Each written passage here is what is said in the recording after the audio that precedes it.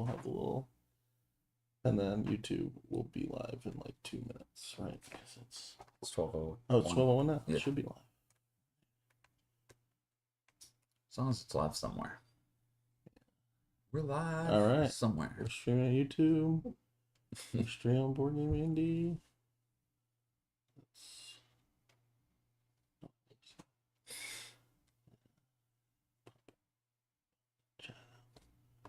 Perfect. Love the awkward starts of all these things. Yeah, So it's just right. like, hey, are we on? This is weird. Stare at my face while we. Yeah, like. It's for... It's nice to have Lex because usually it's me like walking around a table hitting a button or something. Oh, Jen says hey. Hey, are we live somewhere? We are live on Facebook. We are Jen live. has we're live on Facebook, YouTube. Jen says Twitch. hey. Jen, you're supposed to be here. Yeah. Wait, you're a guest. YouTube's the only one I'm not sure about, but That's okay. I'll start and you can mess with it if we're yeah, good. yeah, that's fine. All right. Well, welcome everyone. Thank you so much for joining us for this is our third, right, Lex? Get Yeah. Your Mind Right 2024 stream to raise awareness for mental health and also hopefully raise some money for NAMI Indiana, which is where we live in Indiana. But NAMI is a great organization and they are nationwide. So if you have a NAMI in your area, check them out. It stands for the National Alliance for Mental Illness. They do a lot of great work. They help other, counselors, hospitals, police, whatever, like get the mental health training and resources that they need to take care of people like us. So they are a great organization. And I believe I saw on their Facebook feed that all the donations this month, because May is Mental Health Awareness Month, is being doubled. So that is great as well. So we are here and we are going to do a stream for you. You cannot see Lex. He is off camera. He's sitting here working all of the magic for me because he's great at that stuff. And I am mediocre at sitting here and talking to you. So that's what I'm doing. But we are going to have some amazing guests today. We have some amazing sponsors, and we are going to play some games, and we are going to talk about just mental health in general and coping and things like that. And if you want to share anything in the chat, you definitely can. If you want to donate, we have that on our link as well. If there are different donate buttons, which are quick buttons, and if you donate to any of those quick buttons, that will put you in an entry to win one of the giveaways from our sponsors. Also, if you click at the bottom, there's like or at the top, I think it's a support me button. Then you go to the bottom, there's another button. You can put any amount you want. Anything is helpful. Like I said, NAMI could really use it and it's doubled. So, even $1 would go a long way. So appreciate that. Want to start off with a thank you to our 3 sponsors. We have Fireside Games, which is our first guest, and we'll be bringing them out here in just a moment. We also have Hitherto Coffee Shop in Greenfield, Indiana here, and Saltier Games and Toys in Lawrence, Indiana. And they have always really been supportive of us, and we really appreciate that. And Fireside especially has always been supportive of me, which I really appreciate. So are we ready to introduce? I think we are. All right, let's bring them on, our special guests today. All right, I think we got Anne-Marie on the screen. So Anne-Marie and Justin from Fireside Games. Do you guys want to kind of give an intro of what you do for your company specifically? Sure. I guess. Yeah, sure. I'll go ahead and start. I'm Anne-Marie DeWitt. I'm technically the Chief Executive Officer. I kind of handle all of the business end of the company and anything related to sales and marketing and basically kind of organizing all of the business side, including structuring like our play tests and helping to get submissions on the creative side as well. And then I do work with game development, but that's more of Justin's purview. So I'll hand that over to Justin. Yeah. Hi, everybody. I'm Justin DeWitt. I'm the Chief Creative Officer. My job really is all things game. I do a lot of the design work that we do in-house. I do a lot of the development work for things we bring in. I also do graphic design and layout and production and print buying. So if you've ever picked up anything of ours and gone, oh, I like this, it's probably because Emery and I really cranked hard to make it be exactly what we needed it to be. And I was out there talking to the printers about getting things printed and stuff. Emery's underselling herself a bit. She's a huge design powerhouse. She's half of Ultimatch, which we'll talk about here in a minute. But yeah, we're pretty much a 2-person team. We have some contract people we work with, and you're looking at the whole company. So hi, everybody. Absolutely. It's great to have you guys. And yes, Justin, I was going to hit Anne-Marie up about this because I read her name on the box. Is this the first one that your name's on the box? No, this is the fourth one. Fourth one, okay. I believe, if I'm counting correctly. Yeah. Right. Yeah. Yeah, Well, that's normally awesome. I have development credits, but with this one, Justin was really key to the key mechanic of the game, the different ways that you can match, and I was the one who came up with the system with the pyramid and the secret information and that sort of thing. So even though it started out as his baby, we felt like my contributions were more than development. They were really toward game design. So Yeah. how that happened. Absolutely. Yeah. And so I was blessed to be one of the playtesters for this one a long time ago. Yeah. And I wanted to point out that one of my suggestions was you need to make this game meaner, and you guys made it cooperative. So that was a great idea, not listening to me at all. That was perfect. But to be fair, we were playtesting with my brother. So when me and my brothers get together, of course our goal is to destroy each other. So that's yeah. Well, our takeaway from that was that it needed to be meatier, that you meatier. Yeah. Yeah. No, but well, you did add, and I was super, I don't know, I thought it was so cool, the letters, the R, the Y, the G, and then the and we discussed that because my brother is colorblind, and so that was something that we discussed, and I was like, oh, that's super cool. So yeah.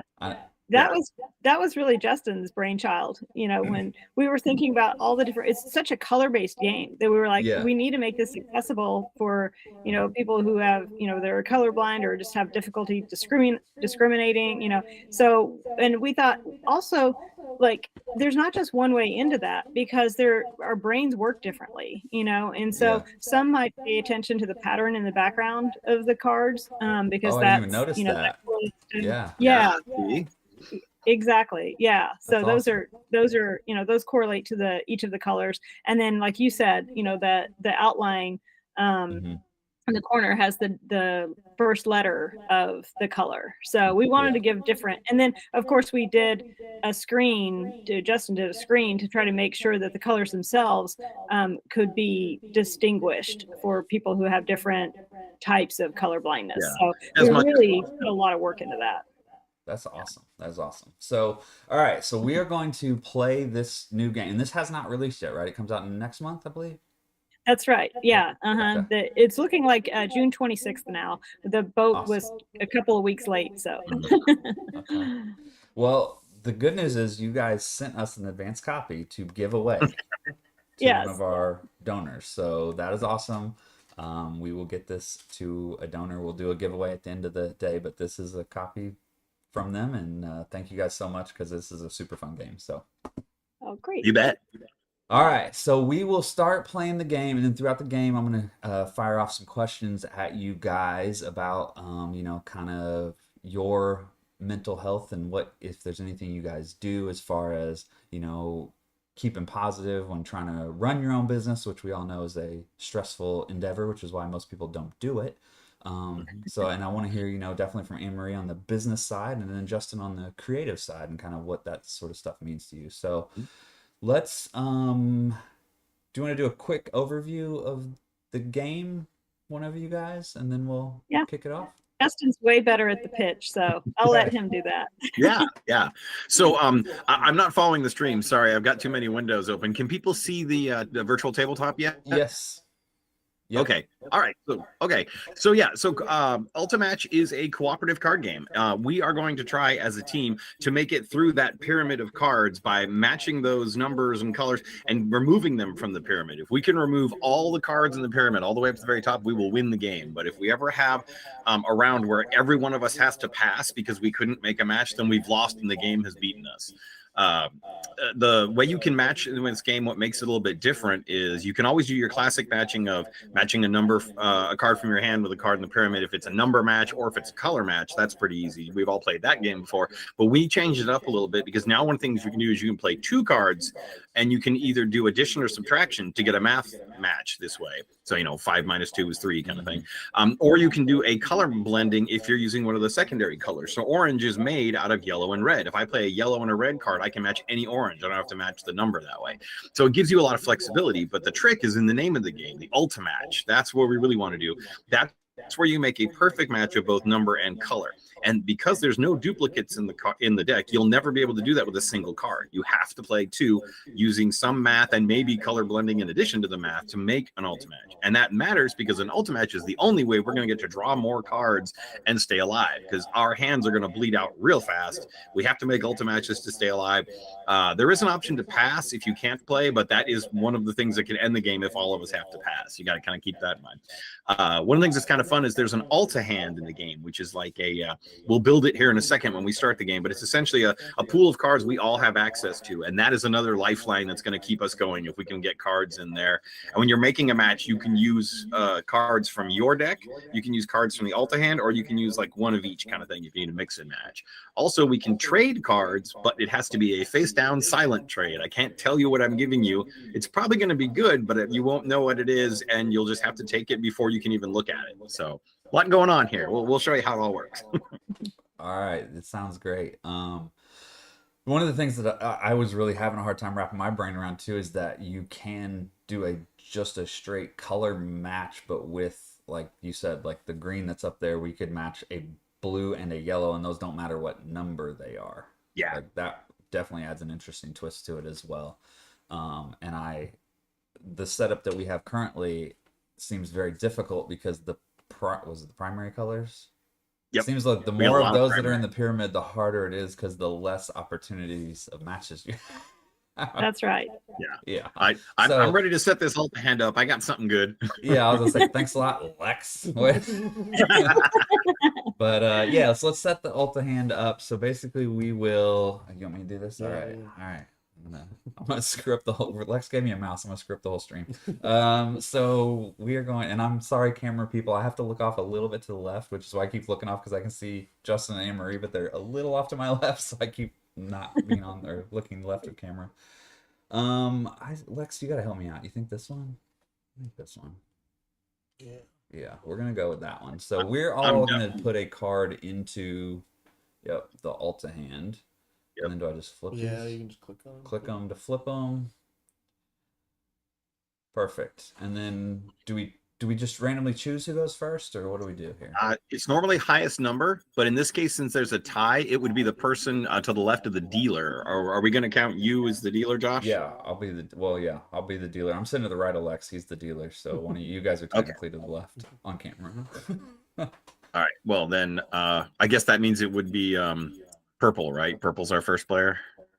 I played purple, didn't I? No, the blue. Who did the blue 7? Oh, blue. Okay. Yeah, sorry. Blue. Yeah. So blue is Emery. Player. So for people watching at home, just so they know, we've got access to those 4 cards, that 1, 7, 2, 7. We can all use those, but we also have the cards that are left in our hands. So we're trying to make matches out of all that goodness. So that means Anne-Marie's going first. Yeah. So since Anne-Marie's going first, I'm going to ask Justin the first question. So what got you into creating? Like, why did you want to create games? Like, right. What got me started? Like, why would anyone want to do that? It's I mean, everybody I think would want to, but I don't know how you would. But what got you to want to do it? Well, I mean, when I was a kid, I loved board games. And this is back in like the 70s when they were all pretty terrible, but I loved board games. And then fell out of it for a while when video games became a thing. And then I where should play that at? Oh, are we discarding or? Well, I don't know. Make a match. How do we make a match, Lex? Yeah. Well, she can just play it out and then flip it. In here? Yeah, yeah. Well, first of all, did she want to do any trades? I have a area set up for trades, but Oh, do we want Yeah, to if give her a anyone has a trade? trade for me, that'd be awesome. Well, actually, before we go any further, I see something you could do with the Alta hand. Oh no, I don't. Never mind. Okay, so I have a trade out there. Okay, I'll then offer you a I'm gonna, trade. Okay. okay, then I'm gonna put this one out here as a trade back. So I'll Oh. take this one. That one, yeah. There we go. Okay. Okay. So when we want to play a card, where do we put it though? Like just up here? Usually anywhere where they want. Yeah. Will it go up here? Yeah. Oh, you can And drag then them and anywhere. then you'll discard it when you. Okay, Yeah. okay. Sorry. We so we just Yeah. if you We play don't a know how card, to you can play play it this. anywhere and then you just discard it wherever. Sorry, Justin. Go ahead. No, no worries. That was my first thought: is where are we going to put our cards? Yeah. Okay. So we got a green to green match. There you go. Yeah. Just drag it to the discard. Yeah. Perfect. Nice. Always good. I just did that crazy, but oh well. That's all You're right. good. Disordered. Very good. And Um, then I think Justin that's will what be I- next, yeah. and then Sure, you okay. can continue answering your question. Yep. All right. Well, real quick, I'll get mine out of the way so I can answer my question. I am going Okay. to, I'm just going to do the same thing Emery did. I'm going to do a color match. Red for red. So this 4 and this 8 are going away. And the reason I'm doing that is because that gets us finally this one uncovered. Yeah. There we go. So now we can see what that is. So, and one thing the players at home may not notice is none of us have drawn cards after playing. We don't get to draw cards unless we make an ultimate match. So this is just us playing cards. But yeah. Anyway, so no, I was saying like I used to play games when I was a little kid, and then I bumped into Settlers back in like 2001, maybe 2000, I think, and it blew my mind and made me want to do it all over again. Oh, look what's going on. An ultimate. We just did it. So 7 yeah, I'm minus gonna do 3. a blue 7 minus or 3 minus 7 is 4, so that's an ultimate match. They're Love all it. blue. Yeah. Ultimate. Just so that means he's going to get 2 cards now. One is going to go in his hand, and one goes to the Alta hand. And it has to be one of the 2 he just drew. He can't just put anything from his hand back in. So, yeah, so it got me tinkering on weekends and evenings with making games that I wanted. And the real reason was I would go to the game store. I know no one can probably relate to this now. I'd go to the game store. There weren't any new games that I wanted to play, and there were things I wanted to do nobody else was making. So I was like, well, if no one else is going to make a game about giant robots punching each other, I will. And I went home and I made a game about that. And then I started doing other things, and it kind of became an obsession. And what kind of started all for us was when we started messing around with what turned out to be Castle Panic. And people were like, you got to bring that Castle game again. That turned it into a business rather than just making it. But honestly, a lot of it was I wanted to do things that weren't out there. That was one of the biggest reasons. That's awesome. How do you deal with the stress of creating the game? Yes, that's a good question. Part of it is, I mean, Emma and I run our own company, so we're both our own worst enemy and best friend. We are our bosses. We know kind of what's involved in all that, and there's an element of sort of setting our own pace. I mean, we still struggle with this a little bit, making sure everything's going the way we want, but we do drive ourselves as hard as we want to, kind of thing, and then maybe a little bit harder, quite honestly. A lot of it comes down to we really like what we do. You know, this is the coolest job I would want. We're really fortunate to do that. And then a lot of it too is just, you know, things like taking breaks and seeing people, honestly, going outside. There are days when we are so head down, we literally don't leave the house because we work from home, and just, you know, going for walks, seeing friends, trying to keep a normal life balance, which is a challenge. But when we get it right, it feels so good and helps remind us of like, there is more than this, even though this is really cool. It is a lot of work and all that. Yeah. I just want to underscore that the more we can get in our bodies, like the better it is for us. Like we do like to go to the gym and work out, lift weights, do cardio, you know, and like Justin was saying, get out, you know, just a walk around the block, getting some sunshine. Like we don't realize how much in our heads we are until we get in our bodies again, you know, and we are moving around and like how important, and I think especially during the pandemic, we realized with our daily walks that we would take, like how important it is for your head, for your body to be moving, you know. And that was, I don't know. I guess I always knew, like, yes, you should exercise to reduce stress, but there's just such a mind-body connection, that which just Yeah. became really evident to us when it was harder to move around. Yeah. So later on, I have an ER nurse coming on, and he's going to talk about the effects of physical health on mental health. So yeah, I think that's a great. Totally. I think you're Yeah. exactly right, and that's why we're going to talk about that later today. Yeah. But for sure. Whose turn is it? Is it me or no? I just went, so I think it's you, and I'm going to offer this as a potential trade. Now they're supposed to be silent, so here I am offering this, and the body language is Yeah, yeah. That's how all my trades go. Yeah. So as I'm figuring out what I want to throw back out there for a trade, Anne-Marie, I want to know, like, from you about the stresses of running the business, and then like just like kind of what stresses you out and how do you get past that stuff? Yeah. So it's really funny. Yeah, there's so many things to stress out about. Yeah. I mean, it's weird. We have such a small business, and yet because of like all the different ways that we operate, we are like everything that happens in the world like affects our business or has the potential to affect our business one way or Sure. another. Like, when the we hear about any kind of shipping issues like the Houthis, and they're firing on commercial ships. That affects our shipping. That's Yeah. we don't know for sure, but that may be part of the reason Ultimatch was a couple weeks delayed, because Mhm. they might have had to go around that. And when the costs of freight go up, that that affects us. If there are any changes to any social media algorithms, like that affects our social media and our advertising, and it's just, and with the discussion about TikTok and Right. whether that's going to be sold, or what the fate of that affects our business. Like almost every news story has some kind of business effect. And Sure. what I have learned is that everything first feels catastrophic. Like the if I play out kind of worst case scenario, and when I started, I did play out a lot of the worst case scenarios so that we could mitigate against it. And Mhm. mitigation felt, early on, 15 years ago, mitigation felt like more possible. Yeah. And then now the forces are like so big that it's like, honestly, I don't know how I'm going to mitigate that. I don't know that I can plan for that. And if I keep trying to work out worst case scenarios, I am keeping my head in the worst case scenario Mhm. Yeah. instead of being able to like enjoy what we're doing and focus on best case scenario. And hey, what if this does work? Yeah.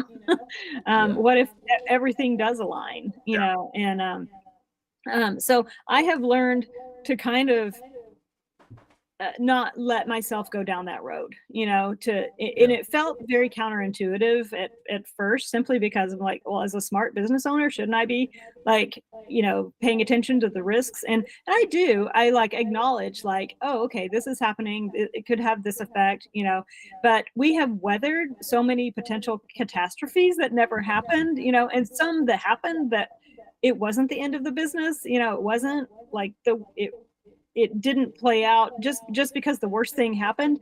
The consequences of that worst thing happening didn't come to fruition.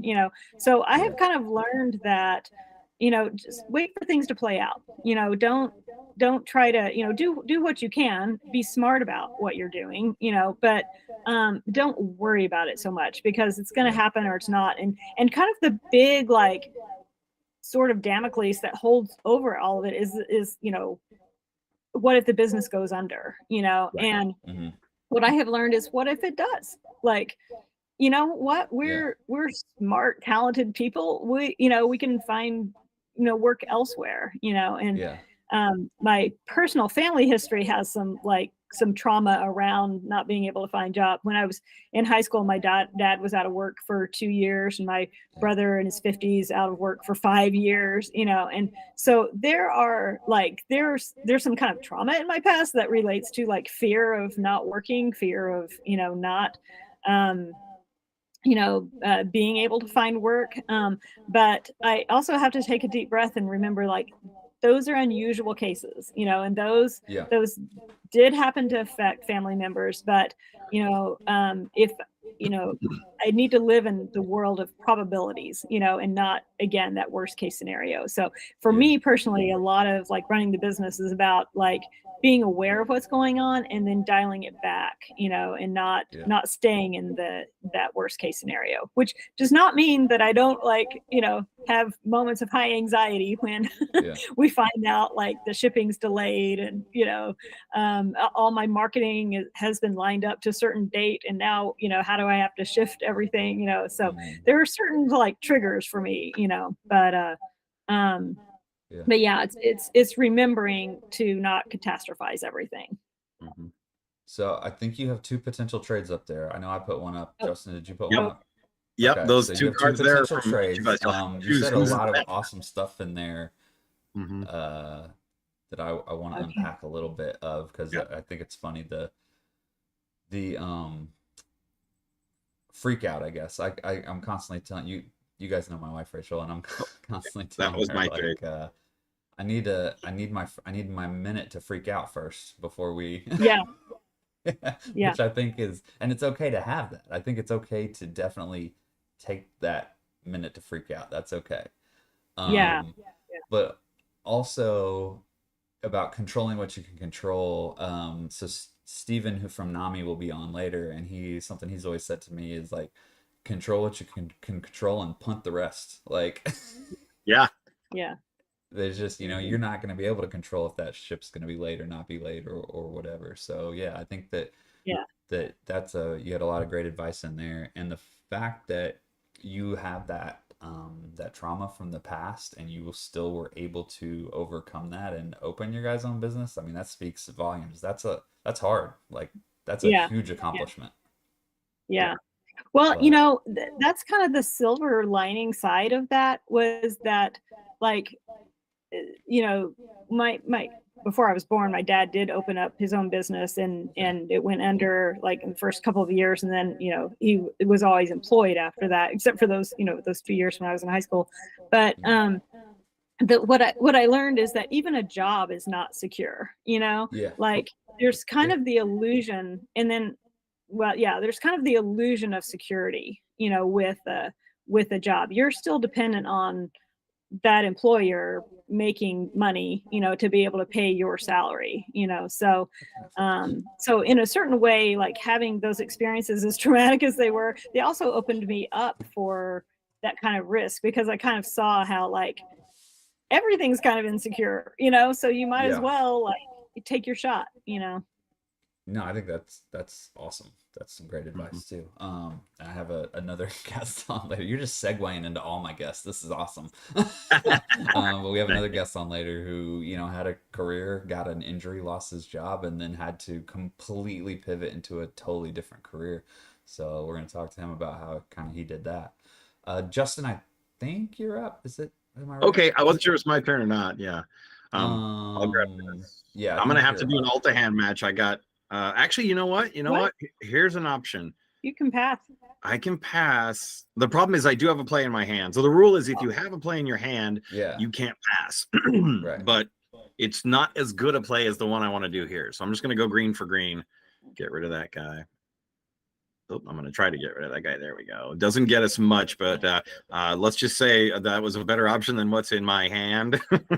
Okay, so it is up to me now. Yeah. Okay, if I have no trades, I know what I'm gonna do.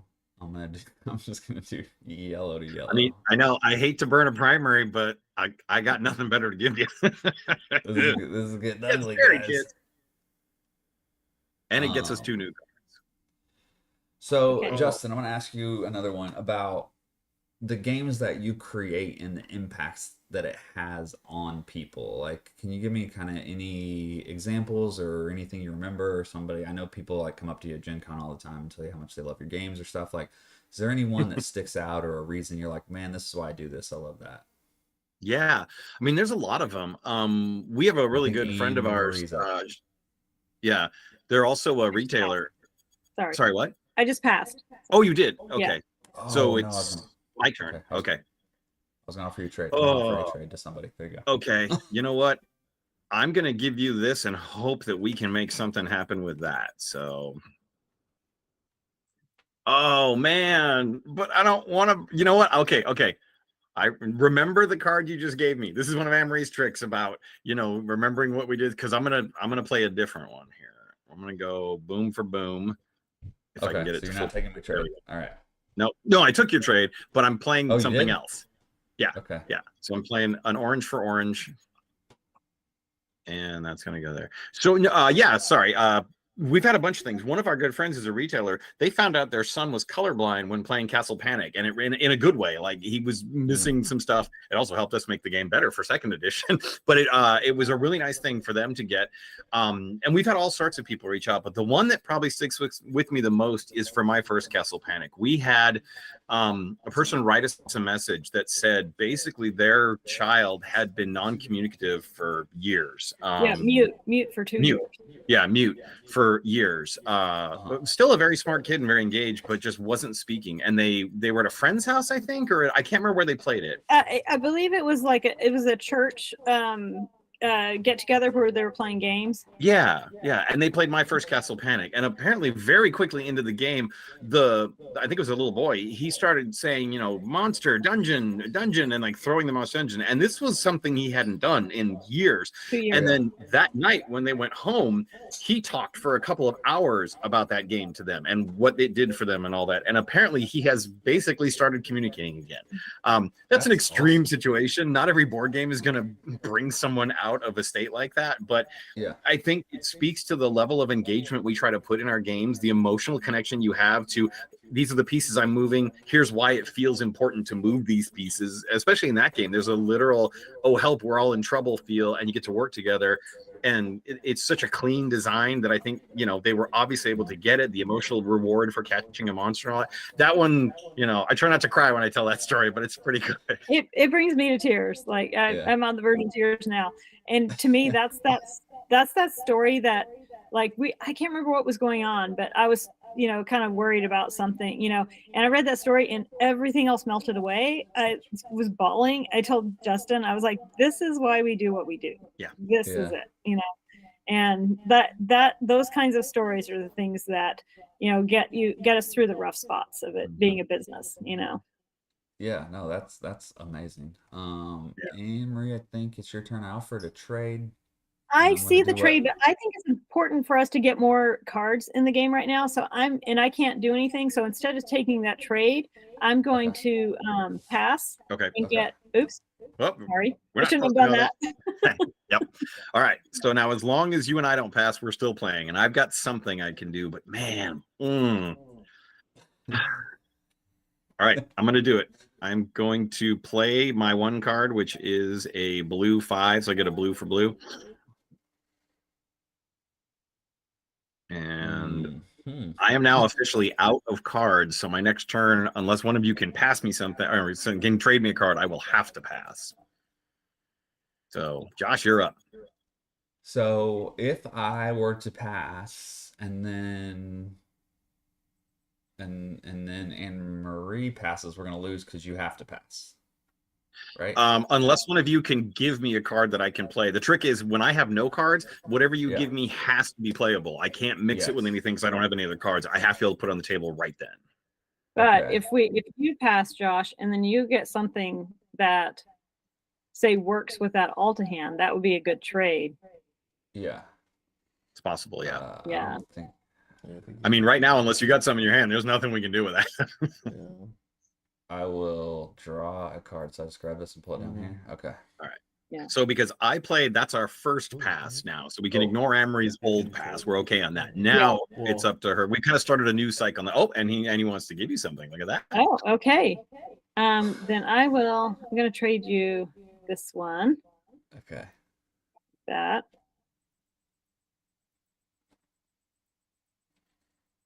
Oh, okay, good. All right. So I'm going to play. I see You're it now. scaring me. I was like, come on, come on. Yeah, come on. Yep. 7 minus 1. Minus Nice. 1 is 6. Okay. So it's- what was behind it's- making the trades and this game not?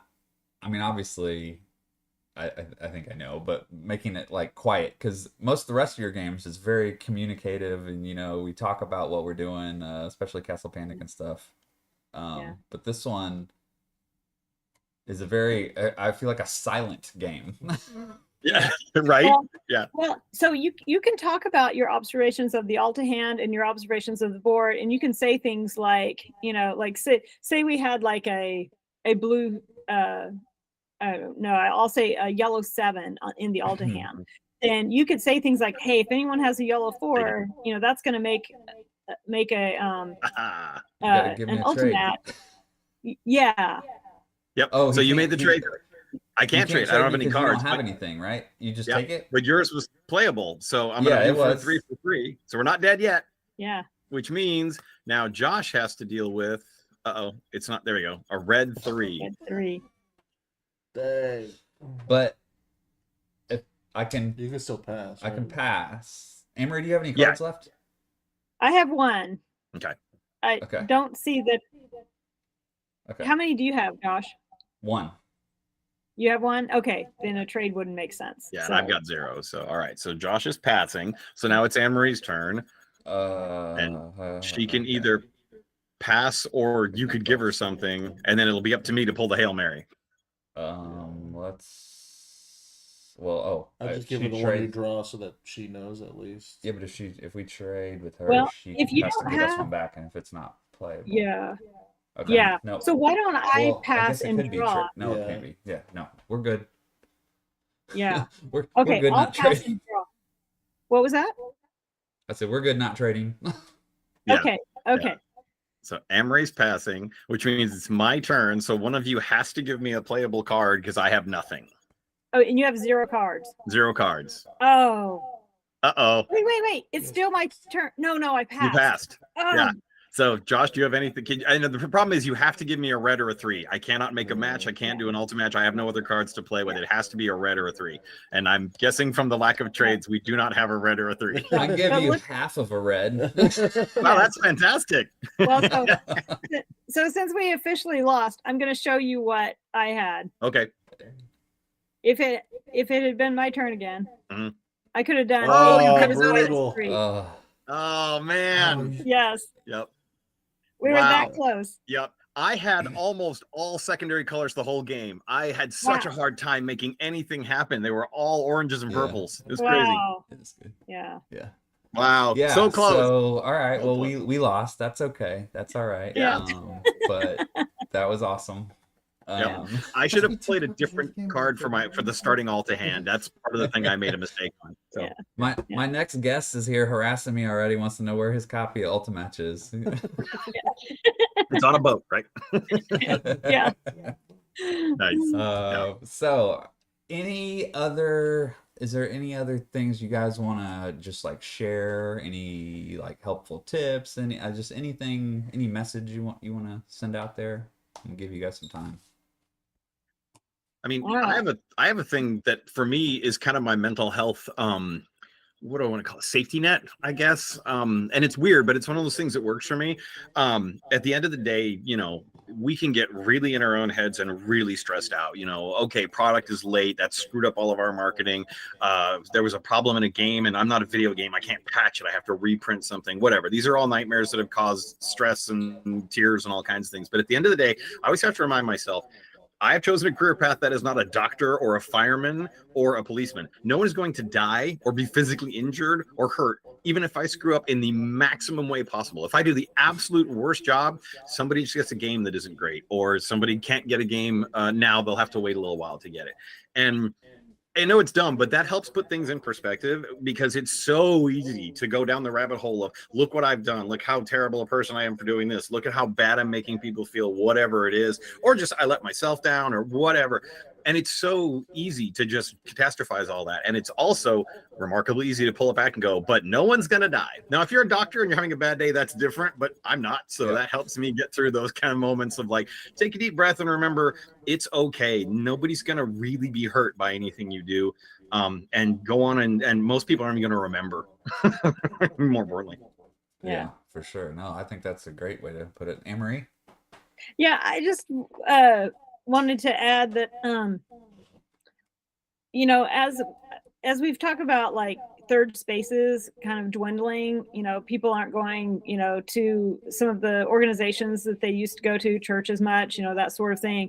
That I really think that board gaming as a hobby is a really great way to reconnect with people and to, you know, find that third space and to you know, find the socialization that we all need. You know, there was a study that was done that I don't remember all the particulars, but it was found that, you know, people when they're touched, that the any indicators of stress go down.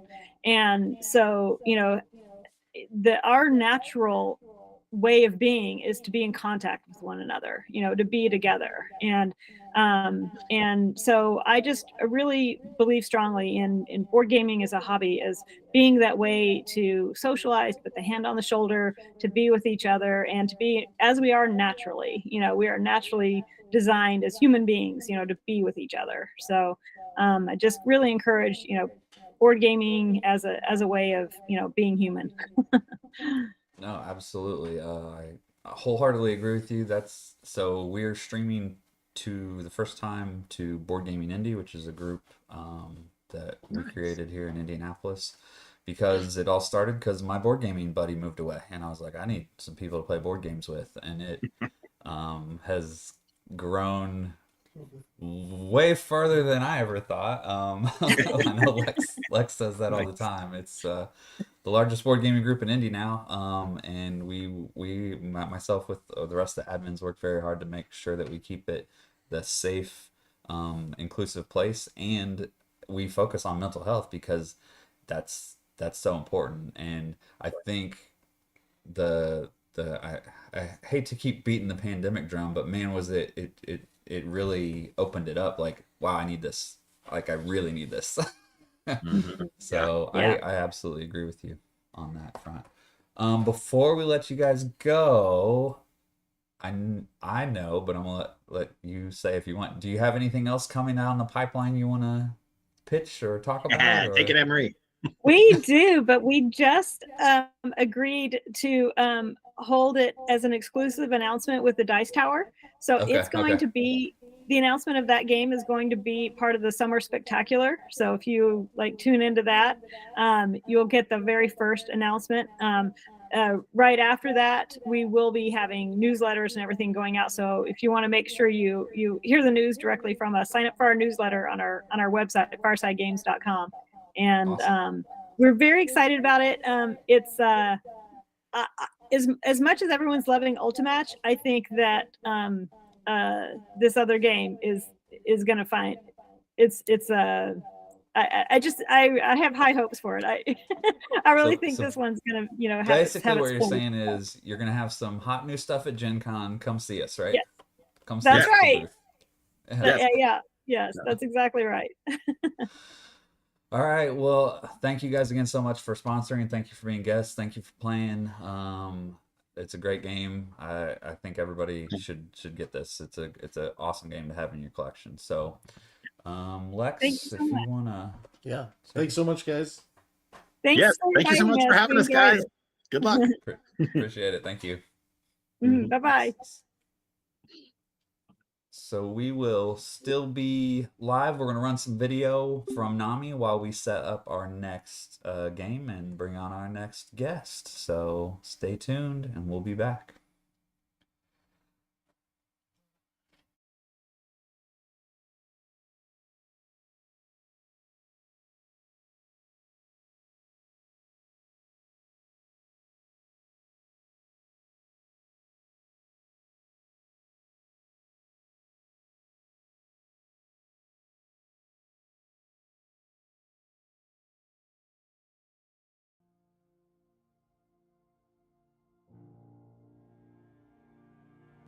I found NAMI when coming home from the scene of my brother's suicide. I looked up the word suicide, and NAMI popped up. Never heard of NAMI, did not know what NAMI meant, and made the call. And after making the call, was invited to come in for classes. And I really was expecting more of a hands-off, but they were more hands-on. And not only that, they held my hand until I was comfortable. I got personal coaching and mentoring as it relates to the programs and my journey from those that were more experienced on my journey of recovery. I found NAMI through a friend of the family, and following, gathering more information about NAMI, I signed up for my first training, which was for the Ending the Silence presentation. I found NAMI when my son was hospitalized for the first time. There was a nurse there that saw that we were struggling. Each night we were there at the start of visiting hours, and for as long as our son would allow us to be there. She reached out and said, "I really think you should inquire about family to family." And that's what we did. A couple of weeks after the initial hospitalization, we were able to start the NAMI to NAMI program, and it truly changed our lives. I found NAMI while I was in residential treatment. NAMI was introduced to me through the various presentation programs, and I was able to meet some of the volunteers and some of the more dedicated members in NAMI, and they treated me like family. In the community that I live, I found NAMI, and it's a wonderful organization. Number one, I gotta say, NAMI is free, people. A lot of people don't realize that there's not an access to service or a barrier with NAMI because the services are free. You can find a group in your area at a time, whether it be at a church, wherever it is, and they're there for you. And the amount of services that they offer are amazing. I found NAMI laying in my bed, being depressive, watching Hulu, and a commercial came on and it said NAMI. I said, "What the world? What is a NAMI?" So I said, "Let me look up NAMI on my phone." I Googled NAMI, and when I Googled NAMI, I fell in love. I seen what they was offering for families, the training, the groups, and I was like, yes, this is like an organization after my own heart. The power of peers being in a room together, learning from one another and hearing each other's stories and talking about the journeys that they're all on, and hearing someone raise their hand or shake their head and say, "Me too," or give someone a hug and say, like, "Girl, I've been there."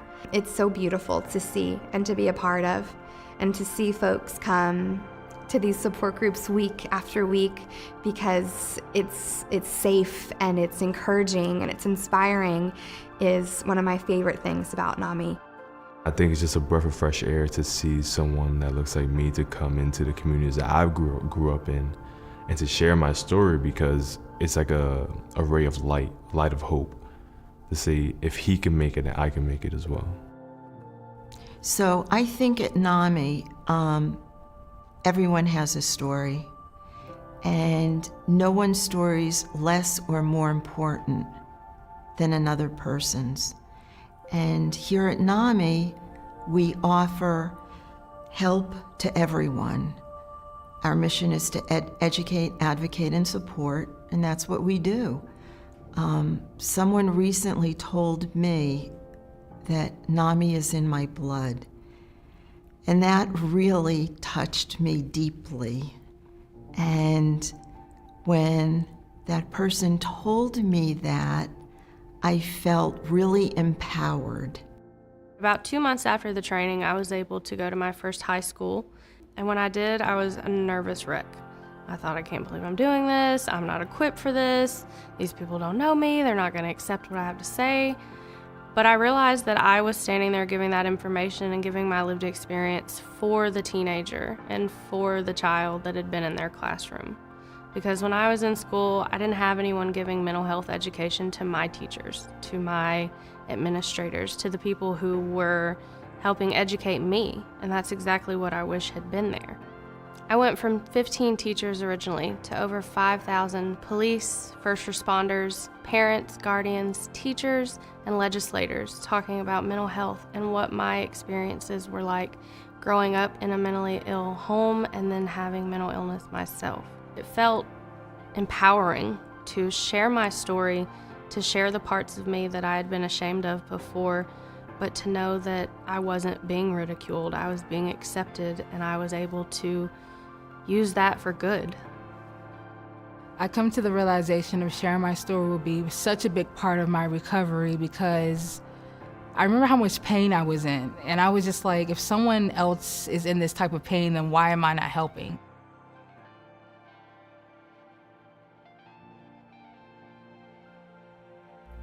NAMI support turns into NAMI family. Often the people that you are closest to will not understand what you are going through because they do not have the lived experience. My NAMI family, they understand because they have a lived experience. Being in a NAMI young adult support group makes me feel valid and seen. I've met some of my best friends in the support group. When you have the ability to open up to someone so much and they are accepting of you and there's not that stigma, they don't see you as your mental illness, they see you as a person.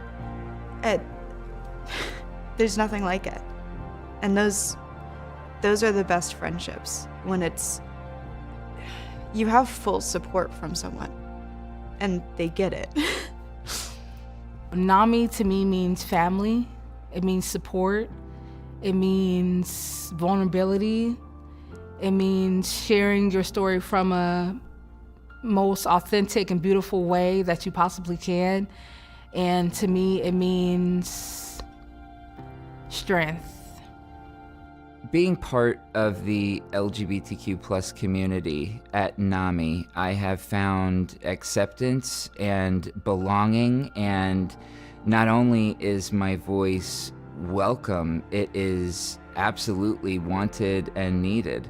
What NAMI means to me is family. And so I know that anytime I make a referral to NAMI, that family member is getting every support that they need. They are getting connected to educational services. They are getting connected to support groups. They are getting connected to other family members who are experiencing the very exact thing that they are going through. I had referred someone to NAMI who is Latina. Her English is broken.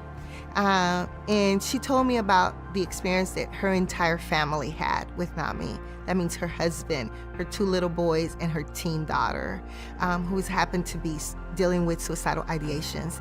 She said that NAMI took the entire family under their wings, and if it wasn't for several of the services that were offered to them, her family would not be in a place of stability today.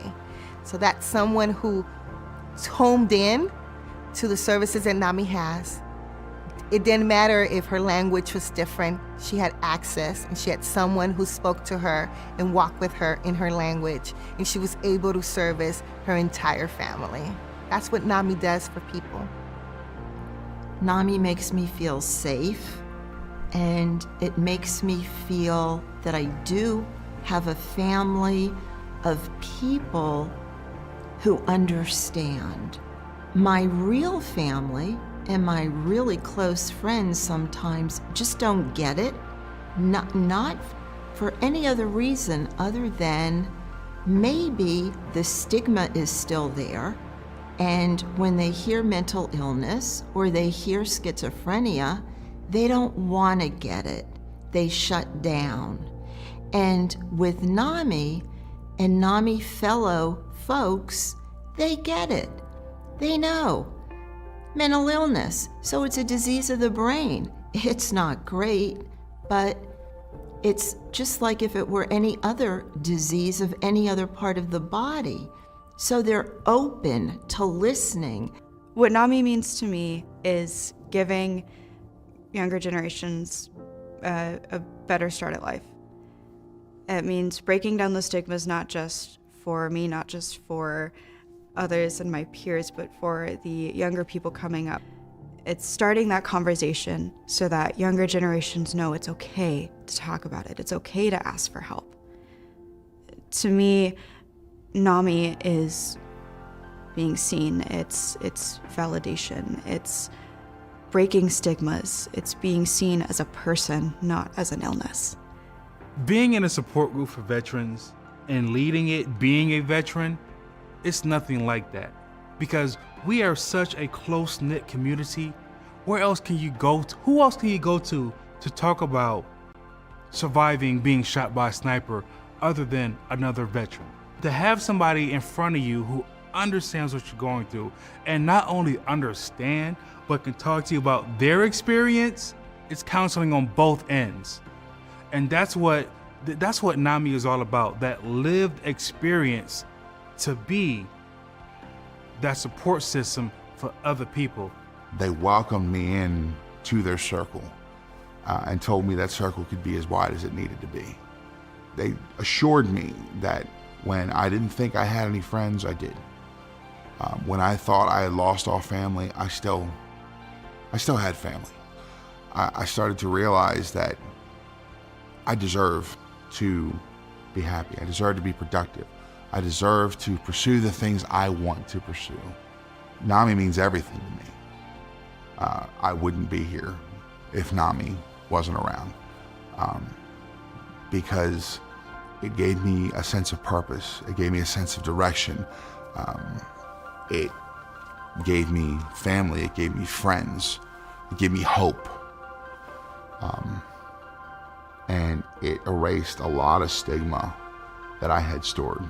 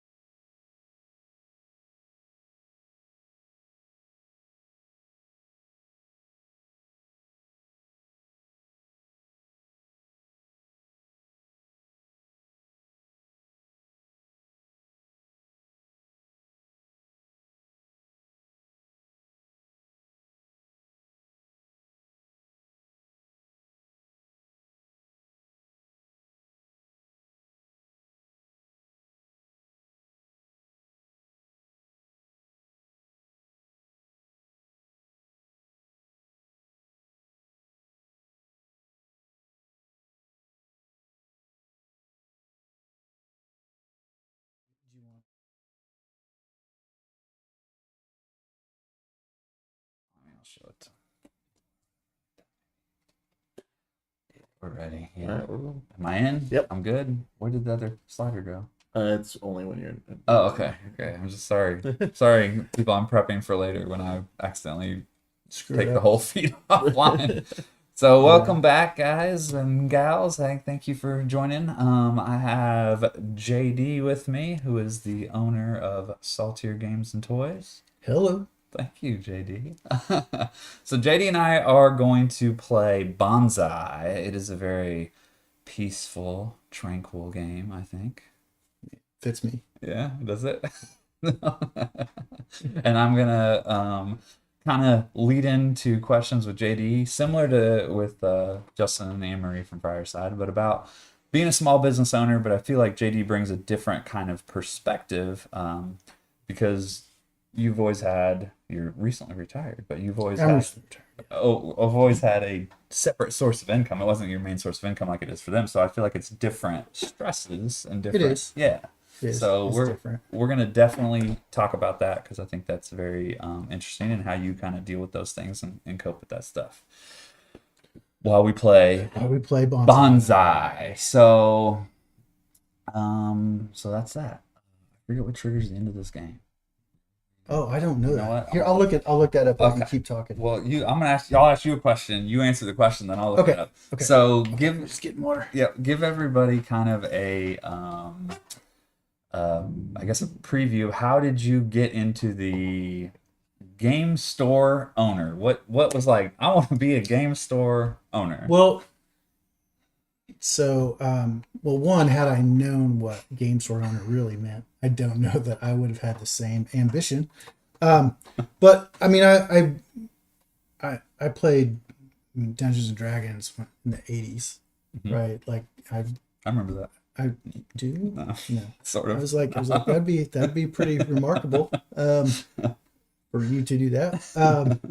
And so like I've like gaming and that conceptually is like I've loved it for as long as I can remember. And I didn't do it for a long time, and then I don't know, probably 2008, somewhere in there, my older brother got me back into it, and I started going to game stores and stuff like that, and Saltier Games was the closest one to me, and so I'd go hang out there at night and talk with Phil Herthel, who was the sole owner at the time. And we always joked that when I retired from the Army, it'd be about the time he'd probably be done, wanting to mess around with the store, and I'd just take the store from him and then I'd run it. Because I traveled a lot in the Army, and I went to tons and tons of game stores and comic book shops and stuff, and saw a lot of cool things. I saw a lot of not cool things, and kind of like made my list of if I ever owned a store. And I think a lot of gamers do that. Like if I ran a store or I owned a store, I would do A, B, or C. And at least for me, a lot of the I would do this or I wouldn't do this, I had no idea like the pressures and the constraints and stuff that go into running a business that help you make those decisions a different way than you thought you would. Sure. But I don't know, it was the end of 2015, and I was in talking to Phil, and he was just like, hey man, when I close for inventory, I'm not opening it back up. And we got talking a little bit, and long story short, that's how I came into the picture. And so he said he didn't want to be like bogged down with the day-to-day business running, that he'd work it and he'd be there and he loves it there and everything, but all that stuff would be on me. And so that's kind of how it started. Awesome. Did you find the answer? I believe it has to do with the deck running out, but I forgot that we had to take out those 3 and 4. Oh, okay. So Gotcha. I did take those out, so we're doing good. Jen said hi, JD. So. Hi, Jen. But no, I didn't find the answer yet. So, and I did introduce you as the sole owner because sadly Phil passed away. A year, almost. Well, a year and a half ago. It'll be 2 ago, years yeah. in September. Yeah, and we miss Phil. Phil was a great guy. Yeah. And many of the, especially BGI people and Indianapolis people, had a great relationship, and Phil was very well known throughout the gaming industry. So yes, he was. Was a loss to all of us. So yeah, last card. Then we get all players, including the one who triggered, get one more turn, and then we do the points. Okay. All right.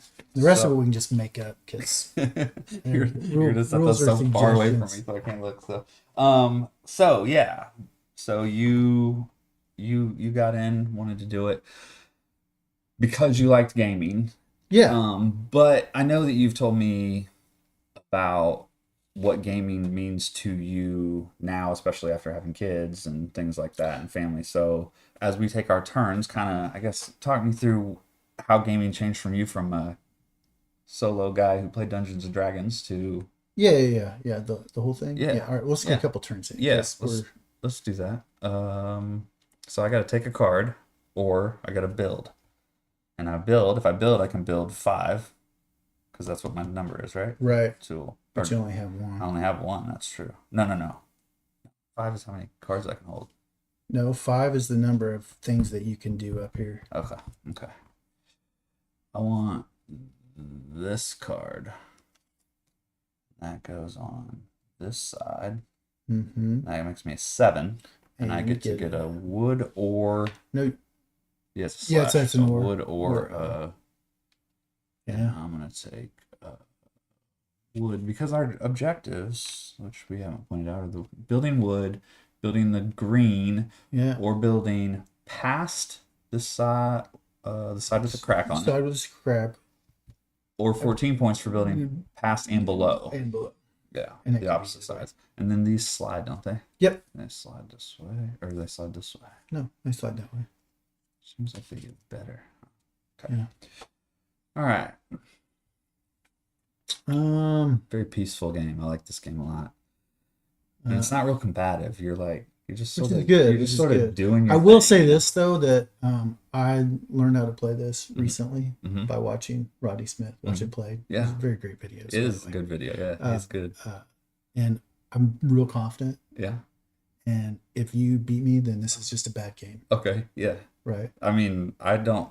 Because my tree's gonna be awesome. Yeah, I almost never win on anything live, or recorded or anything. Really? I mean, you came real close on Ultimatch. Yeah, well, close is losing. Okay. That's pretty.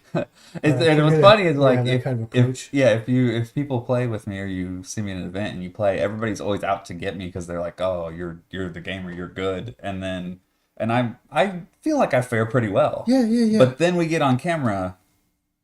All bets are off. Okay. Lose. So I don't even need to make good choices here. So I'm gonna grab this master. Yeah. You get 2 wood. Yep. And I get plus where those were, which is this and this, and then that flips face down, right? Because those become secret or something. Yeah. Because I think there's the cards that let you get points for them. Yeah, probably. And then it's the end of my turn, and I can only have 5. Yeah. Oh yeah, that's what you can hold.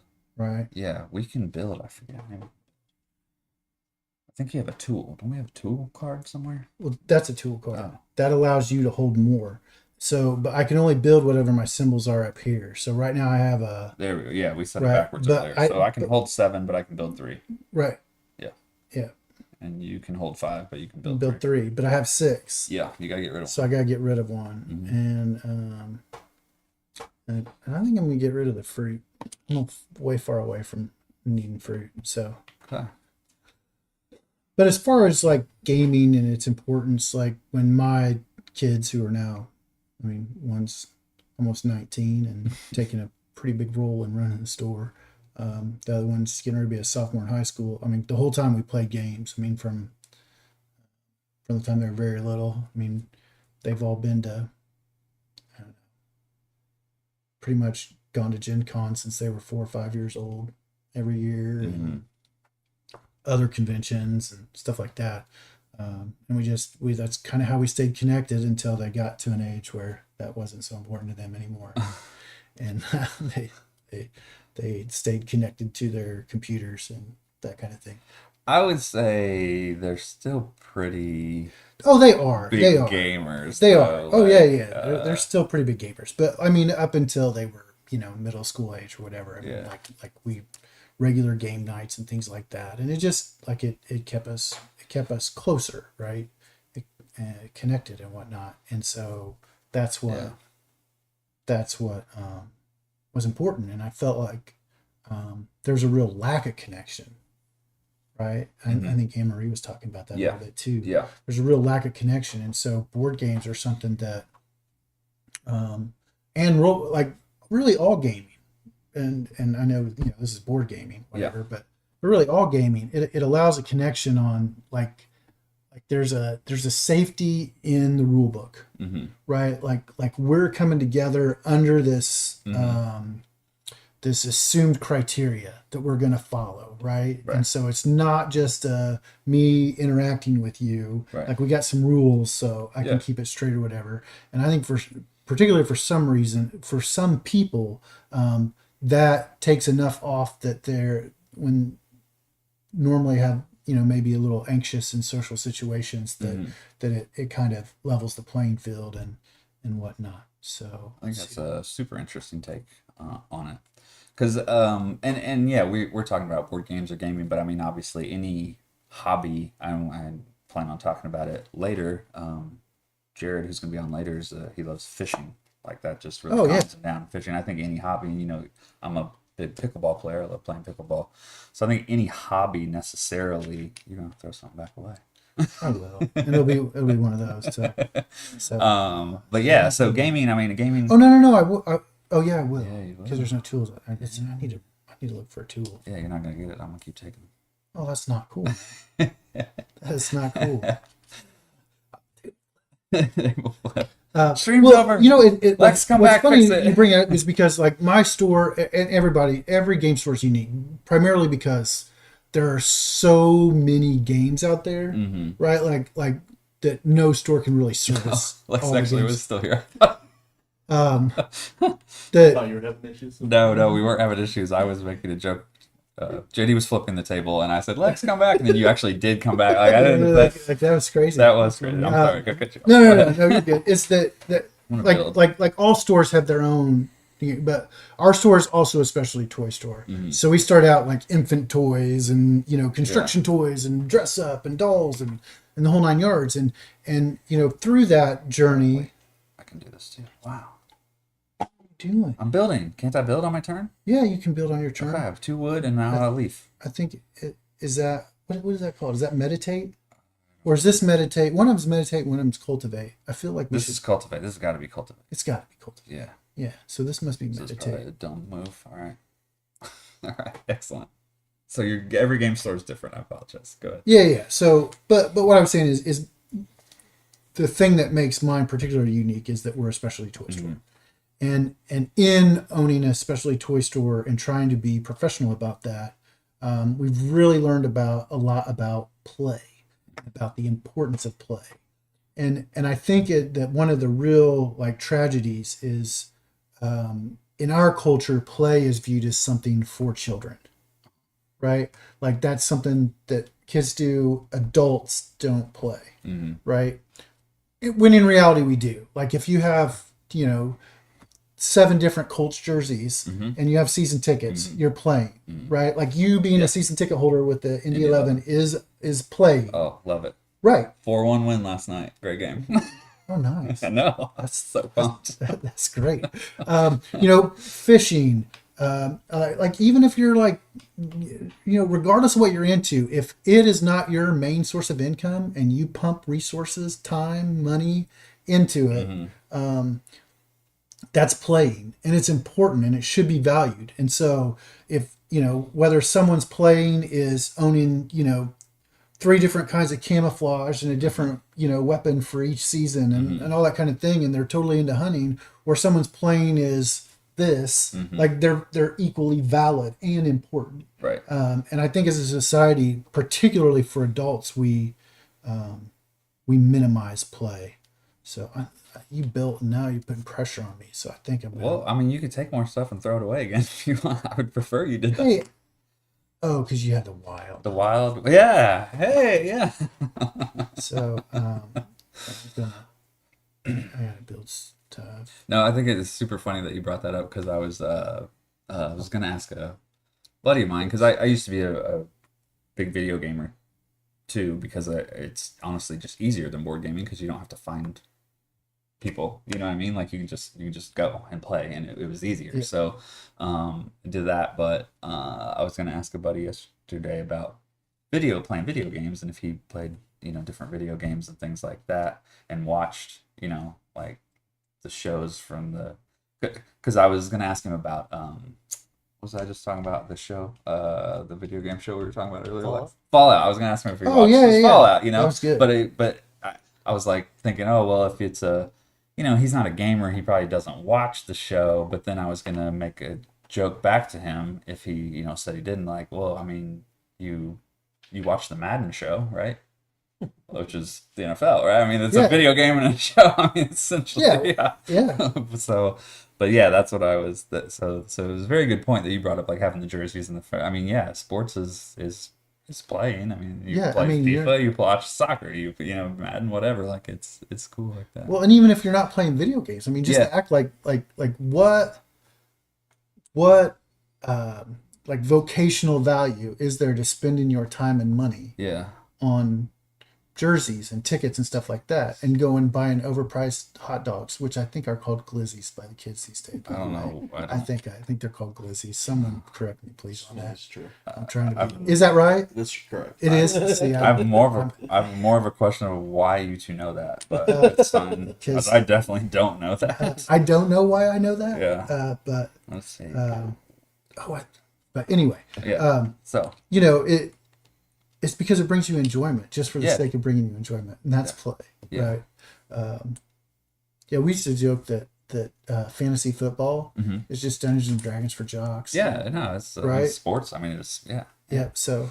All right, I took my. Oh no, I uncovered a tool for you. I don't like that. Yeah. Well, you know what I'm getting. I don't love that. Booyah. Yeah. I think too, and this has come up, with my kids a lot too, and kids going, especially now, social media, dealing with all this stuff. Like, it's so hard to be comfortable in your own skin and not try to fit in or do something. You know what I mean? Like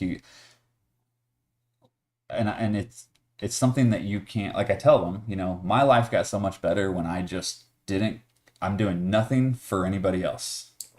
You know what I mean? I'm not like you're not trying to put on a front. Right. Like, yeah. I like soccer and I like board games. Like, like it's like I was pickleball too. Yeah, I love pickleball too. But I'm saying, like, I would play in leagues, and my soccer buddies, give me crap about being, oh, you nerd, play board games. And then I get them playing board games. Like, but it didn't bother me. I was fine being a guy who liked board games. And a guy who liked soccer. Like, that, I think, in itself is something that you can't.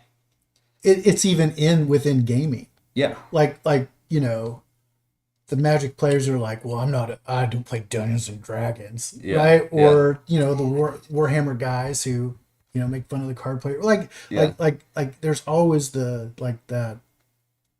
that dynamic, but that which is so unnecessary when you're comfortable with, you know what I mean? Like, and that's what I try to tell my kids. Like, people don't generally, and I mean, I guess maybe they do, give me crap or tease me or whatever, but it has literally no effect on me whatsoever, because I'm totally comfortable. Like, okay, like, I got a buddy down the street that's always giving me crap about going into 11.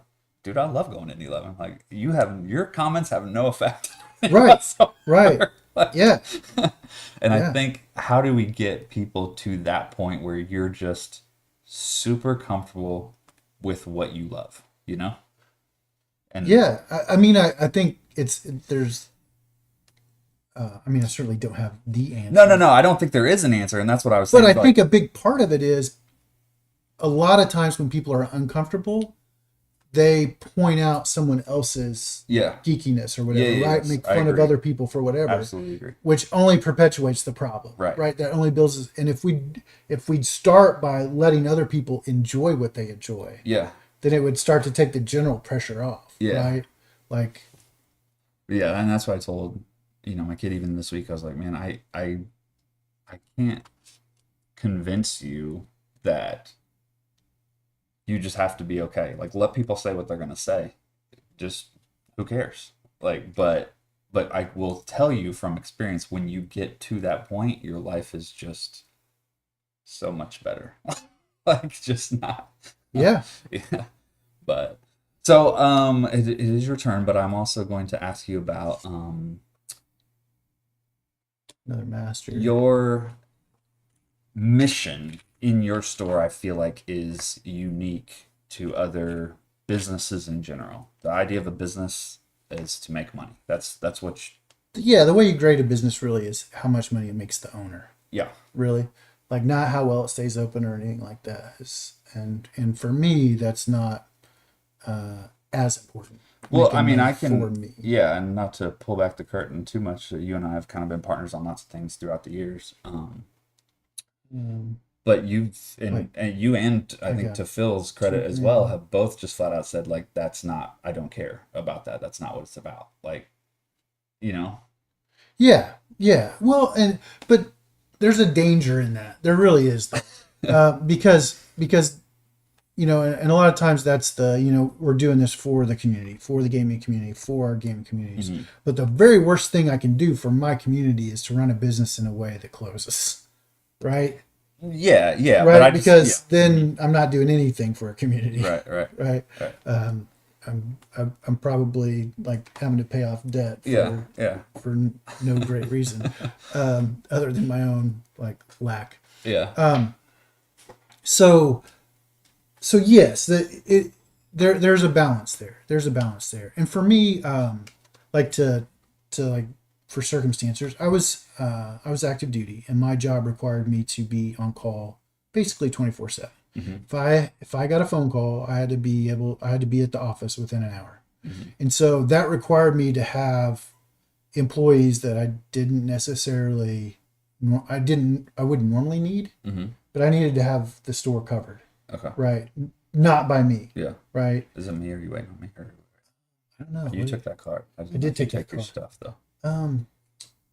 I took. Oh, I need one more of these. Okay. And then now I'm good. And if I just cheated, I'm sorry. I'm trying to talk. We will make mistakes, and as long as it's in my benefit, don't say anything in chat. But if JD cheats, just feel free to call it out in chat. Man, that's rough. It's rough. I'm sorry. Go ahead, and then I'll go while you're going.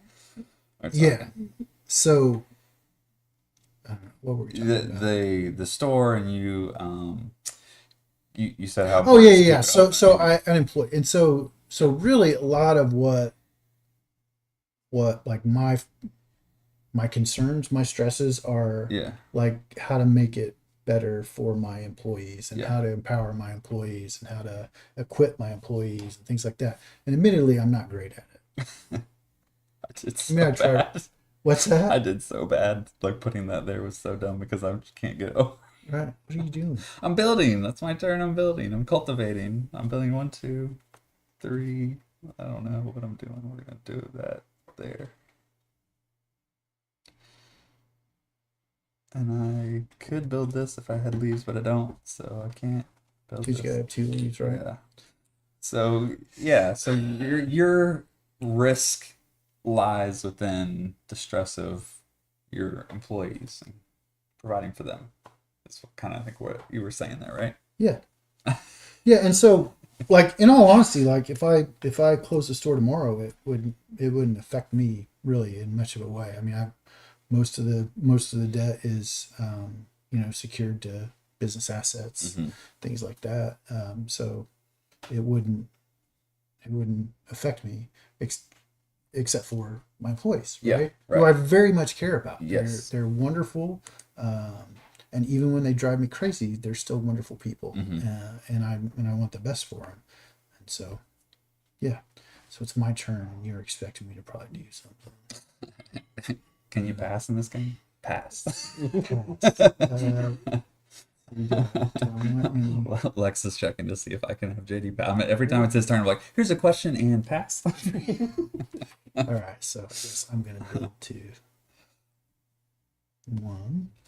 What's funny is that you and I don't ever have time to just sit and play and joke and laugh like this, which we don't. Like, which sucks. We only get to do this like when we do a thing like this. Look at that. Okay, flower. so here's the thing: you have built past this, so you can choose to take that 7 points, but if you do, you cannot take the 14, and if you don't take it now, you can't take it later. No deal. You're leaving Banker. I'm leaving it. Oh, yeah. No deal. No I deal. think that's good for me, but probably not. I don't know. All right. So this card gives us 2 points for every orange fruit, whatever that is that we have, and I have peaches. None. Are they oranges? I don't know. What's on a bonsai tree? Viewers, really what tiny. fruit is on a bonsai tree? There's no fruit on it. There's like maybe berries. Like Are a you bonsai trying tree. to say this game is not thematically accurate? Because I don't I've know. never played a game not thematically accurate. Right. Look. I mean, games jumped the shark when they stopped moving goods across the Mediterranean. Yeah. Let's see. I want different cards. Why can't I have different tiles? Yeah, well, because I feel like the wood is hard to get. All right, we're going with this guy. Okay. Because he's going to give me wild, which I'm going to take a wood. Wood, which I'm going to take a wood. A green and a flower. Now I'm probably got too many, don't I? 4, 5, 6, 7. Nope, I'm dead on 7. Nice. All right.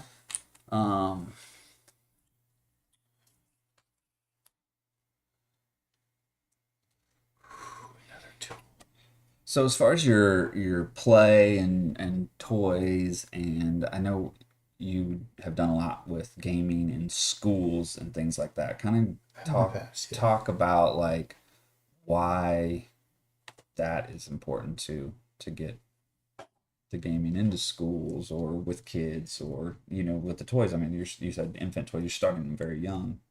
Well, I mean, like people buy toys for their infants already. These aren't this isn't like the difference between Monopoly and Catan, right? like they're teethers and bath toys. They're not like this is not a worker placement. Abacus? It's not worker placement tummy time, right? All right. So this guy. Jen says there's no fruit on bonsai trees. Jen. Fine. All right. We're not putting any fruit on our trees. Right. We'll just get rid of this. No. Just get rid of that. I feel like I need that for some points. Oh, okay. All right. I'll put it back. So I mean, again, really kind of piggybacking on what Justin and Marie were talking about, like bringing people together. Yeah. Like there's so much, it's stressful to open yourself up to a new person and that chance of rejection, right? And maybe not you, because you're the heir of confidence and it have always been. No, have not always been. But when I stopped caring, yeah. But like I imagine a lot of people have gone through some mental exercise when they're getting ready to go meet someone or have a conversation with whatever, and you think of these like crazy things that someone's going to say to you, or I'm probably going to go up to them and they're just going to spit on me. People do that. All the time, right? But that's kind of where we go with it. I'm taking, this is not helping me. It's so I know and interact with people who have extreme social anxiety, and they we've been in situations, and I will go talk to a stranger because like I don't know directions. I'm like, hey, how do I get there? And then like we're in a foreign city, foreign U.S., but a city that a new city, not familiar with. And I'm like, hey, how do I ride this subway? And they're like, how did you just go talk to that person? I'm like, I don't even understand how that question is framed. Like, what do you mean? I walk. But but like to them, no. It was I'm like, I mean, like as a I take it for granted. 50-year-old person, I still like catch myself going, "Oh, I'll just figure it out," rather than ask someone, right? Like, because I don't want to bother someone. But those anxiety, like games and toys, they provide a platform to interact and to like a safe space in between me just coming up and talking to Josh. Yeah. Right. Like I can sit across the table even though I'm next to you at this table, but this is for production purposes. I can sit across from you. Yeah. That's what. Did you just bill again? Yeah, man. I think that's what we're supposed to be doing in this game. Is it? I don't know. I think. Well, I mean, the game doesn't end until we get rid of all the cards. So we should just take cards. All right. Well, I'm not doing that. I'm building stuff, man. It's getting wild over here. I get points for what's not around it. So it's probably an incredibly dumb place to put this. Mm-hmm. I don't know if I cheated too. I think I did a 1 wood, 1 wood, 1 green, 2 green, fruit and a thing. I don't know. That seems good. Yeah, that seems close. And I think honestly, board gaming is one of the easiest people, like collective of people that you are just so approachable. It's one of the really refreshing things that I loved about board gaming is that if someone's sitting at a table playing a board game, you can walk up to them and talk to them about that board game. They 100% want to talk to you about that board game. Like they just do. And that's very refreshing as to where, like you said, sometimes people are doing their thing and they don't want to be bothered or whatever, or you feel like you're bothering. I guess I just never feel like I'm bothering anyone. That's my problem. Am I bothering all of you? About that, Josh. I mean, since you brought it up. I can tell you, we're going to go off topic our next guest has known me a very long time and shaking his head yes. Yeah. Yeah. We got to check. I'm going to look at that. Or did you go? Was it my turn? I'm trying to decide if I'm going to go ahead and play this. Okay, I'm gonna read this while you're doing it. So in the Facebook group, we have a comment. As someone with anxiety, I definitely appreciate everyone in the BGI group for being so welcoming and friendly. Made it super easy to chat with and become friends with so many new people. That's awesome, and that's what BGI was about. I mean, that's one of our goals. Commonplace. We did that, yeah. All right, it's your turn. It is my turn. Your tree does look better. I wanted to mock your tree, but I thought it's probably not a good thing to do. I was like, mine's really like yours is like one that was made on graph paper or in DOS. Like, whoa! You said that I have like a dot matrix tree. Man, he's gonna beat me. That's gonna be worse. You're gonna win, and I'm gonna be like, look at that tree. Oh, tree. Go. Yeah. You should be comfortable with your tree building. Without my comments. Yeah, I don't have to answer to you. You do not. Why am I doing so bad? I think you're doing great. I don't know. I feel like they're like, well, where are the cards where we get more of these things? Like, where are those? I don't know. Well, I mean, we're gonna have to take those in order to. Yeah, I know, but that is worth. I'm gonna take this because I have a fruit, so that's got. I mean, it's 2 points right worth, there yeah, already. It's 2 points plus. And that's if you don't add 7. Yeah. And then I get this and this. I need to figure out these flowers. I get some flowers. Oh, that's for the homies. And everybody, remember we are raising money for NAMI. If you can donate, go to our donation page. Link is on all of the stuff. There are quick link buttons where you can donate for the prize giveaways. Saltier, thank you, is one of our sponsors and gave us some games to give away, which I'll show here after a while.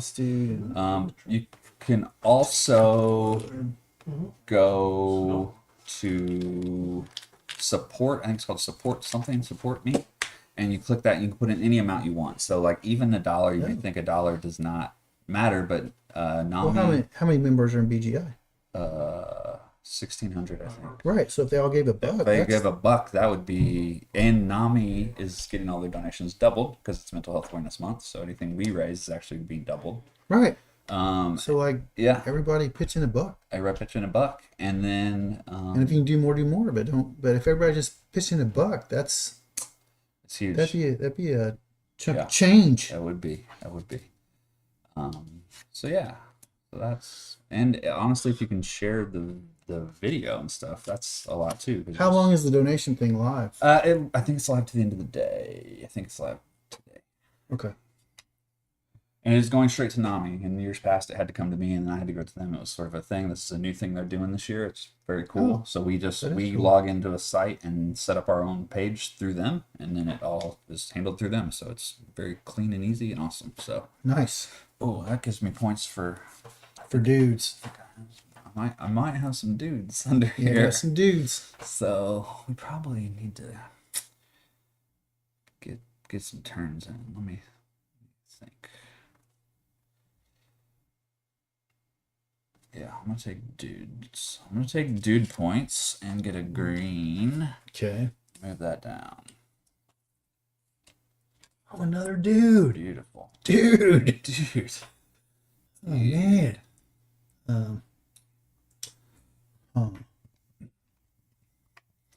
And yeah, if anybody has anything they want to share in chat, definitely do. We definitely can talk about that. Or if you don't want me to say it, just say don't say it or whatever. But so for sure. 1, 2.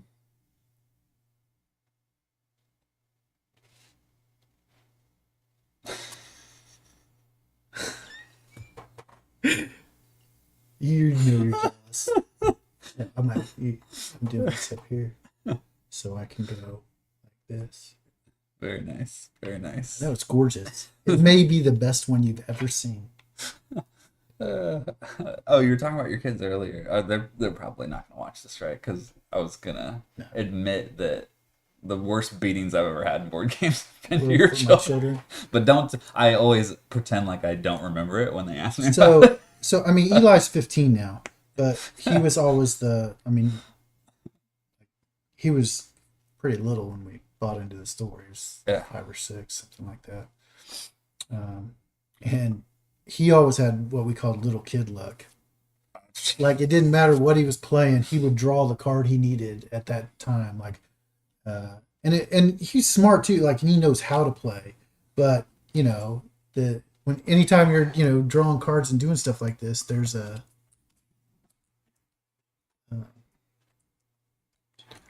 there's an element. I'm gonna get rid of that one because I got too many. Okay. I'm gonna take this actually. I like that. What was that one? I didn't even pay attention. See, you should pay attention. Should pay attention. Somebody typed and it. then Ray, the oldest one, he and he can see like the skeleton of a game, how it goes together, like no one I've ever seen. Like he should probably charge people to play test games. Yeah, this isn't parental bragging. These are facts. Yeah, no, it's true. These are facts that I've witnessed. And I've been at the store, the old store. Have you ever seen? And a company came in and asked, "Is Ray here? We have a game we'd like him to try." And I was like, "Yeah." And I think he was 12 at the time. Yeah, he's a young kid. Yeah, no. He just it's I mean, it's really a gift he has. In fact, when Ashes: Rise of the Phoenix Born came out, it's an old Plaid Hat game, and that is now reprinted under, like, Plaid Hat got their Plaid Hat went under Asmodee, and then they left and had to leave like Dead of Winter stuff behind. They took anyway. Long story longer. When it first came out, Ray played it at Gen Con, and he was 9 or 10. I can't remember exactly. And he loved it, and that's the game that he wanted. So we got it, and we played it at home. And then at that time in my life, I didn't own the store. And so I would, like, a couple hours at night, I'd just be going through BGG. Yeah. Just reading stuff and learning about, and I wish I had that time now, because I'd probably know a lot more about board games than I do. Are you still going? I'm still going. Poorly, but I'm going. And I've realized I've made almost the exact same tree of yours that I was laughing at, but I left the holes there, so I don't know why you have to be that way, man. I really don't. I don't know. So I'm going to take this one. And I went past the thing. I needed to take this. I am taking this. You are taking that? Yeah, I am taking that. Oh, you're leaving that out there for me. Yeah, I feel like that's the smart thing to do. But anyway, they came up on there, said they were looking for playtesters, and I mentioned it to him, and just because I wanted to explain to him what playtesting was. That was the only reason I even brought it up to him. It was a game he loved, so I knew he'd have some interest in the conversation, and I was wanting to know what playtesting was, and he said he wanted to do it. Well, there's this thing about being 9 or 10 years old, like, they really want you to be an adult if you're going to playtest a game. Oh, really? So I signed up to playtest. Yeah. So I should have playtesting credits in a couple of the early expansions for that game. But I will tell you straight up, it was him. And almost all the feedback that we sent in, ended up being changes. Yeah. And I imagine other people sending similar feedback, same right? stuff, yeah. But like he just recognized, no. And he was playtesting another game, and 10 minutes into it, he was like, "This side will never lose." And they're like, "What are you talking about?" And he's like, "You've got busted combinations here. Like all I got to do is get these two. There's nothing you can do to overcome this. Like, it puts you too far ahead." And then they were like, "Well, let's just play it out. Let's play it out." And sure enough, he was right. So yeah. I think you're talking to me, so I don't know what I'm doing. Talking to you because you're such a fascinating fellow. Oh yeah, that's fascinating fellow. It was actually, that was the name of my band in middle school. Was it? I was a fascinating fellow. That's yeah. cool. I have no musical ability whatsoever, so. I'm going to take a time out to thank Kevin for donating, the Bishop family, and Raphael, who have donated so far. Thank you all. Refresh this page and see if it says the same thing. I think it does. Take this. Okay. And I get Oh, somebody said they got here late. What's the game? We are playing Bonsai. Bonsai. This is Twilight Imperium. Nope, it is not. It's Bonsai. I was gonna say who made it, but I can't read that. It's DV Games. DV Games. So the same people that make Bang. Oh, okay, yeah. Right, Yeah. and then probably their most recent, like bigger one. I mean, they make a lot of games, but Yeah. that's probably their Yeah. most famous. They made the Wonder. I think it's called the Wonder Book, the one where you opened it up and it's this giant tree. Oh, really? Yeah, it was really cool. Don't take that. I'm gonna build again. Which one? Nothing. That one. Don't take that one. Don't take the tool. Your plans are thwarted. All right, so I'm gonna build Doofenshmirtz. Evil Incorporated. Such a great show. It was. I mean, one day we'll all be as cool as Perry the Platypus. Yeah. I'm gonna build that Perry the Platypus. there. It's my wild. Build another. I probably should have not taken that 7 points. What else am I trying to get here? 2, 3, 4, 5, 6, 7, 8. I guess I didn't take the 8 because I've already passed that up. What about you? Do you have 8 yet? 8 wood? Yeah, I do. As a matter of fact, because you get to count that one. Yeah, we do. We both passed it apparently, and then 5. 1, 2, 3, 4, 5. 1, 2, 3, 4, 5. So we both passed that one too. So we're Evidently. we did. All right. That's how that happens. Okay. Some things happen. Yeah. Some stuff. Some things. Since I'm not going for that anymore, go this way. And I can build this. No, I can't. I need a double, right? I'm gonna put that there because I need a double to build that. Ooh, this tree looking pretty good. That tree is, I mean, it's up there as far as trees. As far as trees go. As far as trees go, it's pretty. Yeah. It's pretty up there. So I think I'm gonna take this dude, the master, and I get a wood and a flower. I think just like the laughter and the enjoyment, like this is what this is about. I think for me, like. And then I get one other, and I think I want. Can I slide this? Is this good to slide? Yeah, it's good to slide. I'm gonna get another of those, and oh man, I got too many. That wasn't a good plan. Why did I do that? You didn't take the tool. Got too many. Put one back. I gotta put one back. I'm gonna put one of these back. All right. All right. Here we Now go. I'm gonna take what I actually wanted, which was this one. Why? Dang it! Why did I want that? No idea.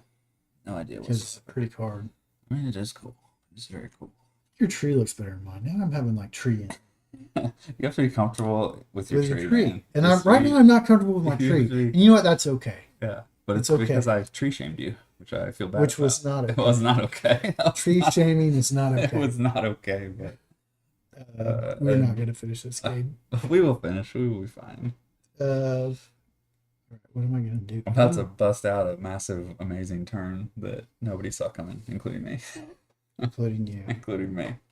All right, so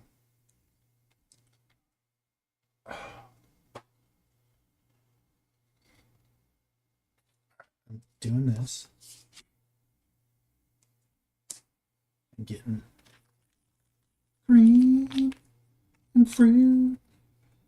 The Jen tells us fruit's a lie. The fruit is a lie. I mean, it like technically it's a fruit, but I don't think it's like an edible fruit. It's not like, oh, you know what? I'm gonna get one of these oranges for breakfast. Like, Yeah. I mean, like they're probably not substantial. You know Yeah. what I mean? Like they're kind of tiny. Yeah, we got a question. Are we streaming anywhere else or just Twitch? We are on YouTube. We are on Twitch. We are on Facebook on a Board Gaming Indie, which you have to be a member of there to watch. They'll let anyone in. Not sure, but but all those links are on the. There's a link page somewhere. Yeah. Lex isn't here to tell me where it is, but it's somewhere. There's a link page. There's a link page. Maybe I can find it. And Oh, then, don't start No, clicking yeah, stuff. Please don't do break that. everything. Yeah, that's probably not we'll get good. it to you, but yeah, there's a link page. All right, did and you it go? has everything. No. Yeah, I thought you did. man, I slid the cards. Three,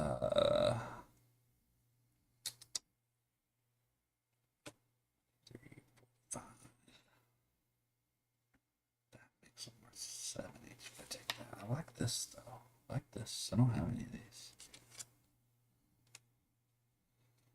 Man, now you can hold some goods.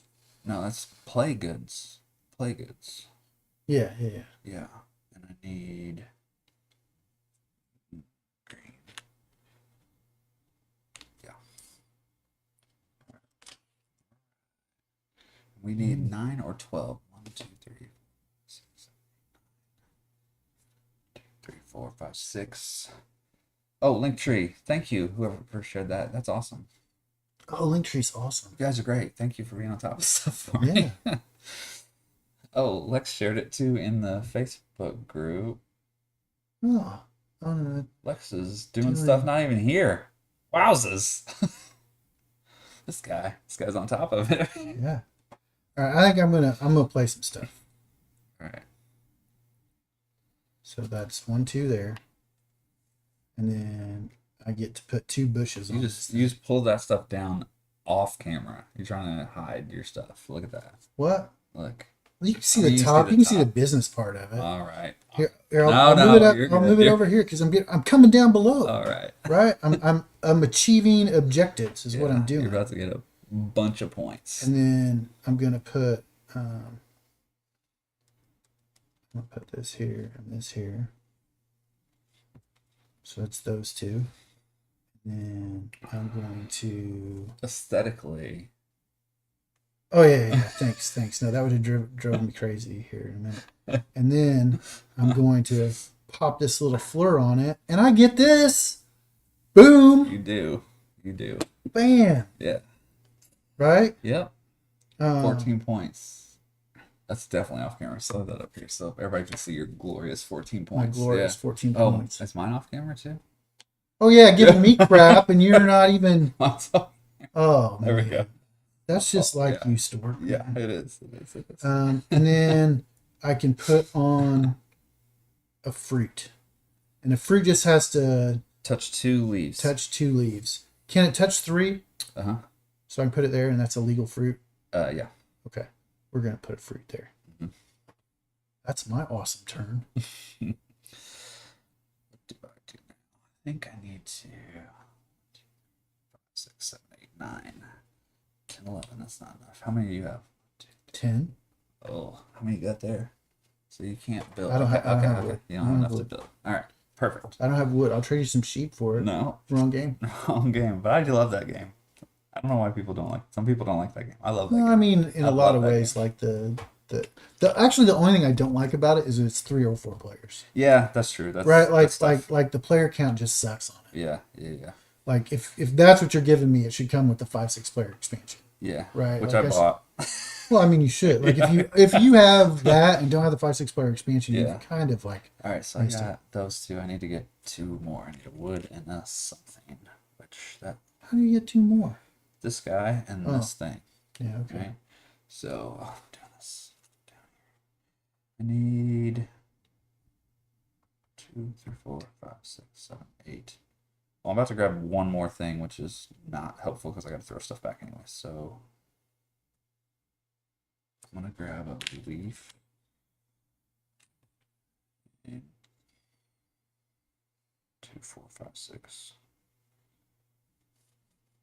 Keep these wood, and we're gonna get rid of 2 flowers. Seems like a bad play, but 4 and 7. I'm at 7. Okay. Okay.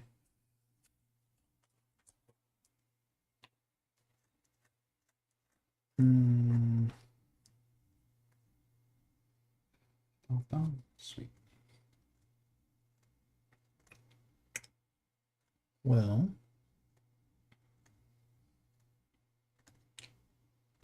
I think I'm going to go ahead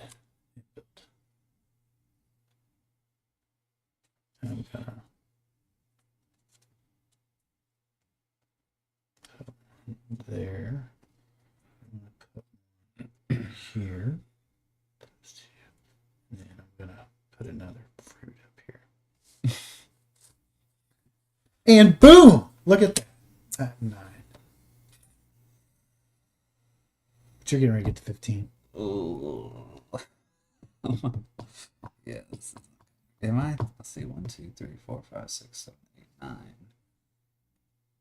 10, 11, 12. Yeah, I can build 3. Okay. Yeah, I was like, can I build 3? I've Okay. scouted it out. That's why I went ahead and thought I needed to stake my claim while I could.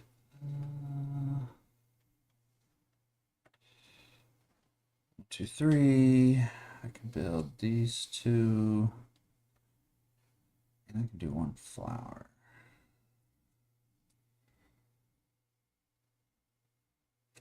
Flower.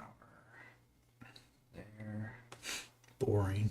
Put that there. No, I can't put fruit by fruit, so that doesn't help me. Let's go here. Perfect. That's, oh, and I get this. Yeah. Yeah. The townspeople rejoice. Perfect. All right. I'll take this.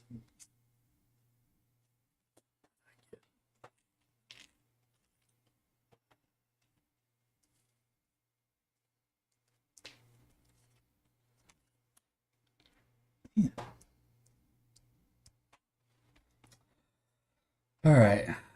We're up against it, so I need to.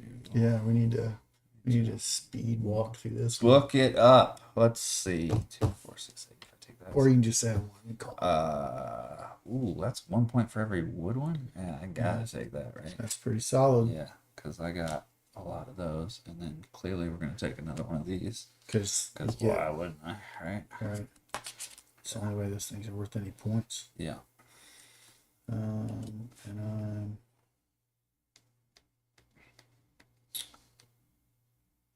gonna take this.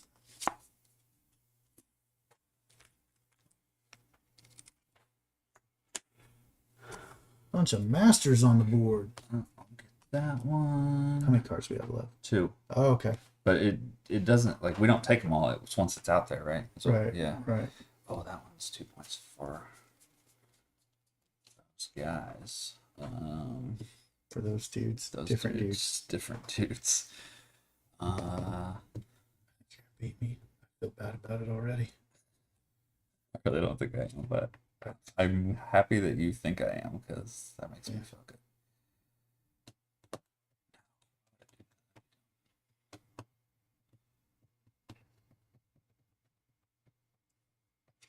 Take this.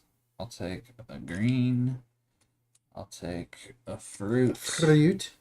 And I'll take a flower, maybe? I don't know.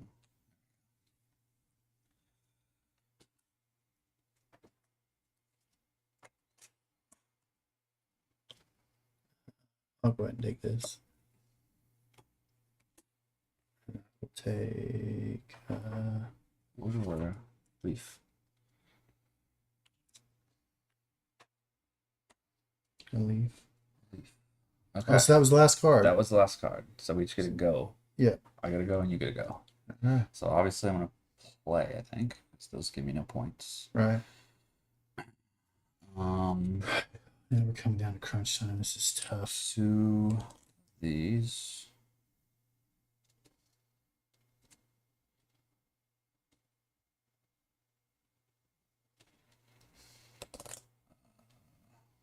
One of these. Man, we timed this perfect. We're great. We're professionals. Don't try this at home, kids. Wasn't a total accident at all. I know, and we stopped asking you questions because we got so into the game, but that's all right. There we go.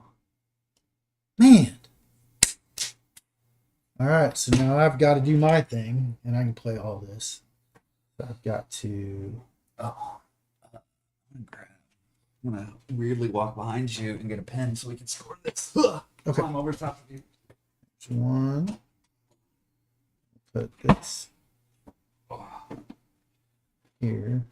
I'm gonna walk back. This here. Put this.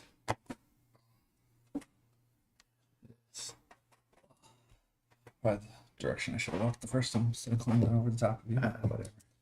All right. So now we got a score, right? I believe so. So what do we do first? What's the first symbol? The leaves, which gives us 3. I got 9 times 3, which is 27. Unless I have 11 times 3, so 33. 33. And I win. That was awesome. Thanks for playing, Josh. And we're timed. So 1 point for each side of the flower, and the most you can get is 5. 5, 10, 15, 20. That's what I got. It's 20.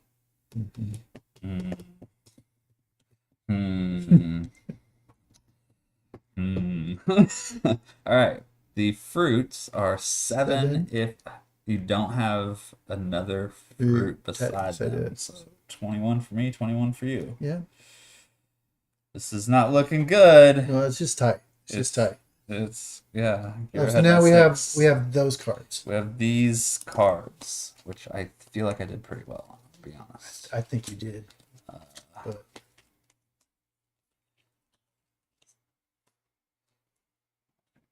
see those. So.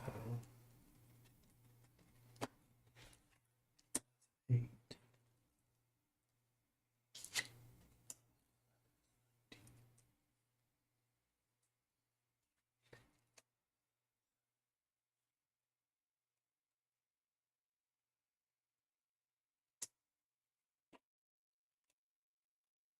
I got 6, Uh-huh. 10, 14.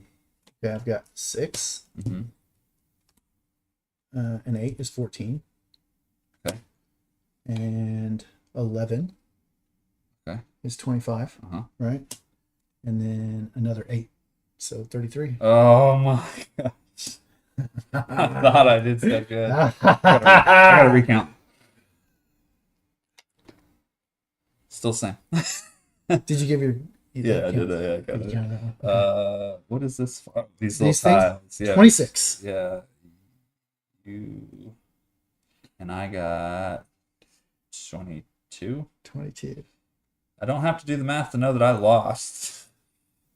So 8, 10. But you're gonna do the math because I won. I got 120. You got more than 120. I know, which may be a record. I don't know. We'll have to look that up later. 133 to 120, if I did the math correctly. 3, 6, and 4. I don't think you did it correctly. You were 4 4 ahead here, 3 ahead here, and 6 ahead here. Oh, 6. Okay, I counted that wrong. Yep. Okay, so 133. I mean, it's probably a world record. Probably, yeah, definitely. I mean, if someone wants to look that up, let Guinness know. Yep. I mean, for first place, definitely for first place. Yeah, and you only have to donate what your score was. So okay. Cool. No, okay. Kidding. So before we get off of this, I wanted to say the games that Saltier donated: Color Monster, which is an awesome game, and Grove, another good game. But yeah, I brought that because it was a solo game. Yes, and I think that's one area that doesn't get focused on a lot. But I mean, sometimes, like I think one thing about mental health that we haven't talked about is that it's not isolated, and it doesn't always mean mental illness. Mm-mm. Right? Like those two things aren't the same. Correct. And you can not have a mental illness and still have poor mental health. Yes. Right? And you can have poor mental health because you have poor physical health, or because you have poor, you have problems in your social life, or you have problems, you're not challenged intellectually. Like there's all kinds of things that can contribute to having poor mental health. And so I brought and it's a good solo game. Yes. Because sometimes you don't have someone to play with, but you want to scratch that itch. You want to do something. You want to take yourself away from whatever, is got your focus at the moment and all that. And so, yeah. Well, yeah, definitely appreciate it. And I was going to Color Monster, we've played on these streams in the Yep. past, and you and I worked together to get that game in the hands of Some counselors. a bunch of counselors here in Indianapolis, and they have given us great feedback of how well that has helped them counseling, especially young kids, because it's a co-op game where you have to share emotions of Yeah. something that made. And so if you are a counselor or work, with kids or anything, that is a great game to have in your toolbox. Yeah. So Yeah. but we'll And it's get- based on a book too, and the book is in English and in Spanish, and yeah. So is that your final thoughts? Are we sure good? Yeah, I think so. I Okay. just wanted to make sure that No. I think Appreciate the stigma around it. Sometimes it's like, well, I don't have a disease, which it's okay Yeah. if you do, But I mean, you don't have a broken leg until you break it. Like, Right. And it's not. Yeah. It's not like I say you can have bad mental health today or for an hour, or you know what I mean. Like, Yeah. it's not a I'm having a bad mental health day. It isn't mental. That doesn't condemn you. Have a mental illness. It just, right, like you had a bad day. yeah, right? and that's what this is about. Is about mental health, not just mental illness. It's we need to understand just mental health, and that's why we're definitely this year touching less on mental illness, because we've touched on that a lot. I felt, and I think that like people are starting to understand that more, but maybe not understanding that. Just being depressed for the day is all right, but how do you deal with it? And being, having anxiety, like we said, to go talk to somebody, but how do you overcome that and things like that? And it's okay if you can't today, but because maybe you can tomorrow, but so that's that. But yeah, I'm going to hopefully not screw everything up when you put this thing on pause. Put this on pause. We'll be back in a minute. In a few minutes, actually, and with my next guest, Jared, and I'll introduce him when we come on. So, let's see if I can do this. Click that. Click this. Turn that one down. Oh, go I ahead and gotta start that. hit this, I think. Yep, and then turn that one all the way down. This one. I found NAMI when coming home from the scene of my brother's suicide. I looked up the word suicide, and NAMI popped up. Never heard of NAMI, did not know what NAMI meant, and made the call. And after making the call, was invited to come in for classes. And I really was expecting more of a hands-off, but they were more hands-on. And not only that, they held my hand until I was comfortable. I got personal coaching and mentoring as it relates to the programs and my journey from those that were more experienced on my journey of recovery. I found NAMI through a friend of the family, and following, gathering more information about NAMI, I signed up for my first training, which was for the Ending the Silence presentation. I found NAMI when my son was hospitalized for the first time. There was a nurse there that saw that we were struggling. Each night we were there at the start of visiting hours, and for as long as our son would allow us to be there. She reached out and said, "I really think you should inquire about family to family." And that's what we did. A couple of weeks after the initial hospitalization, we were able to start the NAMI to NAMI program, and it truly changed our lives. I found NAMI while I was in residential treatment. NAMI was introduced to me through the various presentation programs, and I was able to meet some of the volunteers and some of the more dedicated members in NAMI, and they treated me like family. In the community that I live, I found NAMI, and it's a wonderful organization. Number one, I gotta say, NAMI is free people. A lot of people don't realize that there's not an access to service or a barrier with NAMI because the services are free. You can find a group in your area at a time, whether it be at a church, wherever it is, and they're there for you. And the amount of services that they offer are amazing. I feel NAMI laying in my bed, being depressive, watching Hulu, and a commercial came on, and it said NAMI. I said, what the world? What is a NAMI? So I said, let me look up NAMI on my phone. I Googled NAMI. And when I Googled NAMI, I fell in love. I seen what they was offering for families, the training, the groups. And I was like, yes, this is like an organization after my own heart. The power of peers being in a room together, learning from one another and hearing each other's stories and talking about the journeys that they're all on, and hearing someone raise their hand or shake their head and say, me too, or give someone a hug and say, like, girl, I've been there. It's so beautiful to see and to be a part of, and to see folks come to these support groups week after week because it's safe and it's encouraging and it's inspiring is one of my favorite things about NAMI.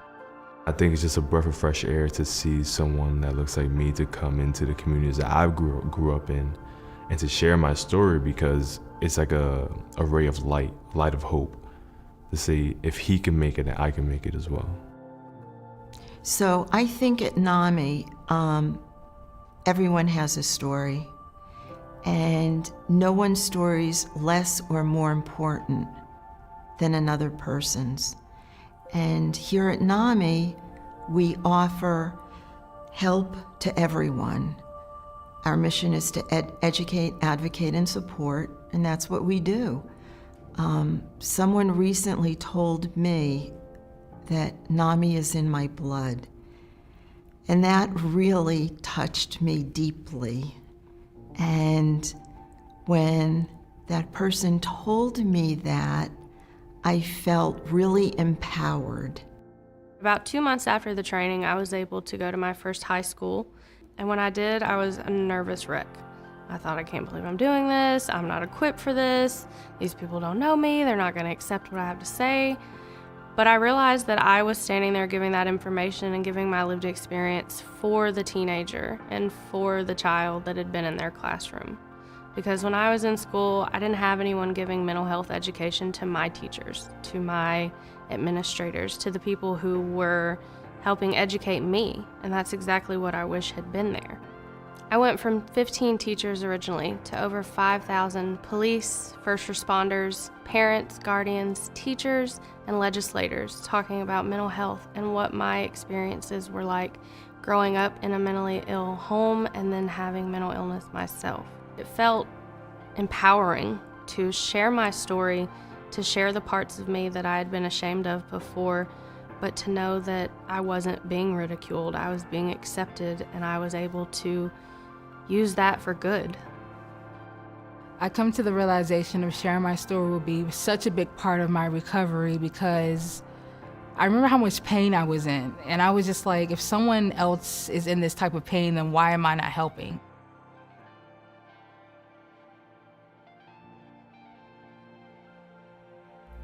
NAMI support turns into NAMI family.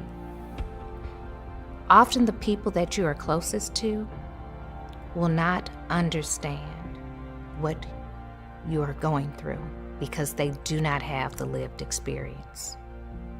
My NAMI family, they understand because they have a lived experience. Being in a NAMI young adult support group makes me feel valid and seen. I've met some of my best friends in this support group. When you have the ability to open up to someone so much and they are accepting of you and there's not that stigma, they don't see you as your mental illness, they see you as a person. There's nothing like it. And those are the best friendships, when you have full support from someone and they get it. NAMI to me means family. It means support. It means vulnerability. It means sharing your story from a most authentic and beautiful way that you possibly can. And to me, it means strength. Being part of the LGBTQ plus community at NAMI, I have found acceptance and belonging and not only is my voice welcome, it is absolutely wanted and needed.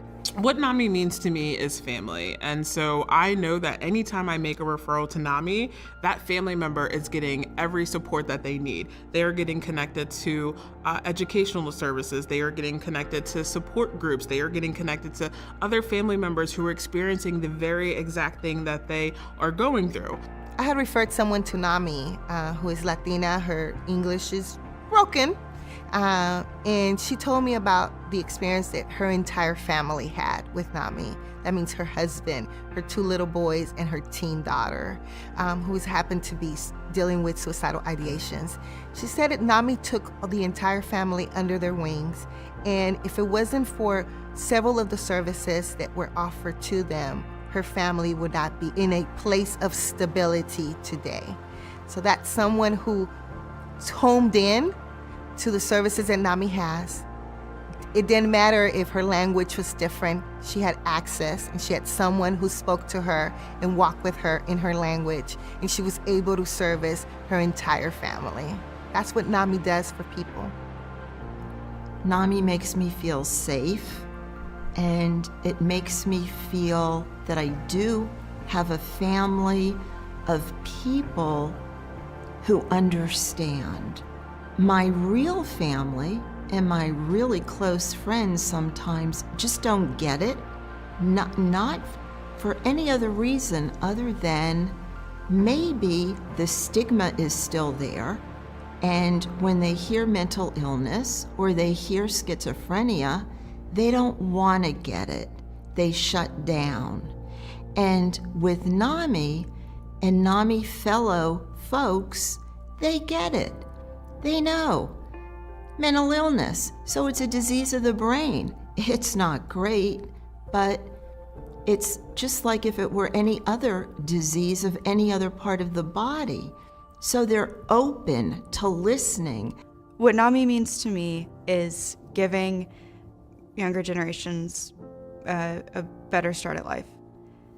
It means breaking down the stigmas, not just for me, not just for others and my peers, but for the younger people coming up.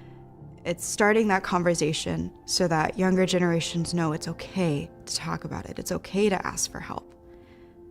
To me, NAMI is being seen. It's validation. It's breaking stigmas. It's being seen as a person, not as an illness.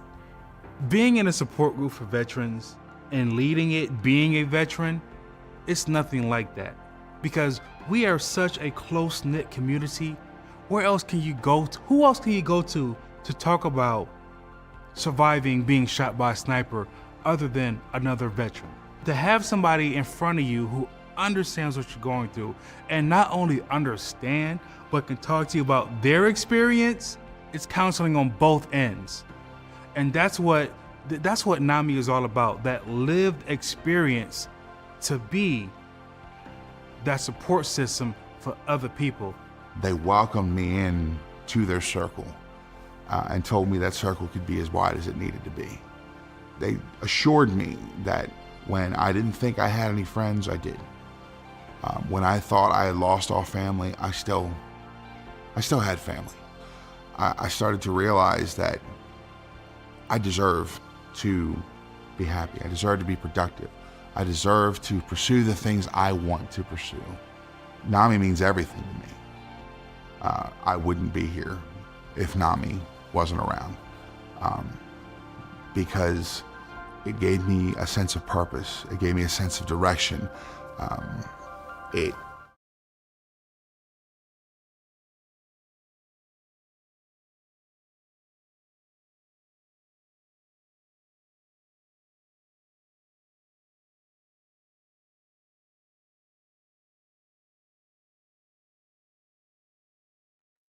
I think he said take this all the way up. I think we're back. Can you guys hear us? I hope. Take that all the way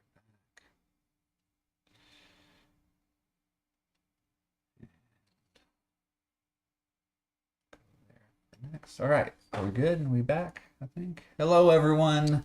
Welcome back once again. We are, I think, in hour 3 now of our NAMI Mental Health Awareness Get Your Mind Right 2024. We are raising money for NAMI, National Alliance for Mental Illness, Indiana chapter. They do a lot of great work. Hopefully you saw some of the video package that we just had up there.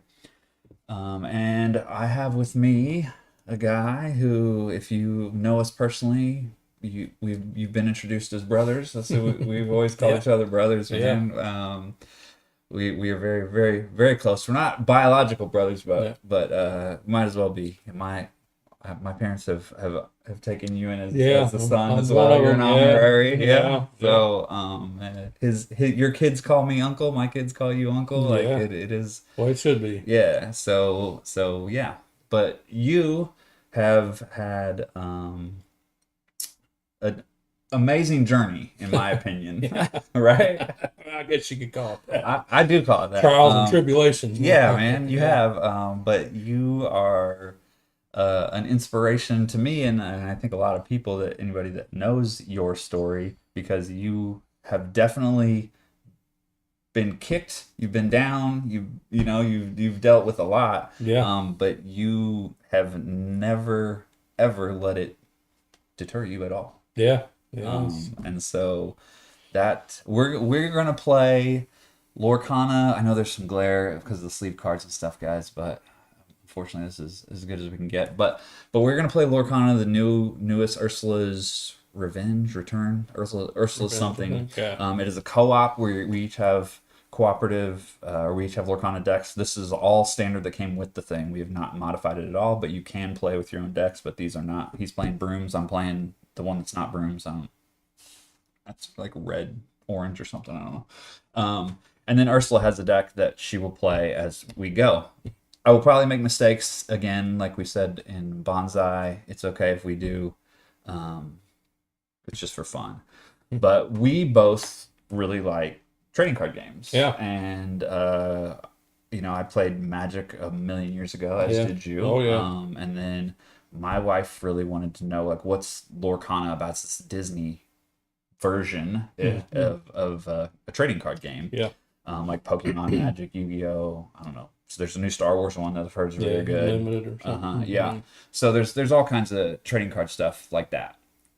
So I told my wife, okay, I mean, I love that kind of game. Are you sure? Because I really did not think it was going to be her cup of tea. All right.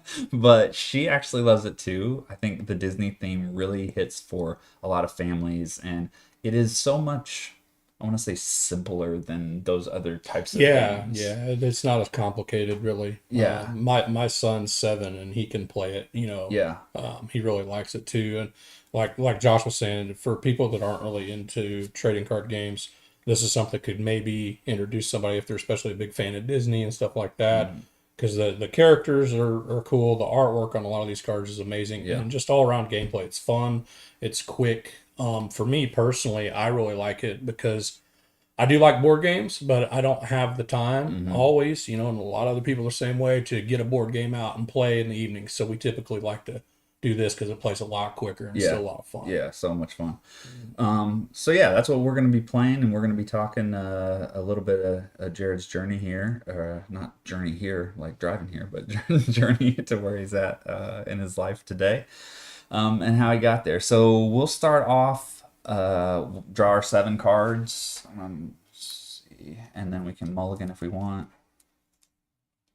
2, 3, 4, 5, 6, 7. So when playing this, and I'm going to do a little bit of rules on this one because it's brand new. All the other stuff I think was pretty self-explanatory or older. And we can see each other's cards because it's co-op. It doesn't matter. I've not played this deck. I played that deck. It was awesome. Yeah, that one's got the new Sing Together song. But you're definitely going to need to ink. We're going to both need to ink quick. Yep. I'm gonna ramp, I think, and keep my lantern. Get rid of that so I can ink. I'm gonna get rid of these two. Yeah, I'm gonna get rid of this Bruno's Return, so that goes on the bottom. We draw a new one. Nothing uninkable. I'm mulligan up too. And then we reshuffle. There is, and Jared has not played this yet either, so obviously some of the rules I'm going to be explaining to him as well. But in this, it plays basically the exact same. She's going to go, then we are going to go collectively. The object of the game is that we have to both be above 20 before she gets to 40. And she's going to draw, here's 2 cards in a 2-player game. But we have this card here that we can spend lore as a resource. It's not a great idea because we spend it, but for 1 lore, we can remove up to 2 damage from a character. For 2 lore, we can ready or exert a chosen character. For 3 lore, we can choose player, draw 2 cards. Chosen player draws 2 cards. And we can do that, I believe, once per turn. The other thing is, so when you're going to hear us say ink a card. So we're going to put a card face down. That becomes a resource, an ink. And we spend that to pay for these, there we go. These little numbers up here, that's what it costs. Okay, these are uninkable. This one here is inkable. That's what those symbols mean. She gets ink in her inkwell, and it does not exhaust. So she's going to be playing cards per turn, and let's say that she has 7 ink, and the first card comes out, costs 5 ink, it plays. And the next card comes out, costs 7 ink, it plays. So it's very difficult.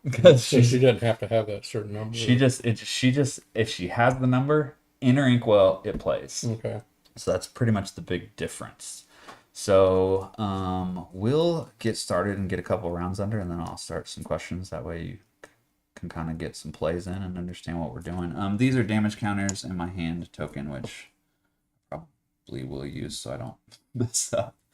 This is her lore. This is our lore counter. This will probably get kind of bumped and messed up too because it's paper, but that's all right. So the first thing we do on Ursula's turn is we ready her. All her cards in her row would ready. We set. She has no set effects right now. We resolve the row. In the row, everything will quest or exert unless it is reckless, and then it would attack us. Yeah. So she has this. She starts with Ursula's Stolen Trident, and it is just exert and gain a lore.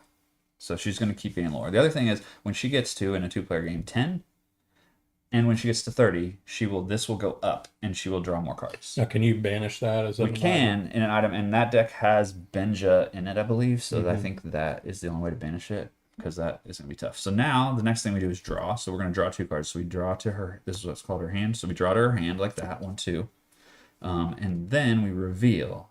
So we reveal a card. This costs 4. She doesn't have 4, so she inks it. So now that's an ink. Then we reveal the next one. It costs 0. She plays it, and it goes down here. So now she has Triton's Daughters. It's a 2/3. It quests for 1. And that's her turn. So then it's our turn. So we draw. So we ready, set, draw, and which we do. So draw yours.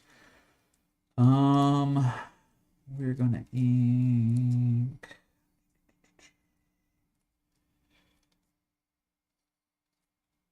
I'm gonna ink charge. Charge. Perfect. Is that, let's see if it's inkable. Yep. Okay. So he's inking charge. I think I'll move your hand up, your deck up here. Yeah. Is that better? Yeah. You see that on camera still, and then ink down here. Do you have anything to play for 1 or no? Oh, get after it, man. Good broom. Broom. This is tough. Magic Broom's awesome. I'm gonna ink this Rapunzel. Probably dumb. I'm gonna ink Rapunzel. And I'm gonna play Dingle Hopper, which isn't gonna do anything for us. Put these up here so people can see them better. I don't think ink's that important. All right, so that is our turn there. I have nothing to remove damage from. This is what's called drying. So when you play it, you cannot exert it, so we can't do anything with it. So we're gonna ready again. So we'll ready all her stuff. We'll set. She has no set ability. We'll resolve the row. That will gain a lore. That will quest for 1. So 1, 2. She's already at 3. We'll draw. Her draw is at 2. 1, 2. Then we resolve. This costs 0. It's Triton's Daughters. It goes into play. This costs 2. She does not have 2, so Mad Hatter becomes ink. So we're getting a lot in a row already, but she doesn't have a lot of ink, which is good. Mhm. So there's that. All right. So we ready, set, draw. Take our turn. This is now dry this turn. Yep, that's dry and ready to roll. Like that. I really need to put that up. Do you have anything that can kill Triton's daughter? Kill, banish. Banish is the actual correct word in the game. Banish, not kill. Don't think so. Yeah, and I can buff you with medallion weights, but not this turn. So I got nothing to help. So we're just gonna have to eat that.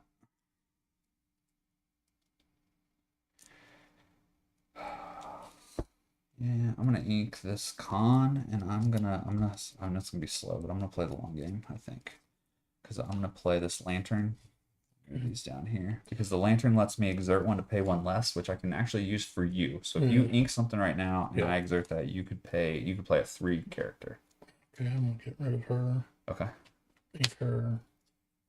Oh, Mickey, yeah, you gotta get that Mickey out. Yeah. Yeah. Do you wanna?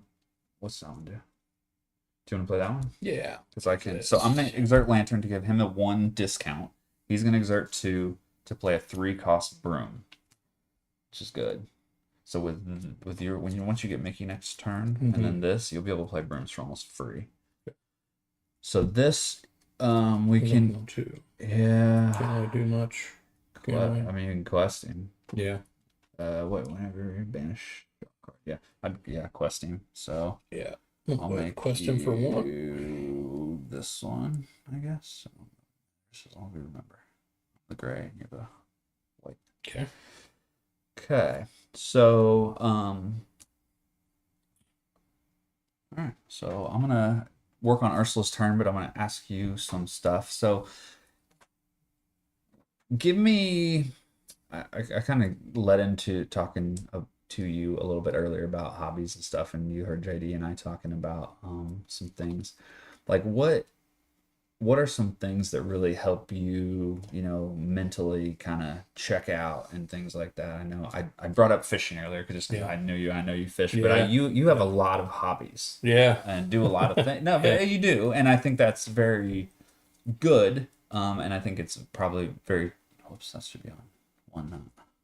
Telling of some of the traumas that you've suffered in your life, though. But I think So for me, one of my biggest hobbies that I do is toy collecting, as you know.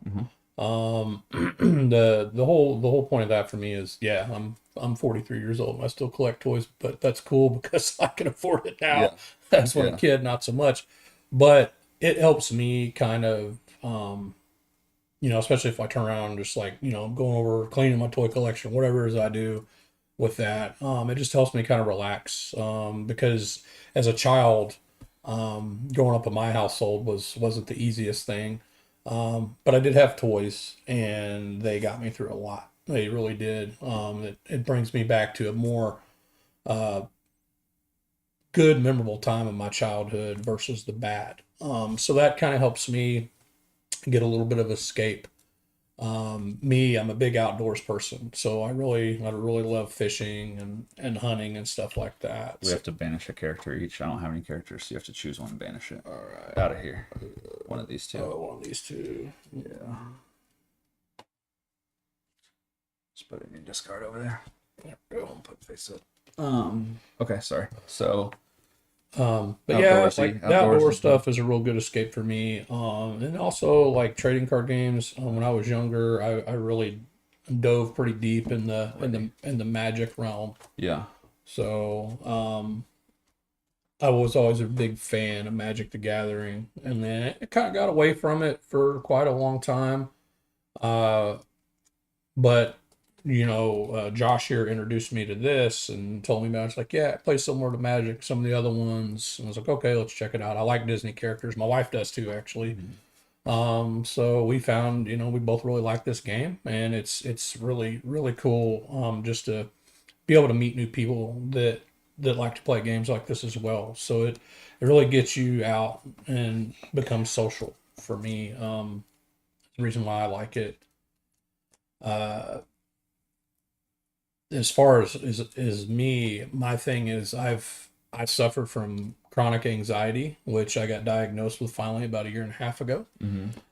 Which is, kind of nice because there were probably about a half dozen times I thought I was actually having a heart attack or something. Yeah. Didn't know what was wrong. And I started going to therapy, and therapy really, really helped me. And I encourage everyone to if you're having any kind of mental health issue, your depression or anything, please reach out to someone, and please try to find somebody that's a good therapist, believe in it, and let it do its job. Because what it did was it gave me the tools to where I knew how to cope with it better. It's not an instant cure, I will say that, but if you work at it, it will help a lot.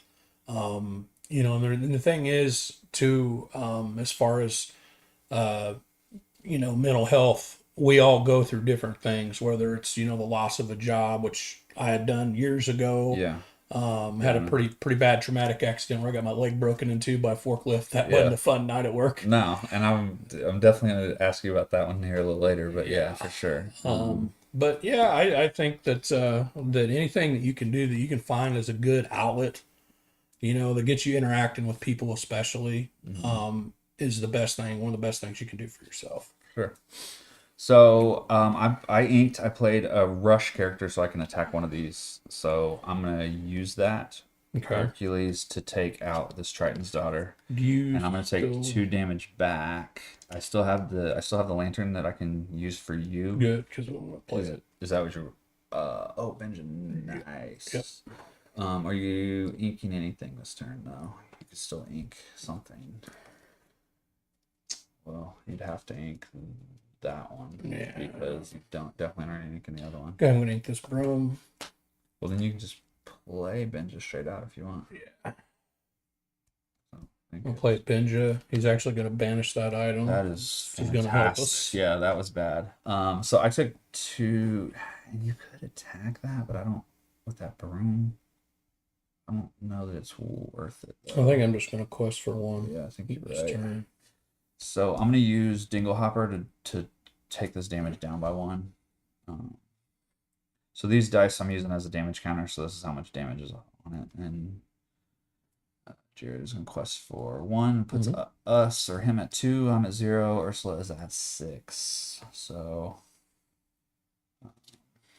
let's kind of move my deck off a little bit, give us some more room. So you touched a little bit on, you said toys kind of helped you get through growing up. Do you want to expand or elaborate on any of kind of like what you went through, or like why it was why the toys were so important? So for me, I grew up in a household that was constant chaos. A lot of physical and verbal abuse I went through.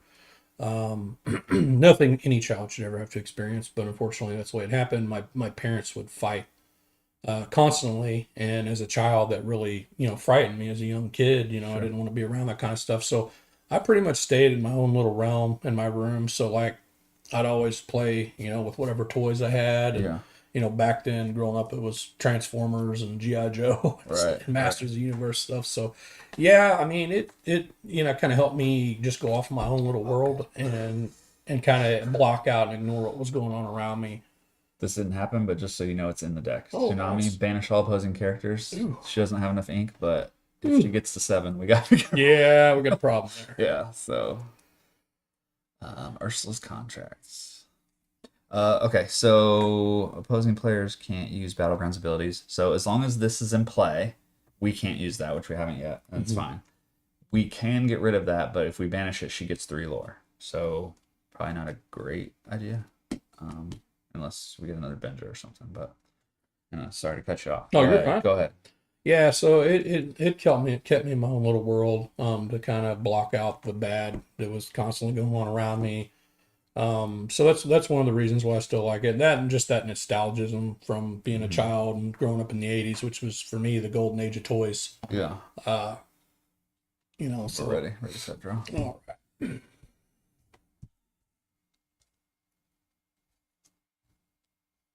But yeah, still to this day, I do it. And the thing also I like about it is I have 2 kids, especially my son who's 7 years old. He's really into toys too.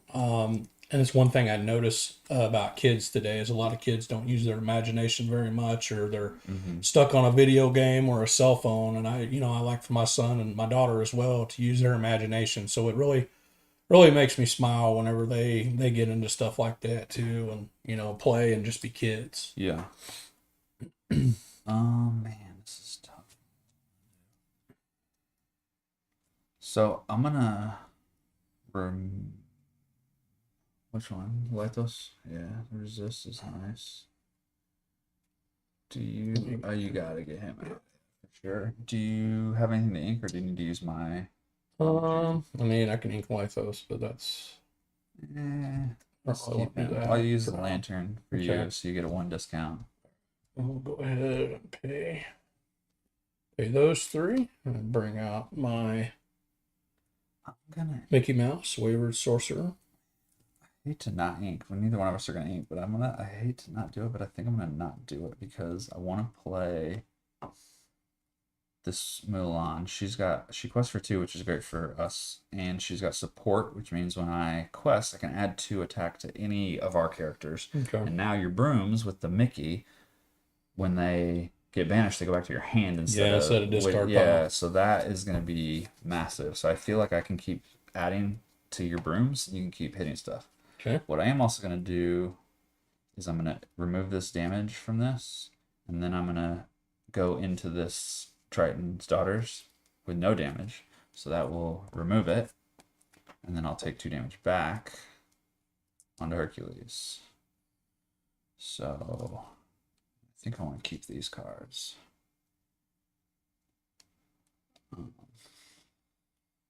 Okay. I think I'm going to quest these for 2 or 3 actually. Yeah, I think that is a fantastic idea.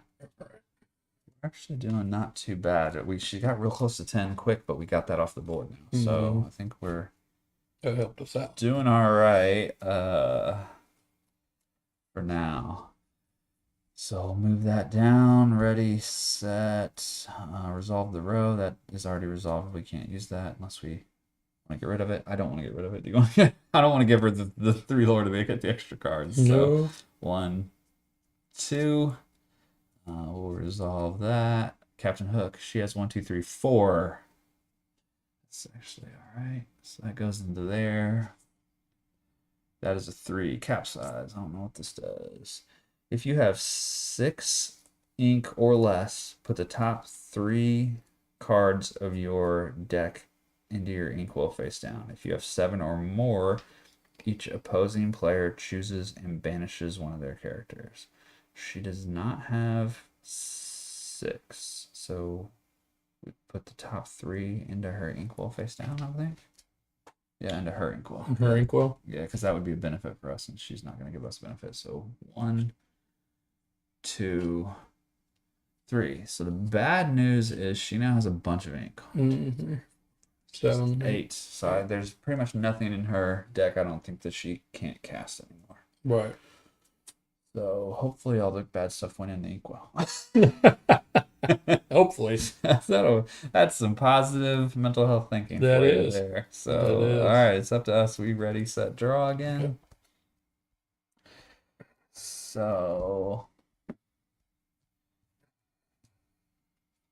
So when you were a kid, was there anything else that really helped you out? Like, I mean, like that was kind of the safe space other than the toys, or I mean, I'd say outdoors. Okay. Really, for me, Yeah. one of the very few things my father actually did with me was take me fishing. Yeah.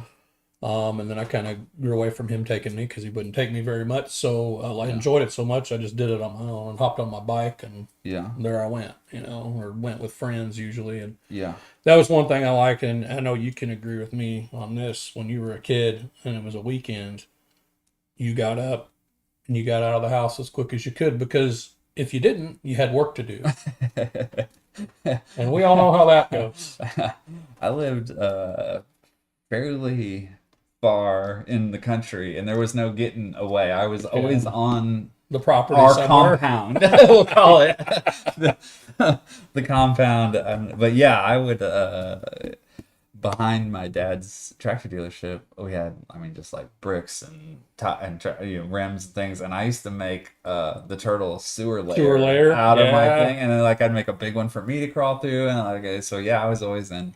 Kind of to your point, like we always, I don't know, for whatever reason, had a dirt hill, a giant dirt hill. Yep. That was like my temple or a sandbox, like a pile. My dad would just get me a dump truck of sand, and like that I could play in it until it was into the ground flat, and then a new dump truck of sand. Half of it probably drug in the house. That was some of my favorite stuff. Was was dirt hill, sandbox, playing in piles of junk. Mm-hmm. Yep, me too. Same, man. Yeah. Man, I think I'm gonna ink the Scar because he has a high attack, but with that support, I think I can negate that. Yeah, that's very handy. Remember, you can play that for one less because of Mickey. Yep.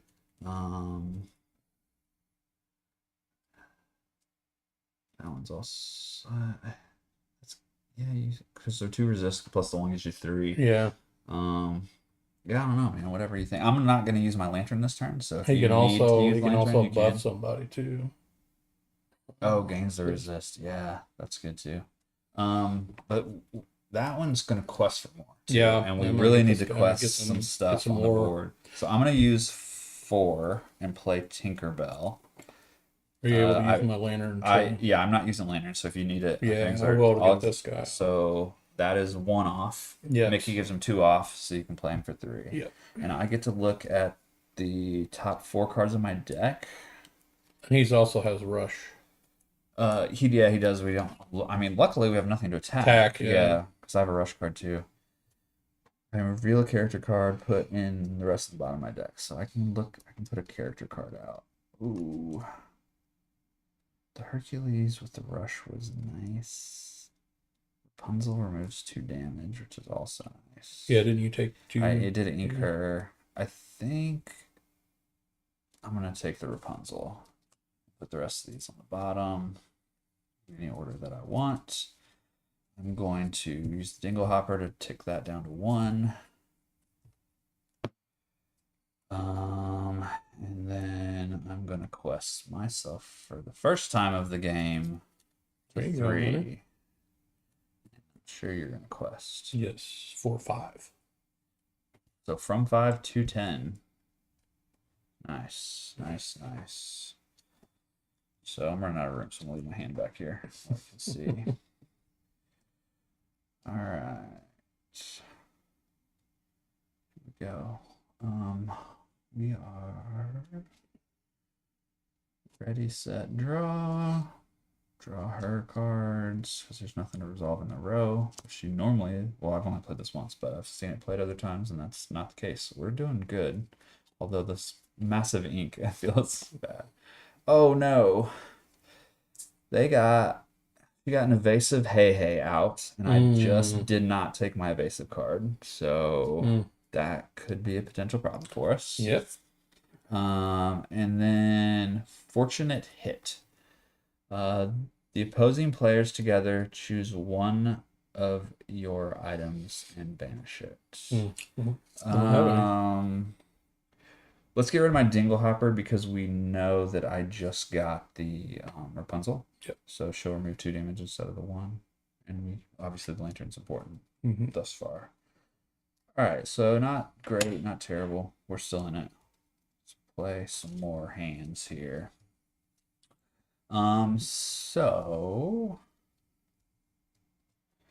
let's talk about your work that you used to do prior to injury. Yeah, so when I started out, when I was 13, 14 years old, I always did physical labor.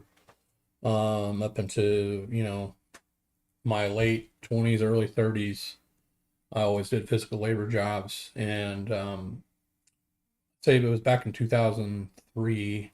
Yeah, 2003, I was actually working 2 jobs at that time. One of them being in a freezer warehouse, and worked nights. So I was on a forklift or reach truck and came around an aisle, and one of my coworkers was parked in the middle of the aisle right around the corner. And of course I was alerting him that I was there, but he had his forks up off the ground. And when I came around, I couldn't stop my lift truck. So it just kind of kept rolling into his, and it caught my leg. I got one of my legs out of the way, and the other one it caught and just kept pushing my leg between the fork and the cab of the fork truck until I felt it finally stop, and my leg snapped. Ugh. Yeah, I felt it pop and heard it. I'm gonna take a time out to go puke, guys. Yeah, I almost did. I don't have the weakest. I don't have the strongest stomach for that kind of stuff. So yeah, it was really painful. I tried to stand on my leg, and it felt like Jello. So it was definitely not a fun experience. It was definitely a physical trauma event in my life. It took me about 5 months to heal from. So it was rough not being able to go to work and being off that long and being in severe pain and just, dealing with that kind of thing. So it was a tough 5 months, unfortunately that stuff happens to people all the time. And I'm sure financially it was really rough because as we know, workers' comp isn't the greatest. It just helps barely keep you afloat. Yeah. So doing that for a while, fortunately, I was able to make it through that, but definitely not something I want to go through again. It was pretty rough. Didn't have a lot of support back then either, so that made it even harder. Yeah. So while I quested for 5, I played super goofy as Rush, but he doesn't do anything. But when I challenge with him, whenever this character challenges another character, we gain 2 lore. Or I gain 2 lore. So, and I did not use Lantern, so if you need it, you can use it. I'm gonna. But yeah, I'm gonna ink. I'm gonna ink one of these, I think. Okay.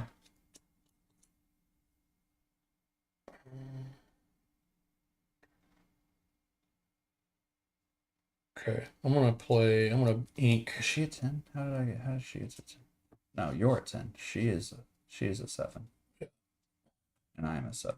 Okay, my bad. I was like, wait a minute. I'm gonna ink Lythos here. Yeah, alright. That gives me 4 ink. You wanna give me Plus that lantern? buff with the lantern? Okay. I'm gonna go ahead and pay these 4. Okay. I'm gonna get out Pyros. So he's drying right now, but during your turn, whenever this character banishes another character in a challenge, you may ready a chosen character. So I guess that can go either for my cards and yours, since we're doing co-op, right? Can. Okay, awesome. That's awesome, because that'll let us... And then that's going to allow me to ink for... Quest for 7. Quest for 7. So you're up to 17. Dude, we're dominating this. For now. Well, I mean, you're dominating. I'm here. Yeah. I'm about to not do that. So, okay. So you had the horrific injury. Yeah. And then did you lose that job? You kept that job? I kept it. Actually went back to work. 5 months later, I had it. And then, just things happen and ended up not going back. Okay. But down the road, I worked at a place for about, I'd say 5 or 6 years. Was doing a really good job, making decent money for back then. And of course, it was physical labor, and I was like, man, I'm just tired of, the pain and everything from working hard. Not saying there's anything wrong with physical jobs, but I wanted to go to school, and get a better education so I could do something that I was more into, other than breaking my back for a living. But I mean, that was a complete 180 change from what you were used to and knew and everything. I mean, that's a huge risk or leap, I would say, for most people. Like, I mean, this is what I've done. This is what I know how to do. This is like to make a complete and total career change, and not only a career change that you have to now, like you're just like, okay, I gotta work because I gotta eat. Yep. But I gotta go to school now to learn a new skill. Yeah. Yep. So kind of, I guess, talk me through, like, what was that, like, was there a light bulb moment? Like, what happened? You were just like, man, I need to make a drastic. So back on the injury board again. Okay. That current job that I was moved on to. So we're ready to put living ready. So yeah. I had injured my back. I had 2 herniated discs in my lower back, and it was due to my job. what I was, had to do physically. And one day it happened. It was really bad. So I actually had to go to the doctor. I went to just see to the ER and then ended up going to my doctor. But that was rough because I was off a year and a half. Yeah. With no money coming in, and I couldn't work because I actually had to take my employer to court because they refused to pay workers' comp. Yeah. I got a Pegasus, which is evasive. That's why I got excited. Sorry. Oh, you're fine, man. You're Play that fine. You're good. So now we can deal with that. Hey, hey. Very nice. Just got this. Oh yeah, the Mickey is amazing. You can hardcast him. Don't shift him because we don't want to lose the one. No, because I can pay 5. Oh! How many brooms you got out? 2. Yeah. Yeah, he'll take care of Hey Hey when you play him. So he deals direct damage for how many brooms characters you have in play when you play him. Yeah, I'm gonna do that. So I'm gonna lantern you. Pay 4 ink. Pay 4 ink. Play Mickey. Hardcast Mickey. No, we're using TCG terms. Sorry, guys, if you don't. Hardcast, so he could have shifted him on top of Mickey and got a discount. He chose not to. Just hardcast to pay all the money. The ink. And then you deal direct damage to a character or however many brooms you have in play. And he also has resist 1. He does. You have 2 brooms in play. That's 2 damage. We're going to deal it to Hey Hey. Hey Hey's out of there. Hey Hey is out of there. That is wonderful. So he's drying, but you can quest the rest of them. Yep. Want to quest for 8? Yeah. Okay, 8 plus 17 is 25. Yeah, math. No, I'm doing it like I know what I'm doing today, and people are probably believing that I know math. Which is odd. It's my job, so that's funny. Oh, what am I doing? Why am I in quest? I'm so excited that you did that. I didn't even quest. I didn't even take my turn yet. Okay, so we're gonna quest 1, 2, 3, 5. We're gonna quest 4. This is me. I'm on 7, 8. 7 is 12. 1, 2, 3, 4, 12. See, there we go. That's my map. Properly being bad. We did watch Sesame Street growing up. Yeah. Just kind of got away from us. 1, 2. All right. So you were talking about you hurt your back and you now are like, I was in fight or flight mode for survival at that point, income wise. Yeah. So that's scary. Man. Yeah, it was because I didn't know when my next paycheck was coming from, especially being in a court suit with my employer, which I hated to go to that level. I just kind of had no choice at the time. Yeah. But to. So I went ahead and I started doing physical therapy myself instead of paying for it. I actually did some research and started going to the YMCA. I was able to get in pretty cheap. We each have to discard a card and then she inks this. Okay. Get rid of this then. Yeah, I'm gonna ink this or get rid of this Hades because I I'm think we're about to win. I'm getting rid of the pick a fight card there. Oh, I'm gonna be 1 short. Okay. So yeah, it was rough, man, but I figured out what it was I wanted to do. Because I knew in the IT world there was just so many different jobs. Oh boy. Yeah. Return all opposing exerted characters to their player's hands. Ooh. So everything that's exerted comes back to our hand. Nice. Thankfully that Mickey wasn't. Yeah. Yeah, I mean you're way over, so you're at this point you're just waiting on me to catch up. So but yeah, man, I decided IT was a field I wanted to get into. I wasn't really sure what yet, so I started going to school full time. And then I was working three part-time jobs during the day. So it was kind of tough to manage, but I had to at that point because it's either, making decisions. Okay, do I eat this week or do I put gas in my truck so I can go to work and go to school? So that was a really rough time, as you know, when I was going through that, and you even helped me out quite a bit through that. So that was, even though we lived fairly far apart, it's still can always count on my brother here. He came through for me several times. Yeah, and I I did. I feel like I did very little, but you've always been very appreciative. But I also think we met through kind of mutual friends on Xbox. Yeah, we did. Like we met on Xbox Live. Yeah. We had never met face to face. Until we played paintball. But I mean, we'd probably been playing Xbox Live for years before that, right? Yeah. Like, and we lived in the same town at that same point. Town, yeah. Yeah, knew multiple people, just were Xbox buddies. Yep. And we'd get on every night and, talk and play Xbox and stuff. Yep. And so, I mean, and that was obviously before all of this happened, but yeah, that was, gaming brought people together. Us together, I mean, you and I are probably, like I said, we call each other brothers. Like we're family. We're as close as you can get. My kids know if they've always known if something happens and I'm not coming for you, Uncle Jared is going to be there. Like we're going to be there for each other. So it's gaming, hobby, play. Yeah.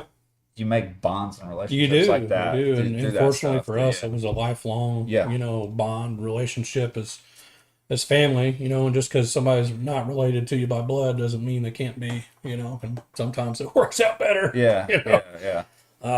But we played on Xbox for a lot of years. There was a lot of games that we played together with other friends, and bringing back to when I was off work, hurt with an injured back, and going to school.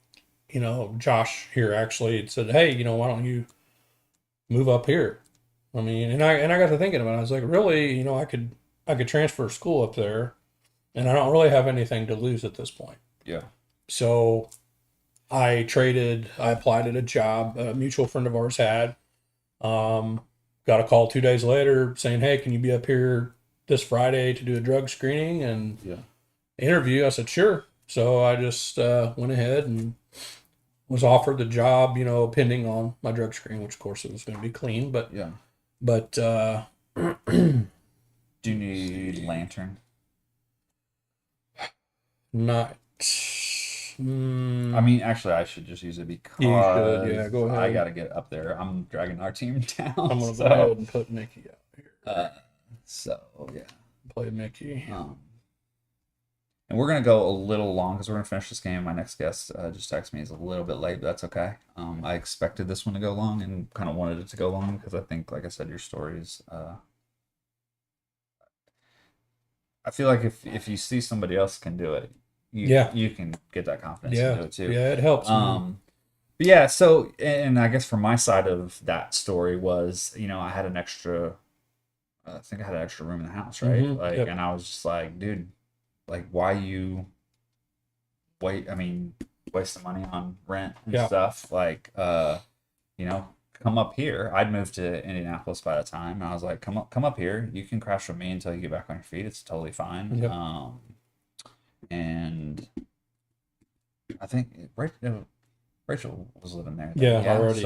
So so my wife was on board, and we asked him to come and crash with us for a little bit, and that's how that happened.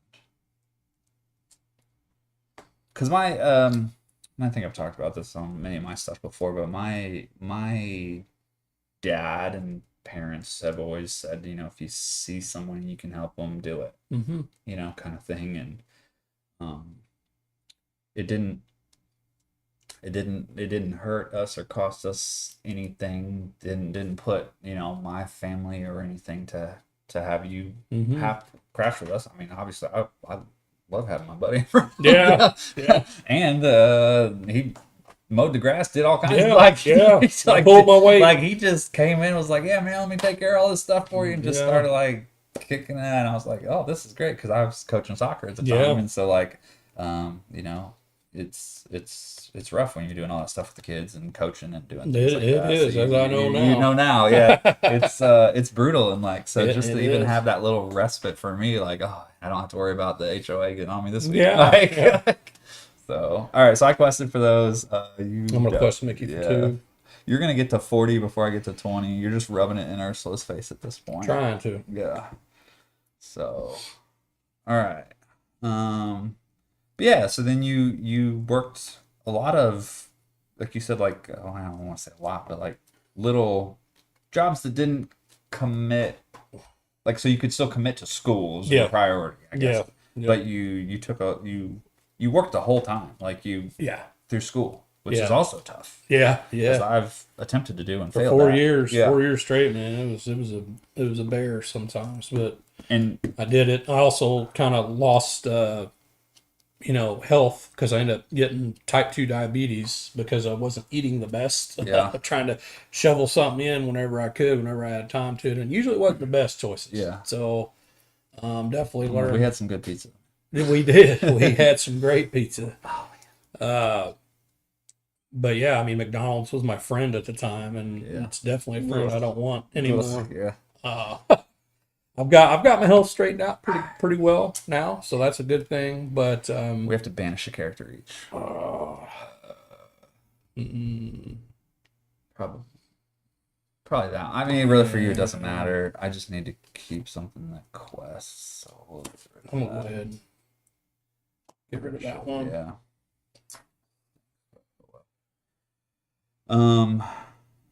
Yeah, and you mentioned, oh, I can do this.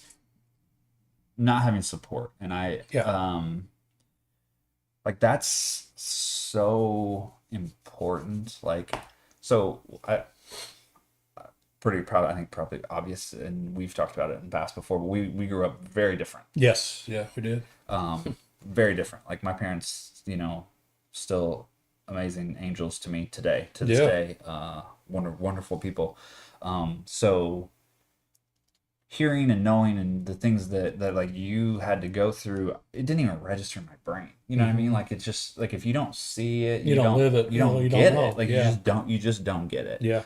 Do 1 damage to each opposing character, then put this card in the equal face down. Boo. Oh man. I'll take one. Yeah, we take one. Here's a one. But like what I was trying to get to there was and I hate the word privilege. I hate it. I don't think that that's necessarily, I mean, obviously there's different privileges and things like this, but I didn't have fear of the things that you had because I had that support that's always there, the safety net, I guess I'd call it. Like, it's like so it's hard for me to grasp like how much like the mental toughness that it took from you to just be like, dang, nobody here but me. Yeah. Yeah, it was actually unfortunately that way for a long time. So I was immune to it, kind of. Really, it was numb to the feeling of being on my own with no support. So my family never been the greatest at and being there for one another, and I lost my mom at a young age. Yeah. And of course, didn't really. My father wasn't the greatest of people to have, and that was where a lot of the physical and verbal abuse came in, that really caused me to have problems or being unsure as myself as a kid, because I was always told as a child that I was going to fail at pretty much everything I did, and that was one of the things that drove me most to wanting to better, is to be a better, not just doing better financially or whatever. I wanted to be a better person than what my parents were. Yeah. So I've always tried to treat people how I like to be treated. But I also learned too that you gotta watch out for yourself most of the time. But you just gotta get up and do stuff, because a lot of times it's not going to do anything. Nobody's going to do anything for you. Yeah. So that's what really pushed me through school and working all those hours to help me get to where I am today. I mean, I only use part of my degree in what my job is. I'm a software developer now. Yeah. Have been for about 10 years, the same place. So I like my job. But one thing I can tell you right now is, from personal experience, is surround yourself with good people. Yeah. If you surround yourself with positive people, that will rub off on you. Just like if you surround yourself with negative people, that will rub off on you in a way you don't want.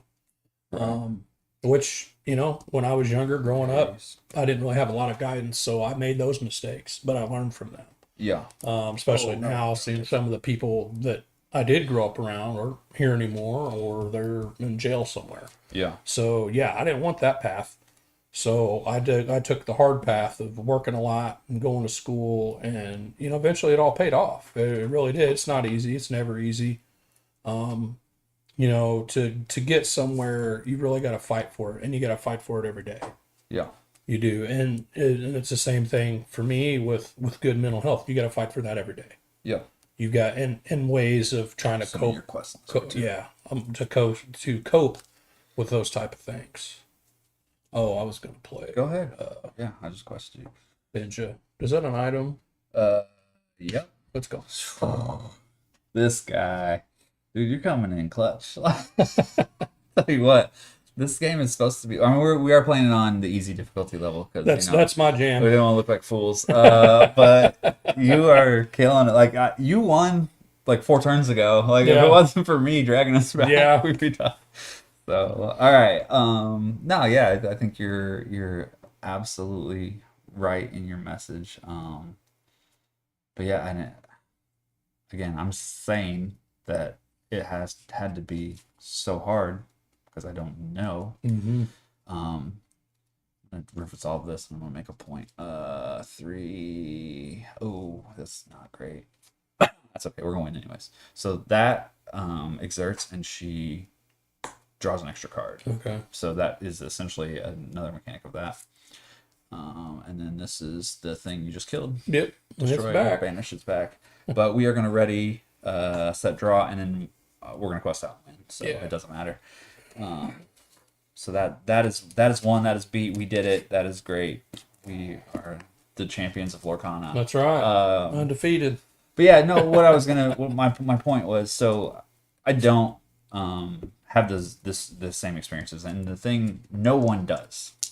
But one thing that I've kind of learned or tried to learn, and our next guest, I think I'm gonna have him talk about it more because he's definitely an expert and I'm not. But is like, don't compare those things. Yeah. Do you know what I mean? Mm-hmm. Like things that you have gone through or I've gone through are vastly different things, but to my brain at the time was a similar of importance. You know what I mean? Like, so don't, and I think we all do it. I know was very bad at it. Like, especially, you know, being a parent with my kids. Well, other kids got it worse. I mean, yeah, that's true. Yeah. But at the same time, like, don't discount what they're going through or you're going through. Everybody has bad days. You don't know what one person's going through on a daily basis. Yeah. So just a word of advice to everybody that's watching this right now: be nice to people. Yeah. Really, no matter if you know them or not, just be nice. You know, because if you smile at somebody or you're just nice, say, "Hey, how you doing?" That could really turn somebody's day around. Yeah. It really can.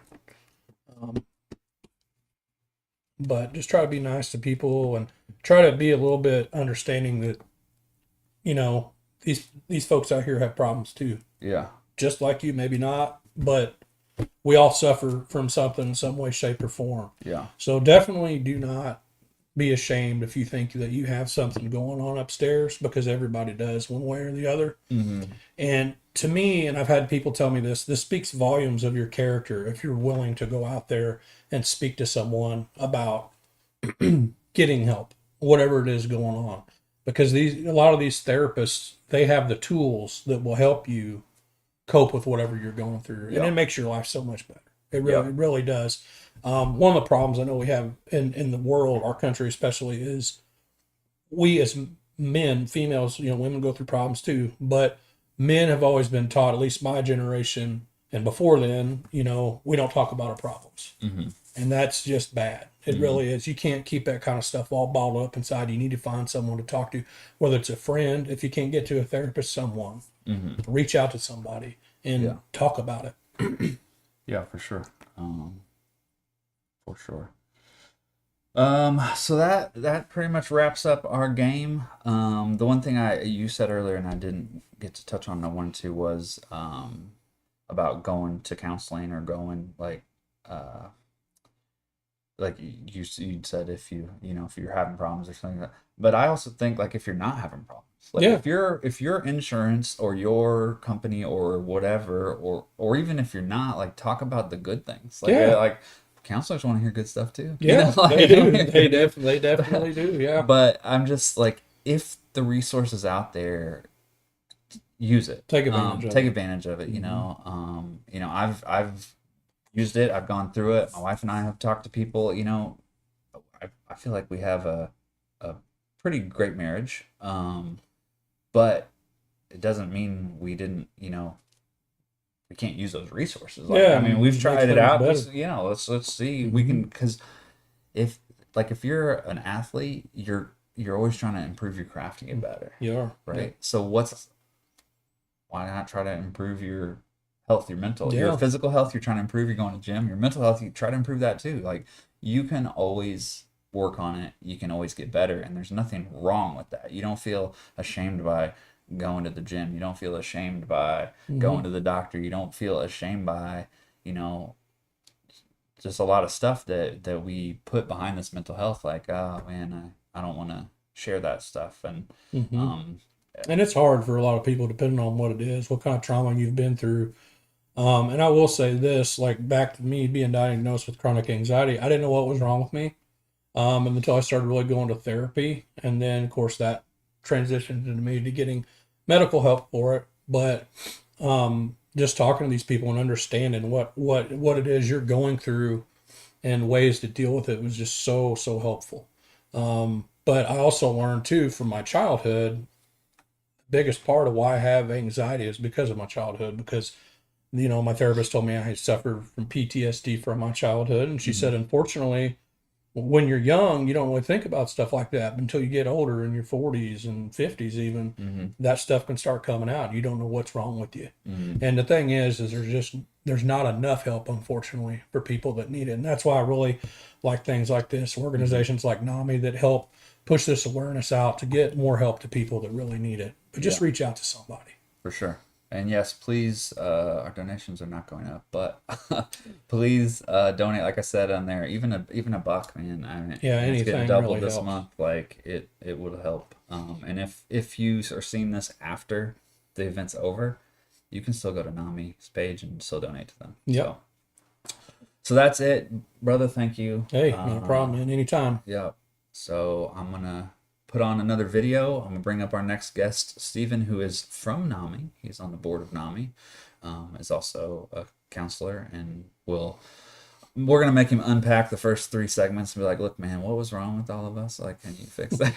So, A how-to guy. How-to video. No, I'm kidding. So Stephen and I are gonna play a game called Hanabi, which is a cooperative game, but it's really essentially about communication. It is a very difficult game, and it's even more difficult at 2 players, so it should be pretty hilarious to watch us mess this up. Yeah. So, all right, thank you. Stay with us. We'll be right back.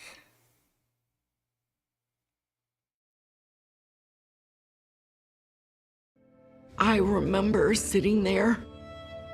I had been in that hospital so many times, and nobody ever told me about NAMI, and it was right across the street. I've had a myriad of diagnoses, but most recently, they diagnosed me with rapid cycling bipolar, post-traumatic stress disorder, and generalized anxiety. I was 24 years of age, had just given birth to my eldest daughter.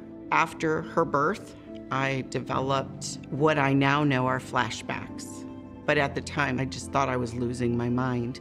The movie of relevance back then was One Flew Over the Cuckoo's Nest.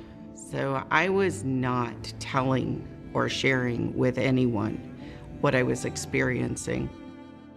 I was unable to shower, unable to eat, and my symptoms continued to deteriorate until the time that I went to take my daughter to her initial pediatrician appointment.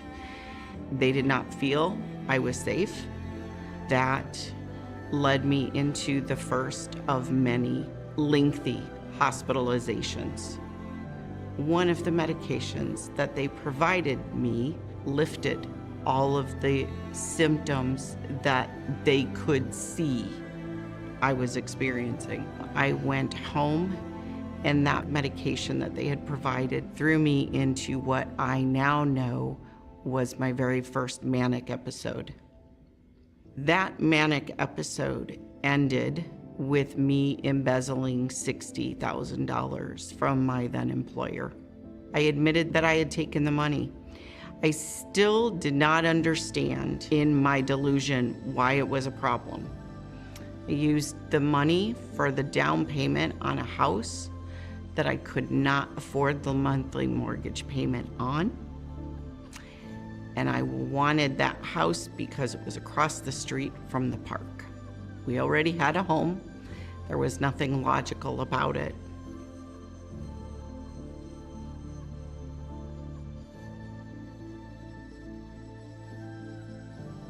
I had lost everything. I had lost my relationship with my children. I had no employment. I was living in my car. And I was hospitalized again, experiencing delusions, psychosis. They restarted my medications to make sure I was safe. Prior to being discharged, there was one more group that I needed to go to, a NAMI In Our Own Voice presentation that night. It's two presenters that come in and share their story of hope and recovery and what their journey looked like to live well, managing a chronic health issue. The young lady that shared her story, I could so relate to, but she had a life that I had only dreamed of.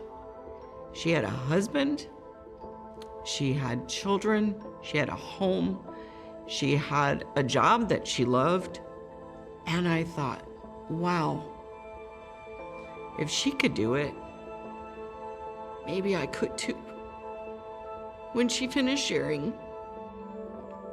she came over and gave me her business card and said, when you get discharged,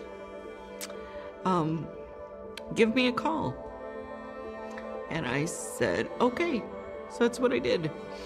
I got out of the hospital the next day, and really having no direction as to where to go, I called her.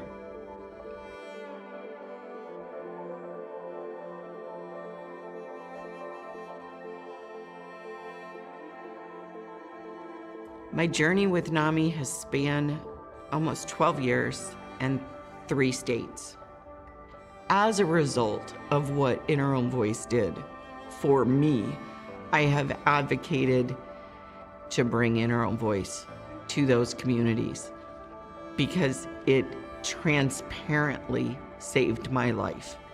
If I had been engaged in NAMI and I had had the opportunity to develop a support network and not feel like I was alone, and participated in peer-to-peer and engaged in the evidence-based programs that helped me to understand how to manage my chronic health issues, I am 100% confident I would have never found myself engaged in the criminal justice system.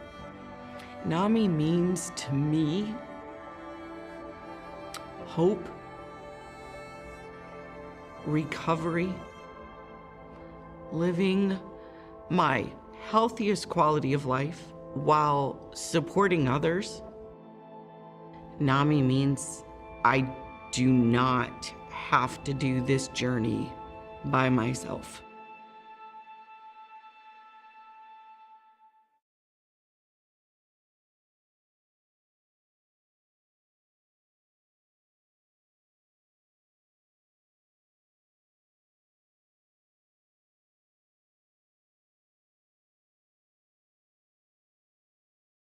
Hey, I'm Ryder Davis, and I'm here to talk about mental health treatment options. It's really important to remember there are a lot of treatment options available. So if you try one and you might not really like it, it's not a bad thing to move on and try another one. One option is medication, which works differently for everyone. Medication may really help your friend, might not really help you. And the same goes for therapy. Some people really like one-on-one therapy. Other people really like group therapy. So there are mental health treatment options available for almost everyone. Different things work for different people.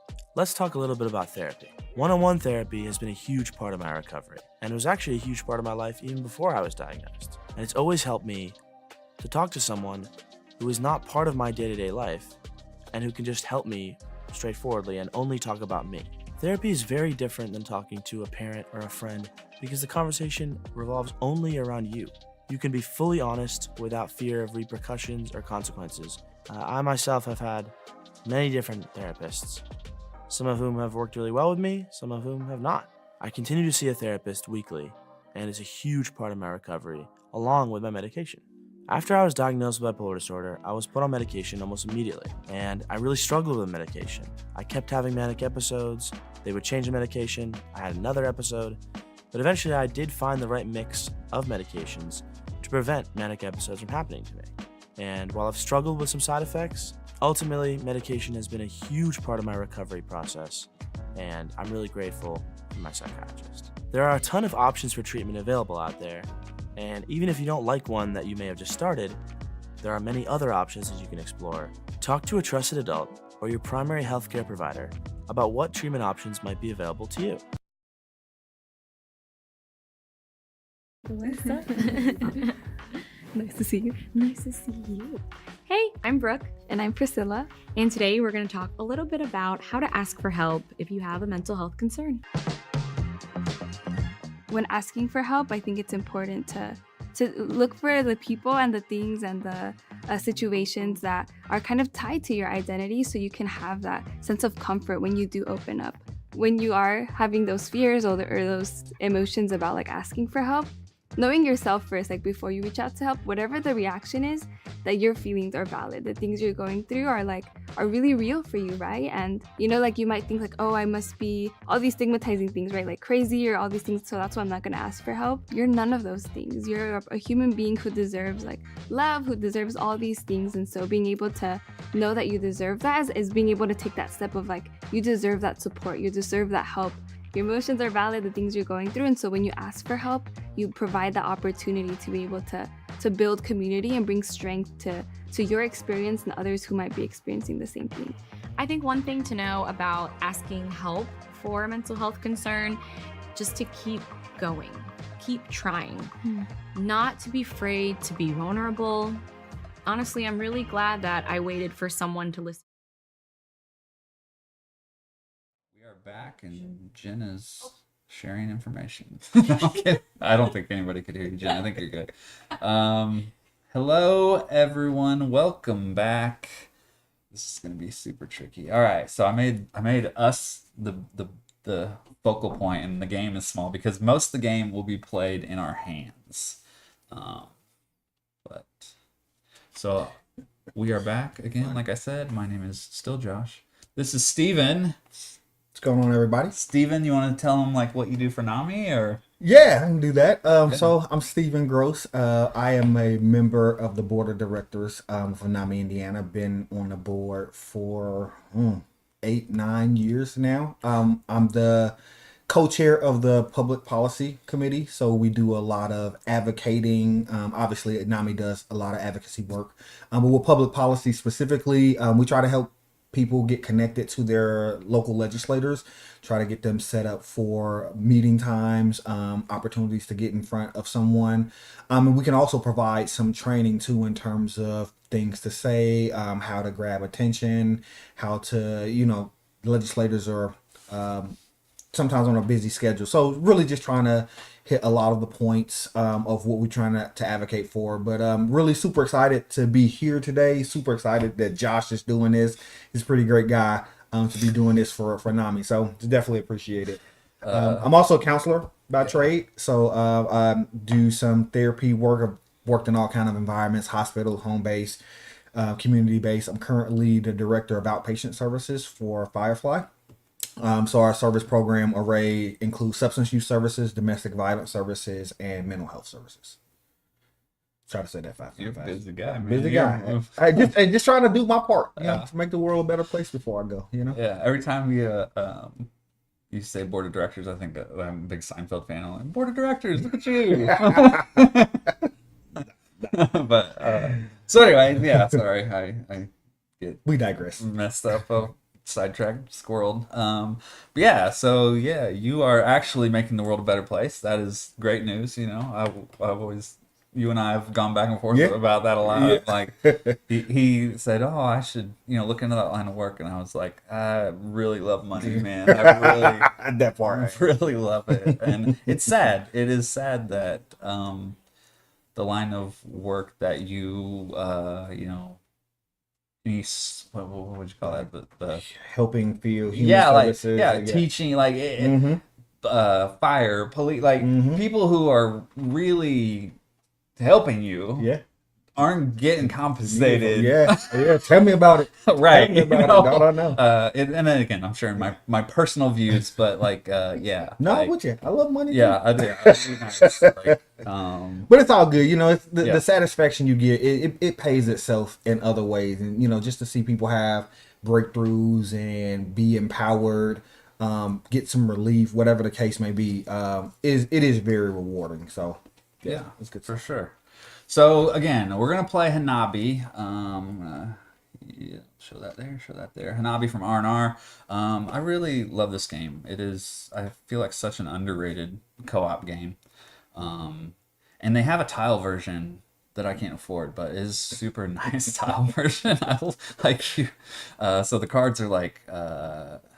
They're ceramic. Are they ceramic tiles? I'm talking off to Jen because my next guests are already here. They're prompt. They're on it. They're great. But yeah, so it's a super cool set. If you really want to invest in a fun game, but not get cards because the tiles are actually very cool to sit and play. Are they pretty heavy too? Oh yeah, it's a real nice set. But I pick it every year. Jen kind of pick it up. I'm like, so cool. But anyway, maybe next year. So we are going to play. The object of this game is we are fireworks manufacturers or something. They all got mixed up. We are trying to put the fireworks back in order, 1 to 5 in their color. And this is my hand, and I'm not look at the screen. Steven's going to try not to look at the screen, and this is Steven's hand. So, hey Jen, will you look at the screen? Tell us if they can see our cards. It's so hard not to look. I know, we could go to the map. There, over here is a screen. Can higher a little bit, higher? Steven. Yeah. Okay. Yeah, so if we keep our hands up here, we can see. Okay, perfect. So I can see. I should be able to see his hand, and he should be able to see my hand, but I can't see my hand, and he can't see my hand. So this is how this game works. On our turn, we can either play a card. If it goes into play, that's great. We can discard a card. If we do that, we can get these little clue tokens back. So we're going to be running out of these clue tokens. Or we can give a clue. So generally, we have to give clues. When you give a clue, you can say either these cards are a color or these cards are a number. Those are what we can give. So this game is really about communication, but you can't tip your hat of but usually hilarity ensues because you get somebody that you're playing with that's doing something like that. So I am actually going to start off, and I'm going to give a clue. Okay, that's good. Okay, now what I'm going to do is I'm going to tell Steven that this card is a 1. Now, if he had more 1s, I would have to tell him these cards are 1s, but I'm telling you that card is a 1. So then that is my turn. Okay. It is now your turn. So now I can use my turn to play a card. You can use your turn to play a card. That is correct. So I'm going to use my turn to play. Okay. And so he doesn't have to declare where he's playing, just declares that he's playing. So you played. The 1 is playable because there's nothing out there. That is green 1. That is down. That is great. So the other way we get clue tokens back is if we complete to a 5. If we complete one, we get 1 back as well. So now the trick is... Oh, and you draw back up. Draw back up. Yeah. So now it is my turn. Oh, that's interesting. I'm going to just keep giving you clues. This card is a 1. Okay. Now, that could be good, that could be bad. Because if it's a green one, Right. But you got to think, like, does he trust me that would I tell him that? Or what am I telling him because I want him to discard it? Am I telling him because I want him to play it? He doesn't know. And that's the trick of this game. So Okay.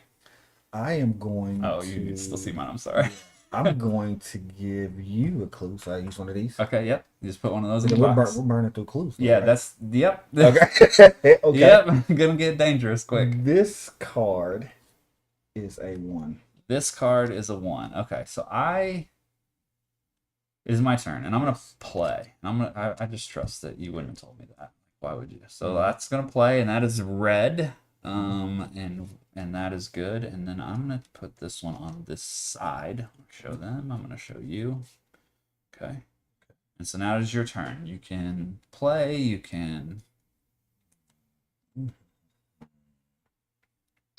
I'm gonna use my turn. Can I give you a clue? You can. Yeah, absolutely. You just gotta use the token. Okay.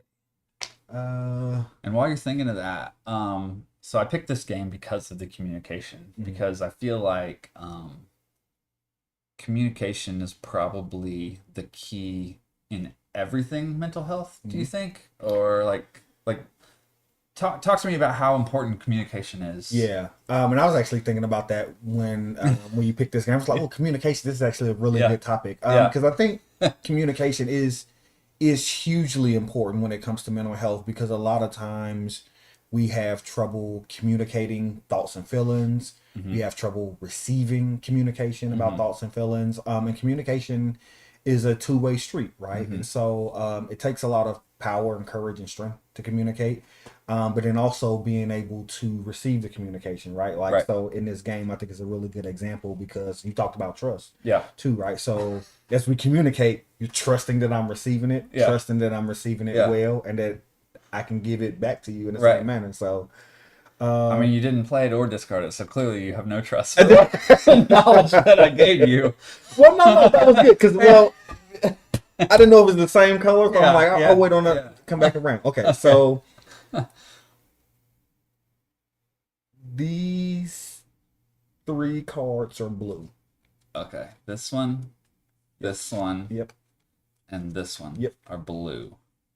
All right. All right, I don't love it, but okay, at least we're somewhere. I also didn't say, and I probably should, that I think there's 3 1s, 3 2s, 2 3s, 1 4, 1 5 in the deck or something like that. So if we discard a 5, we cannot win that stack. Okay, so just so you know. I'm going to give you another one, and I'm going to tell you that this guy's a 2. Yeah, so you remember the other clue I gave you? Okay, so you got some... Can I repeat the clue, or does it matter? Yeah, you can repeat it. Because this was a 1 and this is a 2. I mean, I can't confirm it. Oh. You can repeat whatever you can say whatever you want. Yeah, you can say it. Okay. I'm going to look over here to check the chat, but okay. Yeah. So now if I play a 2, it has to be the same color. So that's where...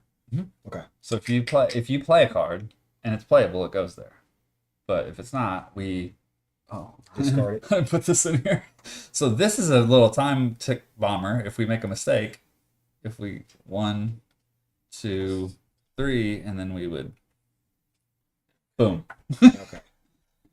Yeah. This now, when I play it, can I look at it? Yeah, when you play it, you put it down face down. Let me see if it goes somewhere. Okay. Oh. Boom. Good stuff. Boom. All right, you got to draw one. Oh, There we go. yes. I also, you know what? Do that in a minute. I did not show the other games from our third sponsor hitherto, which I have not called out yet, but I will. Shout out to the sponsors, by the way. That's right. That's awesome. Oh, it's my turn? Or is your turn? What's this guy doing? Hey, can we ban the... Oh, I made you guys popcorn. If any of my audience would like some popcorn. Sorry, viewers at home, there's no popcorn for you, but I did make popcorn for... It is my turn? You played, yes. It's my turn. It's your turn. All right, I'm gonna do a dumb clue because that's how I play this game. This one, both 5s. This one and this one. Yep, we need those in the pocket. Okay. Just move those guys. Hey, over moving those guys Slide over into the there. back. Okay. Cool. Yeah. Put those guys. Cool. Yeah. Something like that. Yeah. Okay. Cool. Okay, so it's your turn. You It's my turn. Do something there, or you want to do something? We are getting So we're down to 2 clues, which means we're gonna have to start blindly playing or blindly discarding. So, I mean, you have 2 clues for your hand. I have 1 clue. These are blue, I think. So I'm just gonna go out on a limb here. I'm gonna play so we can save some clues here. Okay. We'll play that there. Boom. Boom. This guy. Boom. It took him like 3 rounds, I think, to trust me, but we got there. We got there in our communication and our trust. Was it try to no? Oh, is that because you so you've known me so long, or like I'm not sure how to take that? A secret. So actually thought this was the one, but Oh. it was 2. So I was like, okay, let's go with that. It's green. It worked. Yeah. I was going for the 1. Yeah. Yep. Okay. Shoot.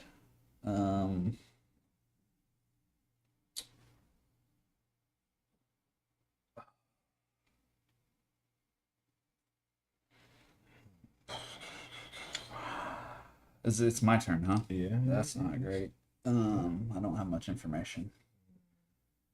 Hey Lex, do you want to come back over so that way if we just tell us if we get our hands out of frame or something like that? I just don't I've been want to. watching them. Oh, okay. It looks Okay. good, Okay. My bad, man. You're good. You're good.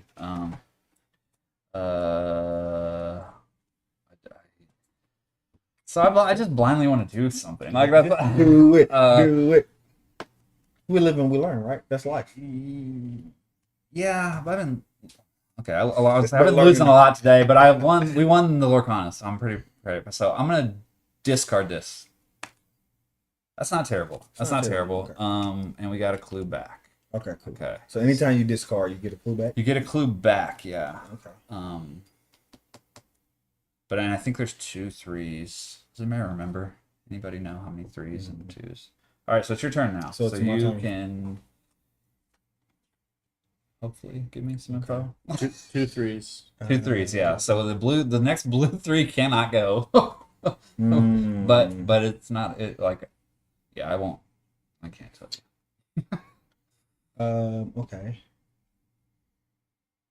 These 2 are 4s. 2 4s, okay. So a clue gone. Arrangement going on. I like how you did. Yeah, man. Okay. Let's see what you're doing there. Yeah. Oh my gosh. This card's green. This one is green. This one is green. That is green. Okay. Got way too excited about that card, but I wanted you to know that is green.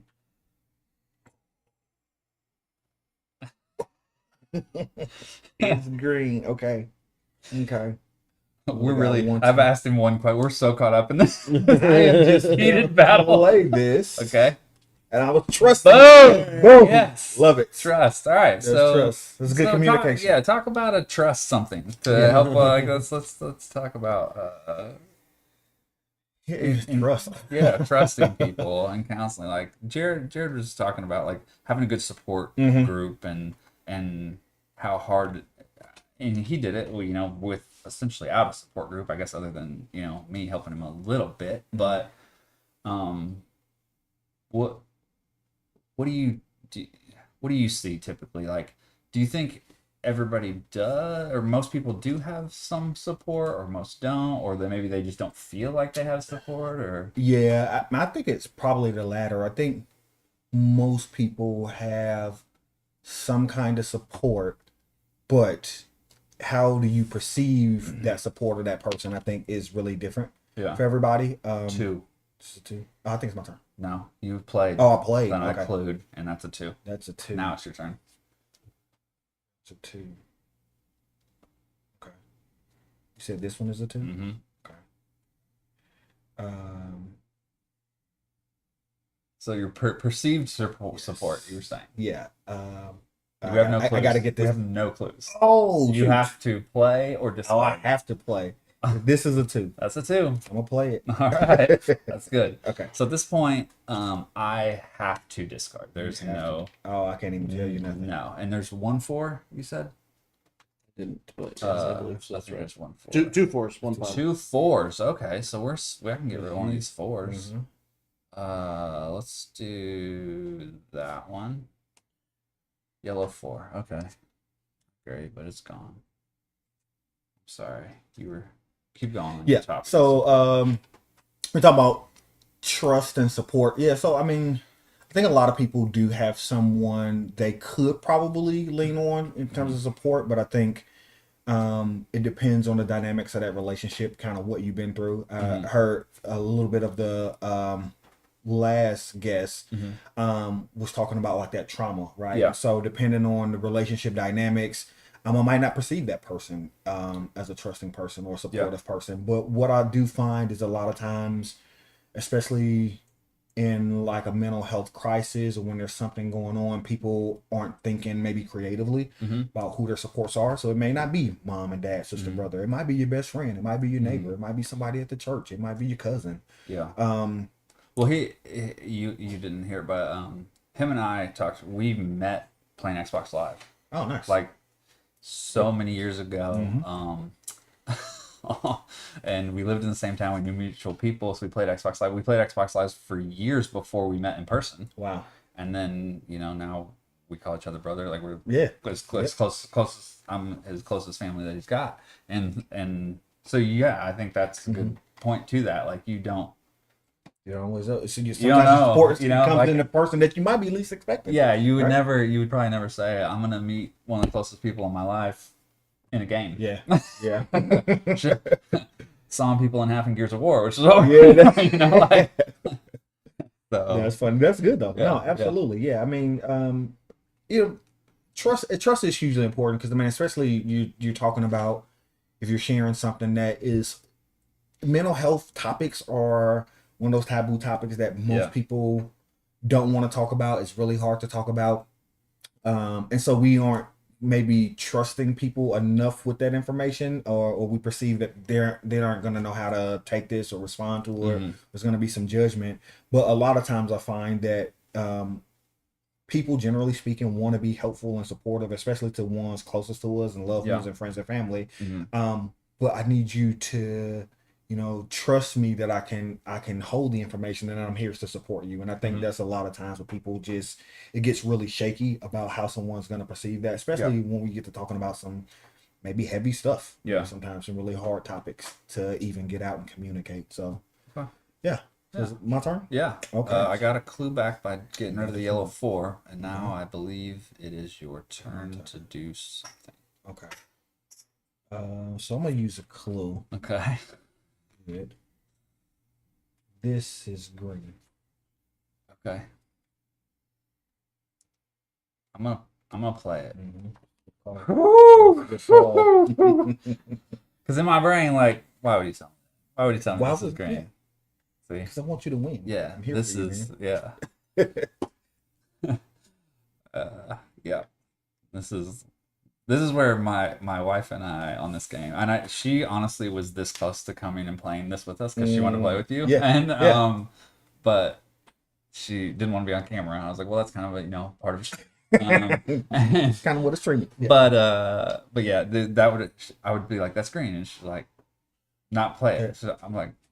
She's like, why did you tell me that? I'm like, why? It's when I told you. You gotta remember the previous clues and stuff too, right? You know her very well, and she's super literal. So if I don't tell her this is this and this, she ain't playing it. That's probably the toughest part about this game is you got to remember. Yeah. But then maybe think about like communication and trust, right? Like so a lot of times our communication and our trust as people, as friends, family, loved ones, these are like building foundations of communication, right? So I gotta trust that you remember what I told you last night because I don't want to rehash that story and it's just a progressive conversation. So I'm glad you remembered that clue because when you played that, I was like, oh no, the other one, but I couldn't. I couldn't give you one of them. Exactly. All right, so you just played my turn. But and I think too, it goes to it's your turn for sure. Some people are very, they don't. It's a risk, right? Oh, so for absolutely. me, well, it's a risk to get her on the floors, but whatever. But for her, I'm not taking that risk. You better tell me exactly and then so that's something that her and I have had to get through in communication in our marriage, because I'm just like, we're married. You should trust me because Ooh, that's good. I'm gonna do what's best for us, Yeah, right? That's yeah, just my job. absolutely. That's my job to Absolutely. do it. And she's just wants the details, and Mhm. I'm like, nah, it's a lot of Mhm. time to explain those details, you know. Just trust me, I got this. We got Yeah. this, right? Yeah. But it's so funny. The other day, we were dealing with a car issue for the kids' new car, and she's like, I trust that you got this, and I was like, I don't know about that. And she's like, should I not trust you? I'm like, A lot of trust right now. Let's talk about this. Let's I'm communicate differently. I was so caught off guard by you trusting me, and then it just was a lot of pressure, and I couldn't handle it. So. I mean, that's kind of a good point, though, like Yeah. a really good example, because the pressure of receiving communication, right? Like that can be a lot. Yeah. Sometimes it can be triggering. Yeah. Sometimes in a lot of ways. So You have that's to good. do something, and you have little information and no clues, and it's your turn. You can't tell me anything. Okay. You got to do something. I remember that this was a 5. I don't know if it's green. So we're gonna hold off. There's not a lot of them. I'm gonna go here And play it or discard it. Because if you're playing it, we just lost one. But you had to make that choice before you looked at it. So I guess I'm gonna discard because we already got a pile of greens. Yeah, So but we can't what go were another you pile of doing what was your intent when you grabbed it? I was hoping it was playable. Okay, well then we lost one, so get rid of it, and we lose this. We do not get a clue back. I don't think. Yeah, I don't think so. Okay, So since we have a green one, can we not have another green pile? Nope. No. Oh, okay. Nope. I We see have what to. they're doing. Yeah, and I was so I was like, do I tell him that's a 1? Because he's gonna think it's one of the other 2 ones and play it, and guys, not the one exactly to get would've rid thought of. that. Yeah. Yeah. Absolutely would've yeah, thought that. So shoot. I have no clues. I can't give you a clue. I mean, I have clue. I'm discarding. I have to discard because that's my only option. We know these are blue. We know these are 4s. No, we don't. These aren't 4s at all. The 4s are gone. These are blues. I'm gonna discard this card. Oh, 1, 3. Something in my throat. I was trying to communicate with you. Oh no. Okay, well we got a clue back. It happens, That's the other thing, like with me. If it's been in my hand a while, I figured, it's not that important. You did say that earlier. I did say that. You did say that and I load earlier. them this side to this side. This is a little cheaty, but I'm just trying to mental health. I want you to get in my brain. I want you to understand how my brain works, which probably you all need counseling after that. But yeah, so I got clues over here. I loaded from this side. I keep ticking them down. Okay. So, but we have a clue. You got a clue now. You're. Okay.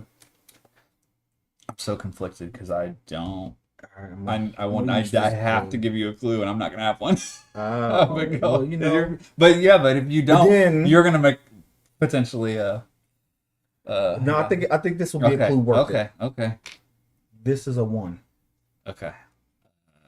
I'm gonna play it. Yeah. Okay. Yellow 1. All right. So it was worth it. I mean, yes, but now. Was it not really? No. Yeah, no, it is. But now we're in the same boat. You now have Yeah, no I have. clues. You can't give a clue, And I you gotta- have to blindly discard something. And the one thing I want you to discard, not to discard. So I have to discard. I could play. You but- could play and hope for the best, but if we lose this 2 more times, game's over and we lost. Okay, I'm gonna discard. Now you said there's only how many 5s in 1. there? There's only 1 5. 1 of each 5. Yeah. Oh. Okay, so I'm gonna. Yeah, we need to be able to see. I'm this. gonna play this one, Oh, but I'm not really gonna. Play you are you.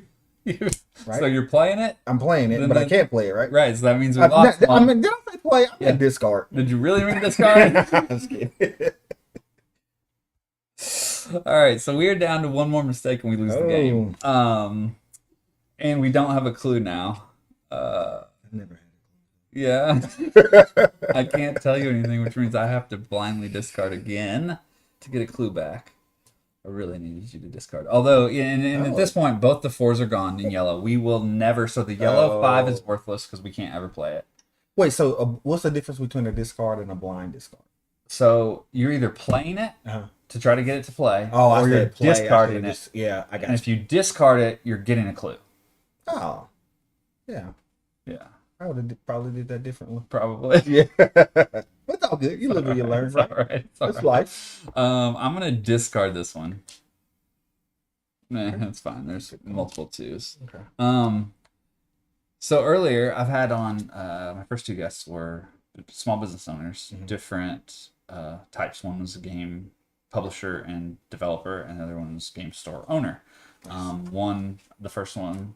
That is what they do. That's their job. That's their primary income. That's everything. The other one is a secondary, thing he does. So it's not like risk and stuff. But the Fireside was talking about, I was asking him to give some tips on it because it's a risk, owning your own business and if this game doesn't go well, that's a lot to think about, and a lot to worry about and stuff like that. So I use one of your quotes because she was talking about like quotes. Yeah. Because she was talking about like if the ship doesn't show up on time, or this doesn't show up, or there's so many things outside of her control. And I said that you had told it control what you can control and punt the rest, right? Control of controllable factors. Yeah, and so but it was just funny that I thought that control what you can control, but punt the rest. That's so. true. All right, Steven, you cannot blindly play because I don't trust you anymore. Okay. You've lost that. Our communication is clearly poor. We have one clue. You can blindly discard because we need clues, but I mean, it's up to you. It's because my play. It is your play, yeah. I discarded that too. I am going to discard this one. Or this one? There's multiple forms of communication. There's body language. Yeah, and we can't use any of that in this game. Yeah. All right, I'm gonna blindly discard this one because it's been sitting there for a while. Okay. Blue 4. Okay, blue 4. Gone. Okay. We get a clue back. We get a clue back. You get a card. Okay. Okay. All right. So I need to tell you something.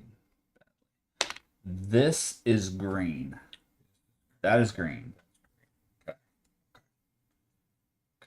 Okay. It is your turn.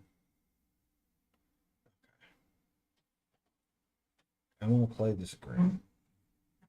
You want to tell me that's so bad?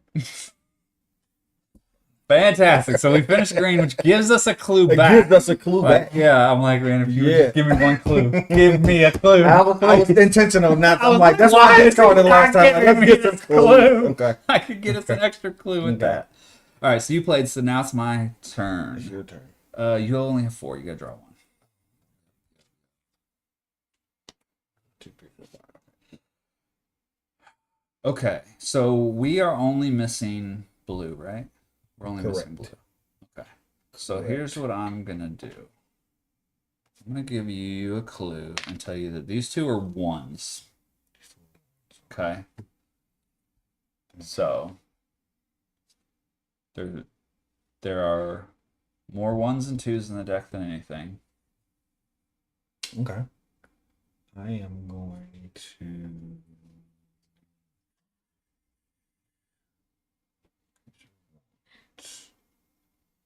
Are you talking about me cheating? We can only have, like, since we got red out here, can only have. Yeah. So statistically, so you're a counselor and I'm a data analyst. Statistically, I don't like numbers, that's why I want the counselor. Yeah, you only have one. There's only one left playable in the whole. All of these cards, there's only one. So the rest of the ones are useless to us. Gotcha. I'm going to discard this one. There we go. There we go. Everybody in the chat, like, you there cheating. Cheaters. Cheaters. Yep. Okay, so... All right. This is actually pretty good, too. I'll give you a clue. This is green. This is green. Okay. Can't play any more I'm green going to cards. discard this one. There you go. Boom. All right, draw another card. Okay. So you remember the last clues I gave you? Okay, there we go. And now it is my turn again.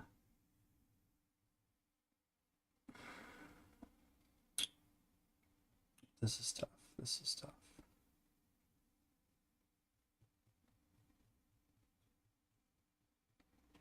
And I guess I can do that. All right, I'm going to say these two and this one are red. Yeah. Yeah, so you know where the red 5 is. Okay. All I'm right. going to give you a clue. Yes, that'd be perfect. This is a 1. This is a 1. Yep. All right, now do I think that it's a blue 1 or a... I'll tell you what I'm going to do. Because...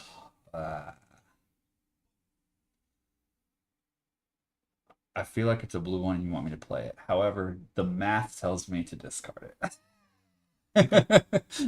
Because there's 2 more blue 1s in here, and we are desperately low on clues. And if I play it,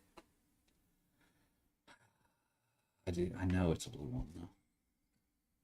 Of course, if I'm wrong, we lose. And see, again, the statistics tell me. The math says get rid of this card even if it is a blue 1, because that's a much better play. But I will risk it, and I will play this. It is a blue 1. I trusted your communication, even though you're playing a dangerous game. Yeah, it was a dangerous, huh? No. Alright, so it's my turn. So do we get a clue back since you guessed right? Nope. That's why I was going to get rid of it. But it is your turn, and you have information. So... What is that? I told you what it was. This one? Yeah. Oh. I am going to discard this. Yes. You did tell me. Yes, I did tell you what it was. All right. There's your other card. Let me see that. Oh goodness, that's all right. All right, I'm gonna do this because I think about. These are 3s. Both of them are 3s. So you should know. Both of these are 3s? Yep. Okay. Okay.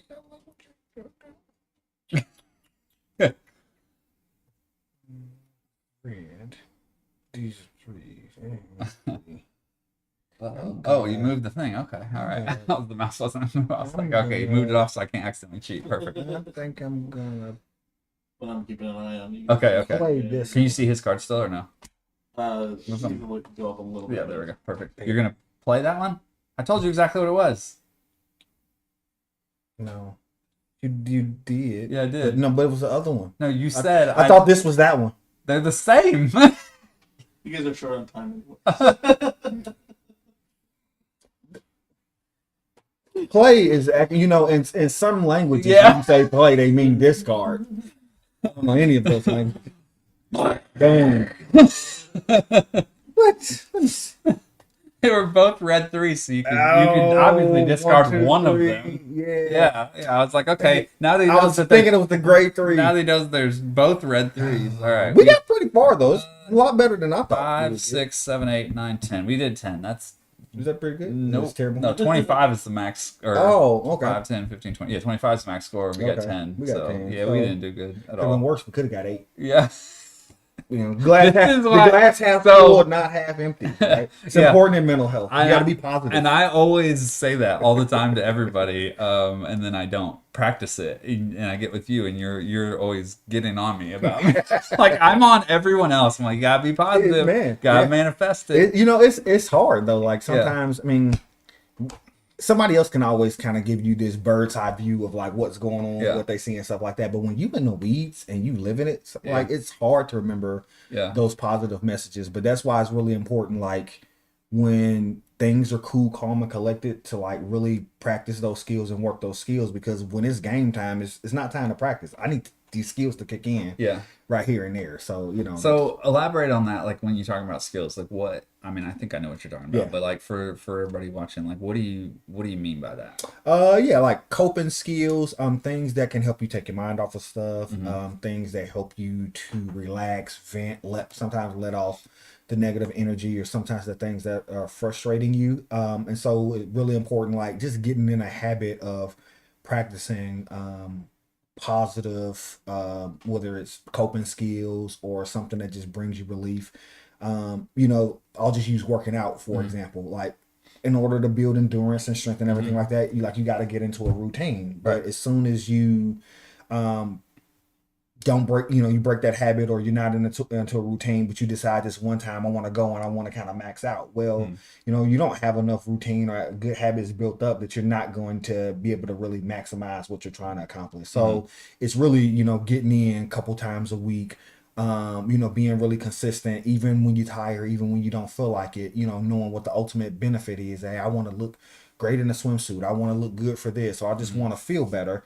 But that's not just that, that one off. It may help in that time, but the next time a crisis rolls around, or you find yourself in just a really hard moment, I got to be able to kind of lean into my coping skill of going to work out, going to release. But if I haven't done that in a while, it's hard to pick myself up when I'm really down and then go and do that. Yeah.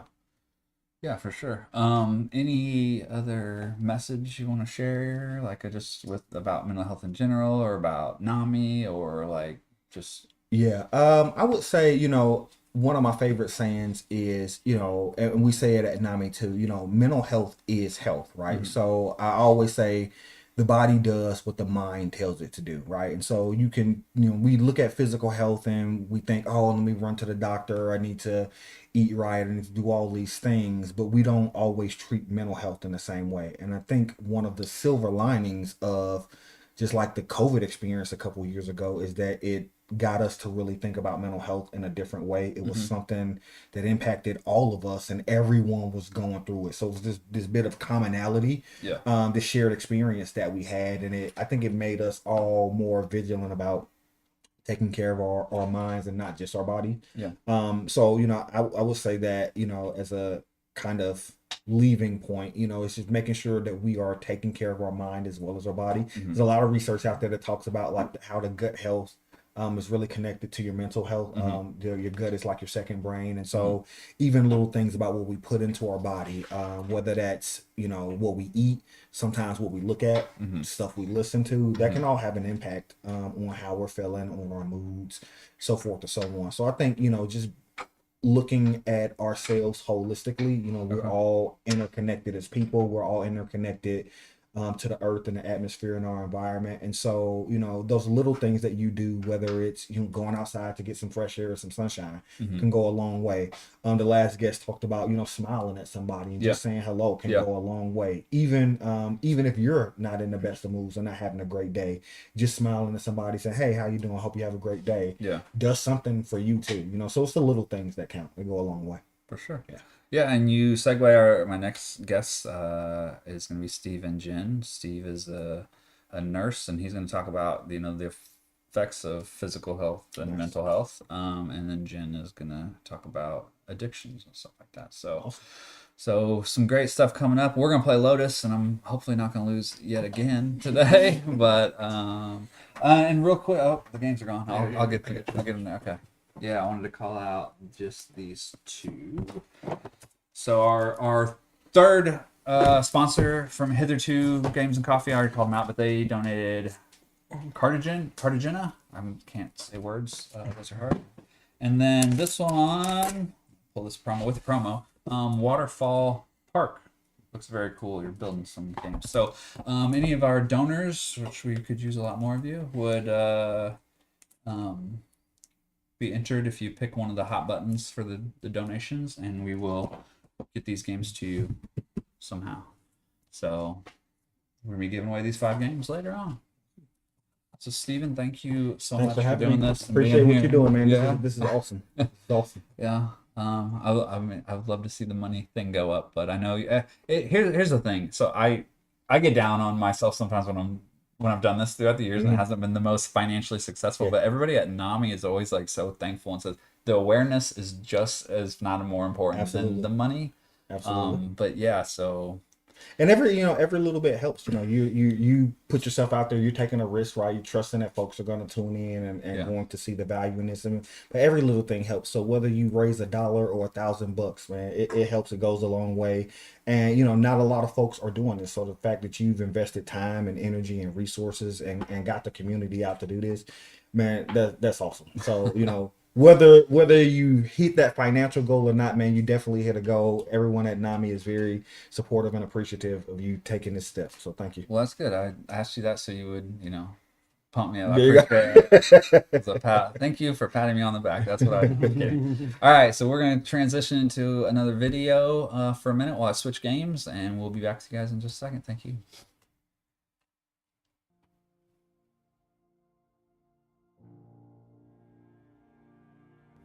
I found NAMI when coming home from the scene of my brother's suicide. I looked up the word suicide, and NAMI popped up. Never heard of NAMI, did not know what NAMI meant, and made the call. And after making the call, was invited to come in for classes. And I really was expecting more of a hands-off, but they were more hands-on. And not only that, they held my hand until I was comfortable.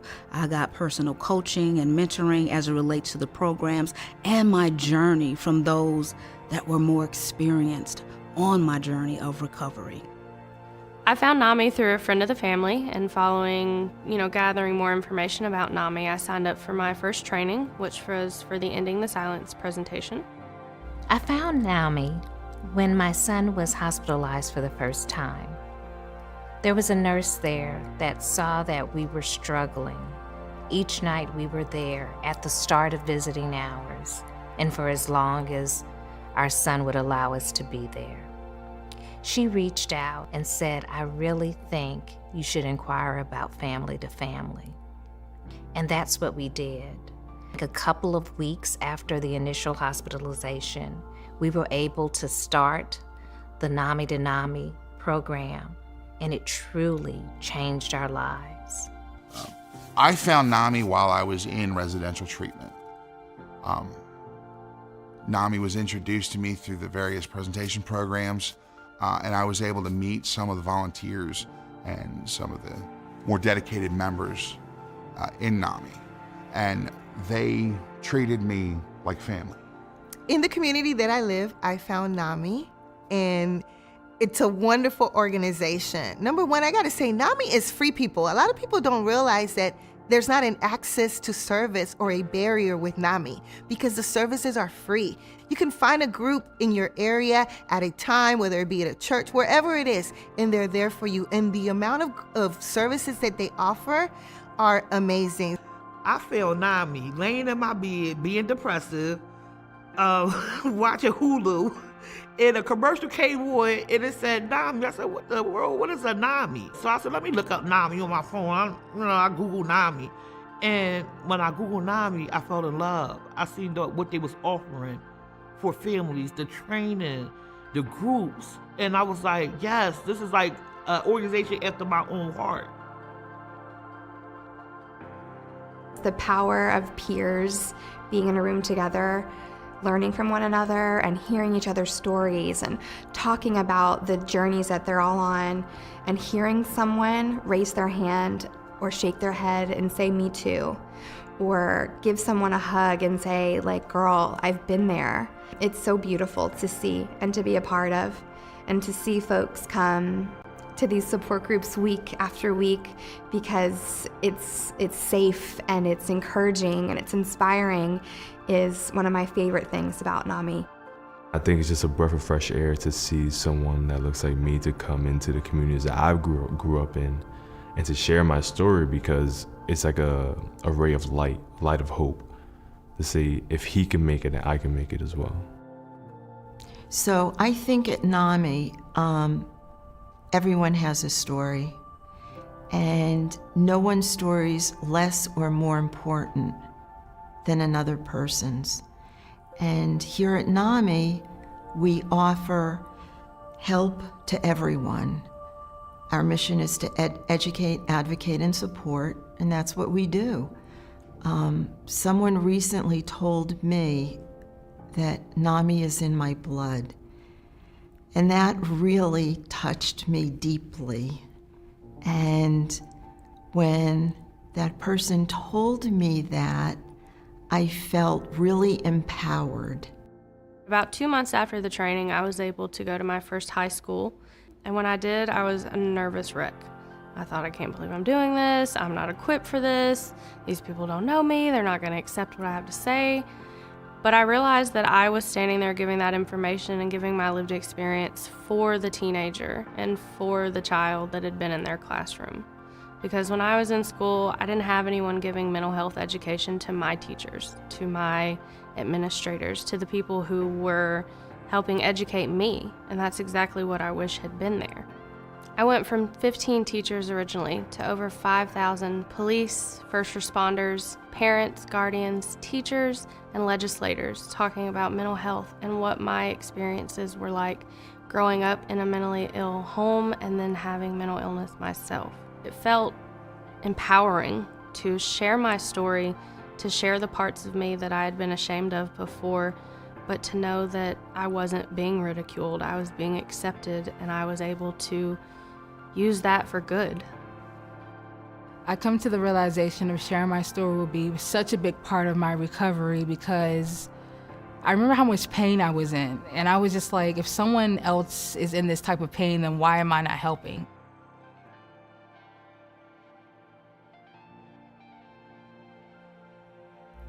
NAMI support turns into NAMI family. Often the people that you are closest to will not understand what you are going through because they do not have the lived experience. My NAMI family, they understand because they have a lived experience. Being in a NAMI young adult support group makes me feel valid and seen.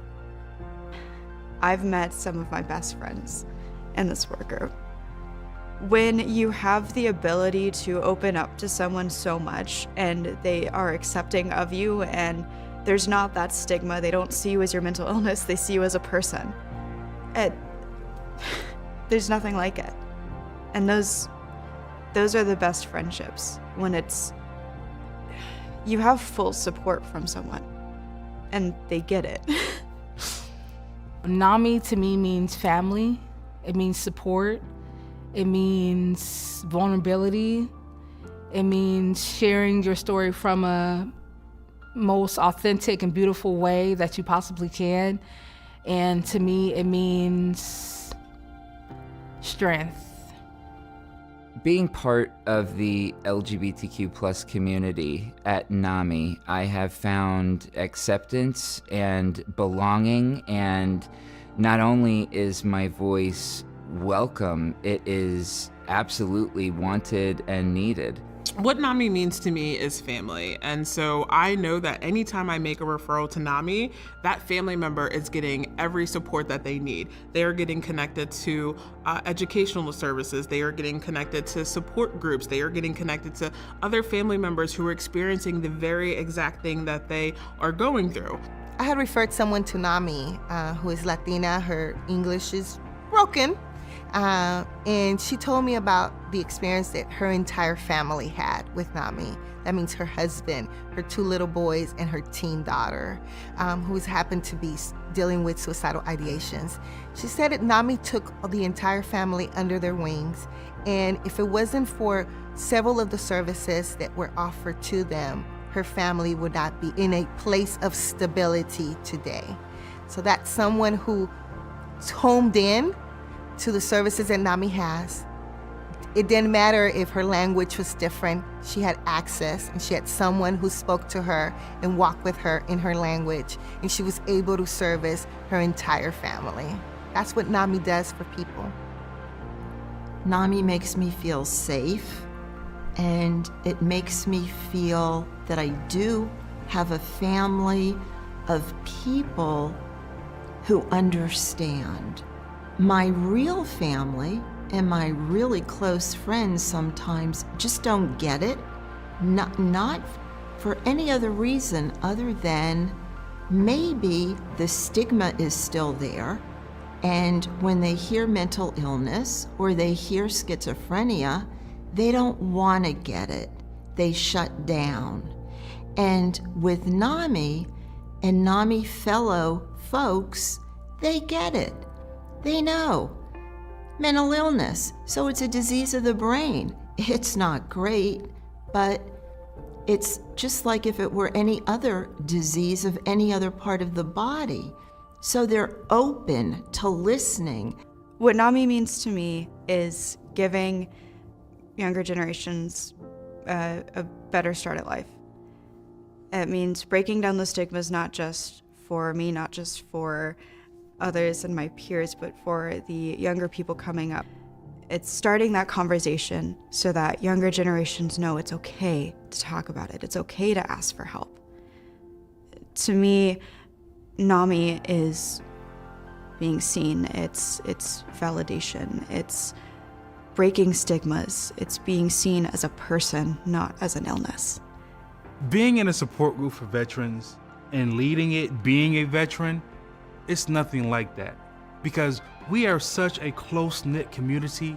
Where else can you go to? Who else can you go to talk about surviving being shot by a sniper other than another veteran? To have somebody in front of you who understands what you're going through and not only understand, but can talk to you about their experience, it's counseling on both ends. And that's what NAMI is all about, that lived experience to be that support system for other people. They welcomed me in to their circle and told me that circle could be as wide as it needed to be. They assured me that when I didn't think I had any friends, I did. When I thought I had lost all family, I still had family. I started to realize that I deserve to be happy. I deserve to be productive. I deserve to pursue the things I want to pursue. NAMI means everything to me. I wouldn't be here if NAMI wasn't around, because it gave me a sense of purpose. It gave me a sense of direction. It gave me family. It gave me friends. It gave me hope. And it erased a lot of stigma that I had stored.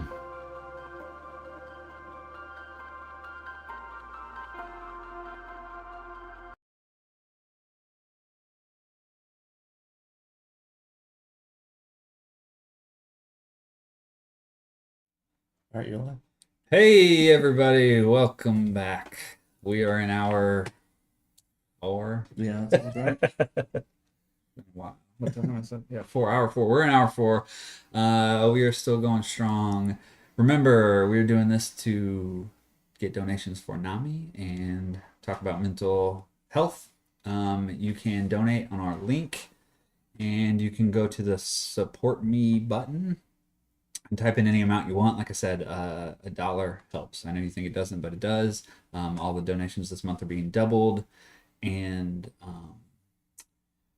as JD had brought up, we got like 1,600 BGI members. That's $3,200 if everybody gave $1. So yeah, that'd be awesome.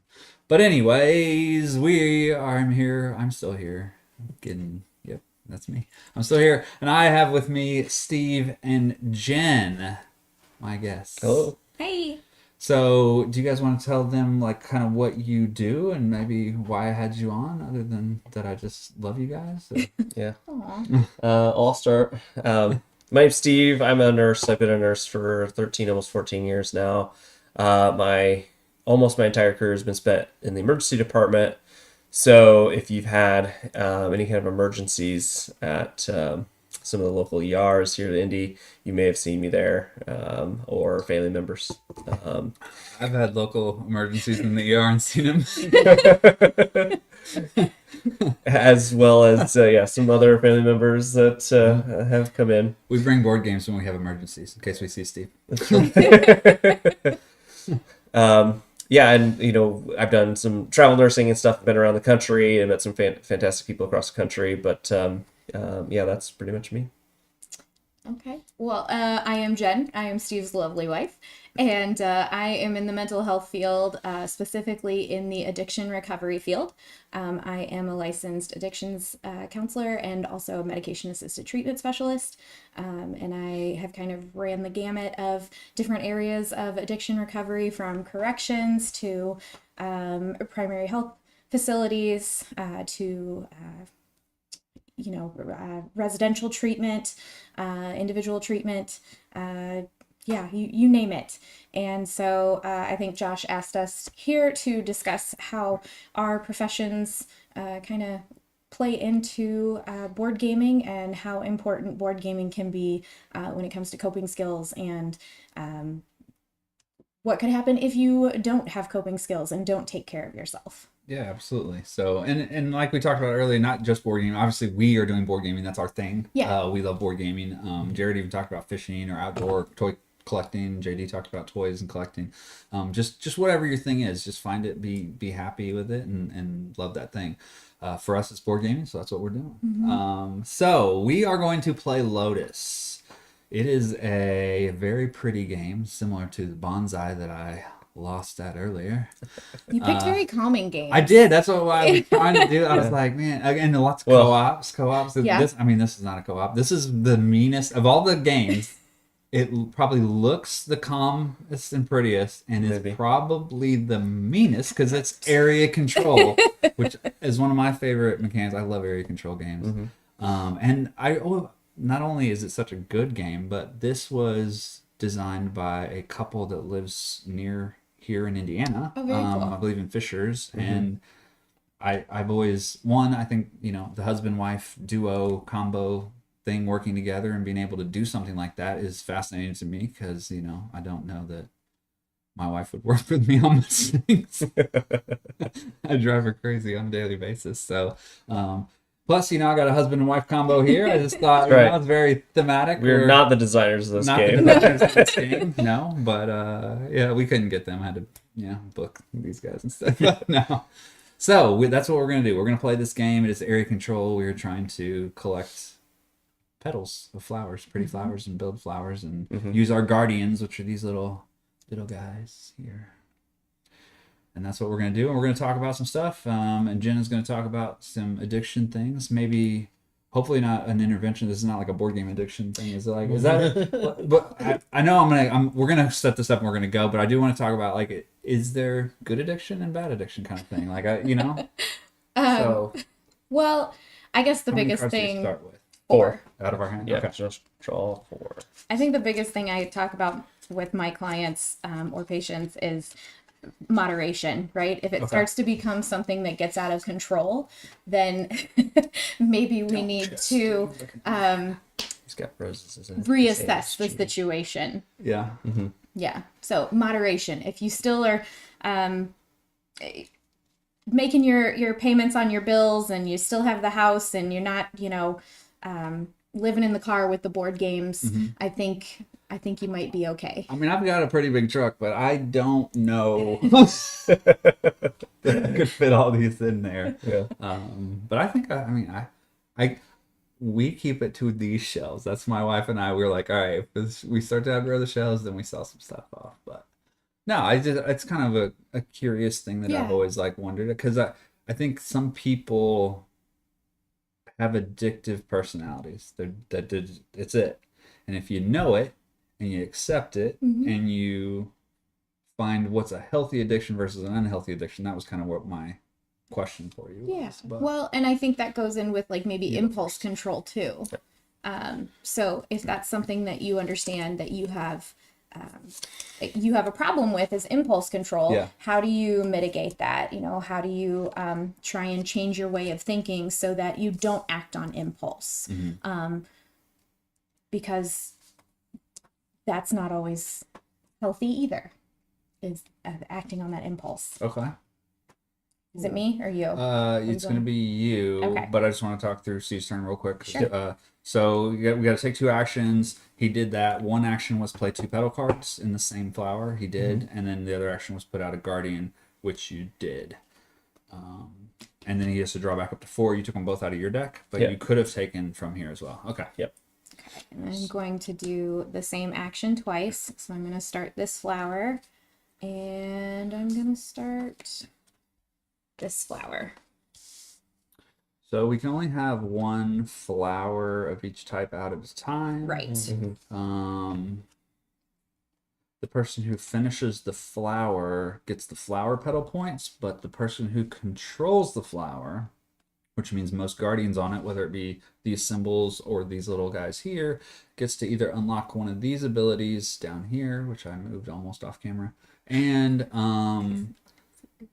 or take 5 points, which is a lot in this game. So and also, what else? I can get rid of cards, right? I can put them on the bottom of the deck. Yeah, you can take your 2 cards and put them on the bottom of your deck and then draw 2 off the new top. ones.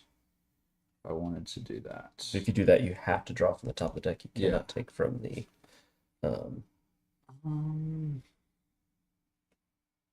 remember what those are called, wild cards or something. Something. So, Steve. Yes, Josh. So I know I have a family member right now who is going through chemotherapy, and they have been told, and I believe it, but what I wanted to talk to you about specifically is like the effects of mental health on physical health. And I think I know you don't specifically do in like cancer and stuff like that, but I think that's probably where it's the most prevalent. But if there's any other kind of things you could elaborate or talk about that, of like how important it is to have a good mind space for physical health as well. Sure. Well, I work in the ER, so we don't deal a lot with like the long-term effects of things. Of course, in our daily lives, you can see the benefits and the consequences of good mental health on your physical health, or vice versa.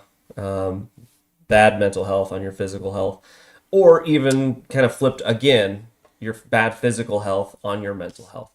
For instance, the family member that's chemotherapy, I'm sure when they got that diagnosis, there was a lot of emotions, a lot of feelings, anxiety about what's coming in the future, what their family members are going through, stress in their life from the dramatic news and changes going on in their lives, and all of that is connected. All of your mental health, for both the good and the bad, affects you physically, and all your physical health affects you mentally. And so it's really important to not just focus on just one or the other, and look at it as you're a whole person, and you must address all of it together. If you've listened to anybody talk about mental health, they'll tell you that, even taking a 15-minute walk can help your mental health significantly if you do it daily. I think consistency is a big part of that. But it just physical exercise will help reduce your stress, which can also greatly improve your mental health too.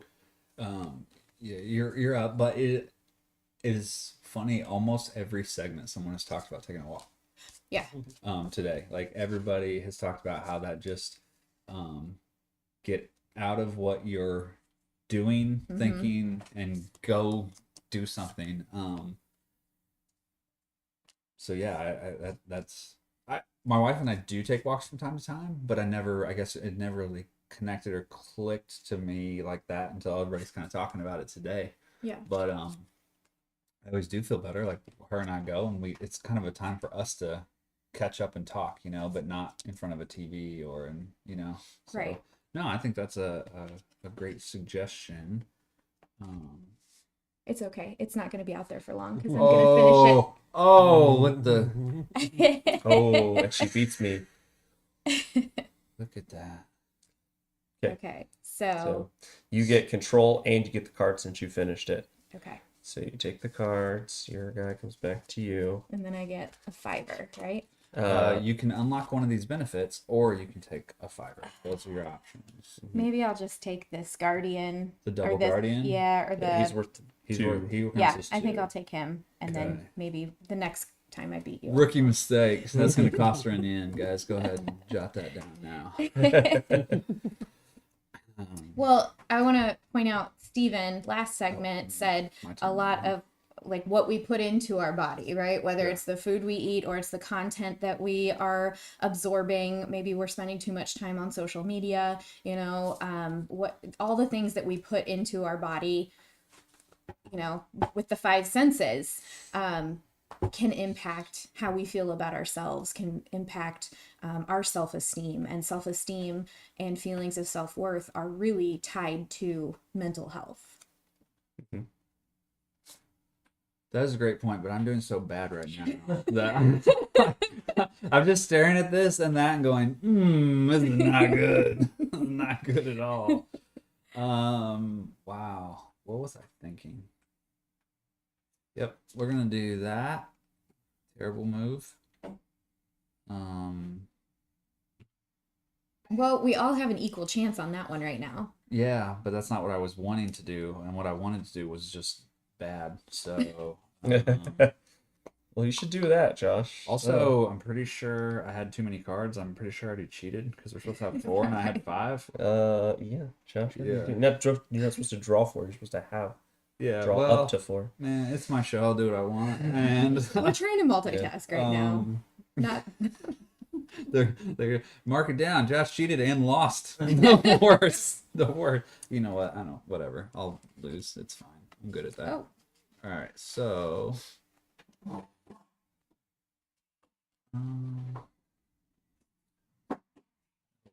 That'll do. And then I draw 2. We'll take these 2. Nobody will have any idea what I'm doing. No one knows what I'm up to. It's a sneaky play. So, Jen, yeah. I guess kind of talk about addiction is nothing that we've ever talked about on here before, and I don't think unless you deal with it or suffer from it, it's something that people are really familiar with. So, like, I mean, anything that you can elaborate on addiction, or like, I guess identifying, like, how do you know you know, or an addict, or how do you get to those points? I guess. Well, You're welcome, Steve. Thanks, Josh. You're the best, man. I guess jumping off, how do you know if you have addiction issues? I think primarily when it starts to become unmanageable. Okay. Right. Yeah, so when things are starting to impact your daily life, and that, you know, depends on you. I guess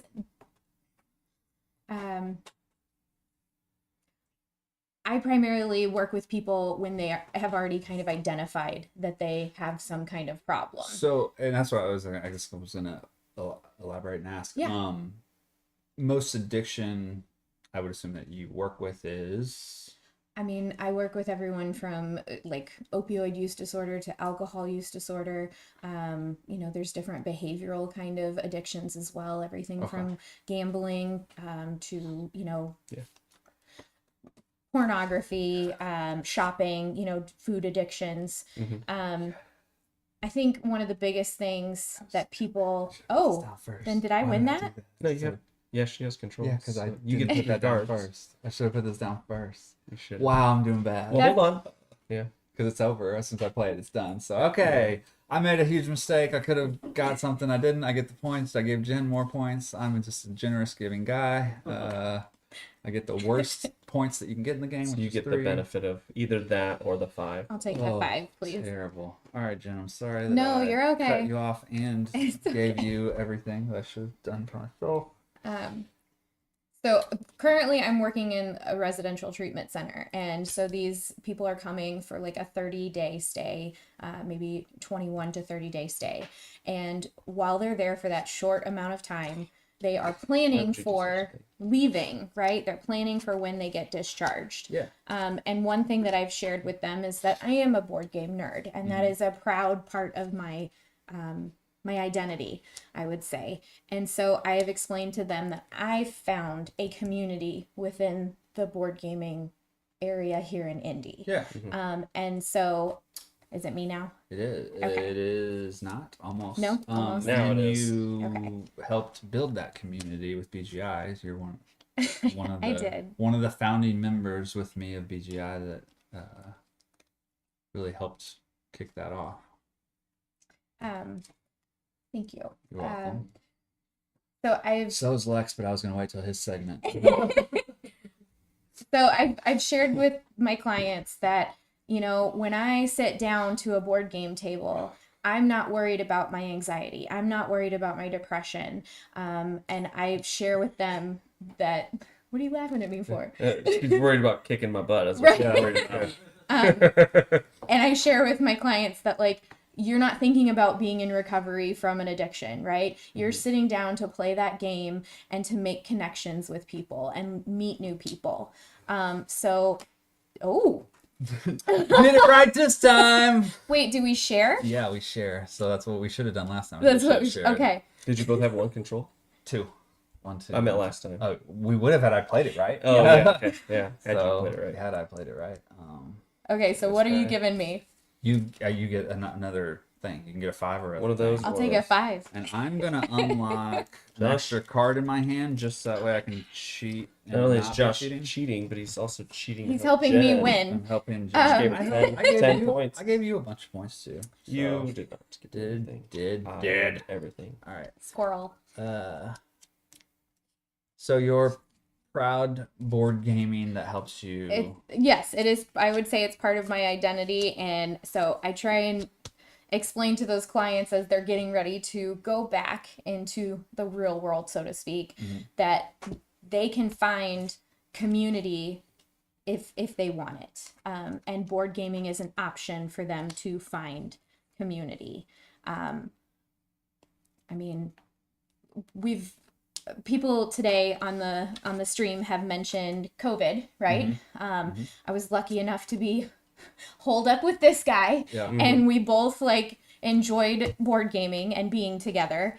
So that was a huge. It's me, right? Yeah. Okay, that was a huge relief that we Here? had each other. Yes, and I think that finishes it, or is it one short? So we were lucky to at least still be able to game with one another during COVID, but You got it. 1, 2, 3, 4, 5. You got 2, 3, 4. Yep. this Okay. normally does not happen, so I'm ecstatic that we are actually capturing this on camera. And we're gonna just keep asking Jen questions to try to throw her off. So So we were lucky enough to, and I know you and Rachel were lucky enough to still be able to game together. I did I did more solo gaming then. Yeah, she was not having it with me at that point. But I think I COVID would was be tough on for everybody. Yeah. COVID was tough on mental health, period. Mhm. And I think the addictions, if we touch base on the addictions area, I mean, I will be interested to see the research coming out of that COVID period, because my guess is that rates of addiction also increased. Yeah. Rates of mental health issues, I'm sure, also increased. So. Yeah, I would bet that you're right. I did not do my own research. No, you That's just my opinion. This is so hard to do, by the way, to play a game, talk about things, and then remember these. Because I was like, oh man, Jen said something. That was a great question. And I'm like, these cards are terrible. What was I saying? Whoops. And we all have undiagnosed ADHD. Yeah. That is true. Yes. Oh. So. Sorry, I So shouldn't. bad. I should not joke about that. You. Is it me now? Yes, Did you go back? yes. Okay, I'm gonna do those two, please. Don't love it. And then I'm just gonna. Set you Oh man. help that one out just a little bit more. So, I mean, you definitely get people in the ER though that are having like a mental health crisis that you have to help with, like maybe aftercare or like get them hooked up with a social worker. Yeah, so Jen's taking over to help me with my Oh. crisis right now because I'm doing so badly. Thank you, Jen. This is what Jen does best, is clean up my messes. Thank you, Jen. So in an ER setting, people can have a mental health crisis that is every bit as risky as somebody having a heart attack or a stroke. Long-term effects of that will be with them for the rest of their life, potentially, depending on what that mental health crisis looks like. Yeah. And I don't know what every hospital system does to address the suicide, specifically like the riskiest part of that mental health crisis. But like our hospital and every hospital I've ever worked at, they do what's called this Columbia screening, where we're asking people, like, are you having thoughts of hurting yourself or committing suicide? If you are, have you developed a plan, or have you thought what that might look like? Right. Are those thoughts recent? Have you tried to do anything in the past? And if it has it been recent, like I think the time frame is like three months is like the kind of the cutoff for more acutely significant risk versus less. So, and through a series of, I think, 7 questions, you may get less depending on some of your answers, but it's a tried and true Questionnaire screening tool. screening tool that they use to assess if you are a risk to yourself, and that's not something that anybody wants to see in their ER, because in my experience, those people come in and they scare the ever living daylights out of you, because at any moment they can decide that they want to hurt themselves, and you're usually not within range to like necessarily stop them unless you're really acutely paying attention to everything they're doing. And so from that time that they first check in, they're wearing all their normal clothes and bringing who knows what in, to the time that you can get them back to room, safely assess what they have. Our hospital, we take all their personal belongings. We give them a pair of like hospital scrubs to change into, just to remove any significant big threat that we can away from the patient, in case they have like that change of mind and they want to act on those things. And that's not something anybody wants to see or do, but it's a risk that we have to assess. And everybody's primary goal is to keep everybody safe in the hospital. So It's your turn. right. At least that person came into the hospital though, right? Like at least they are now someplace where they can get some assistance. That's something I usually tell my people that come into to the residential treatment center where I work currently. You know, the statistics are not in favor of people with addiction. There's so many people that do get help, but for every person that doesn't get help, there are plenty out there that don't get help. So just trying to talking about the stigma, talking about like it is okay to ask for help. You know, a lot of times with mental health and addiction, it's like the chicken or the egg question, right? What came first? Was it maybe mental health? She wins control of that one. Jen. Oh, I do? Yeah, so you get that or that. I'll take the 5. So, and I don't mean to cut you No, off, you're but good. You guys both kind of touched on something that I think is important, that and one thing that NAMI does is open up more opportunities for places and people that are trained that are in crisis, because there aren't enough. Yes. And I've dealt with that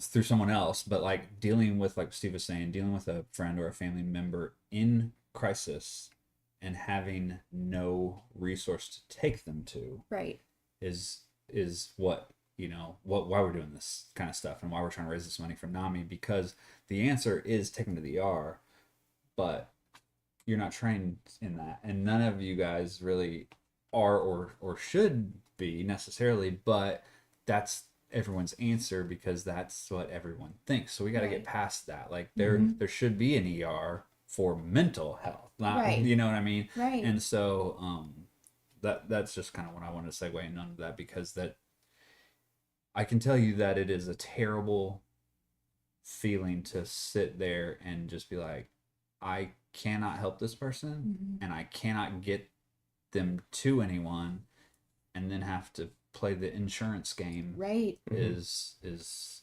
awful. So just I'm gonna take my turn.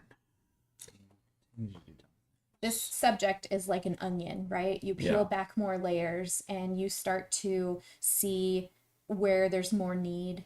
And I think that's part of the reason why it's amazing that you guys are doing this, because this money and the support can help those layers of the onion, right? You maybe have somebody that comes in and they're feeling like they want to harm themselves, and they have a history of addiction, they have a history of trauma, and they don't know what to do.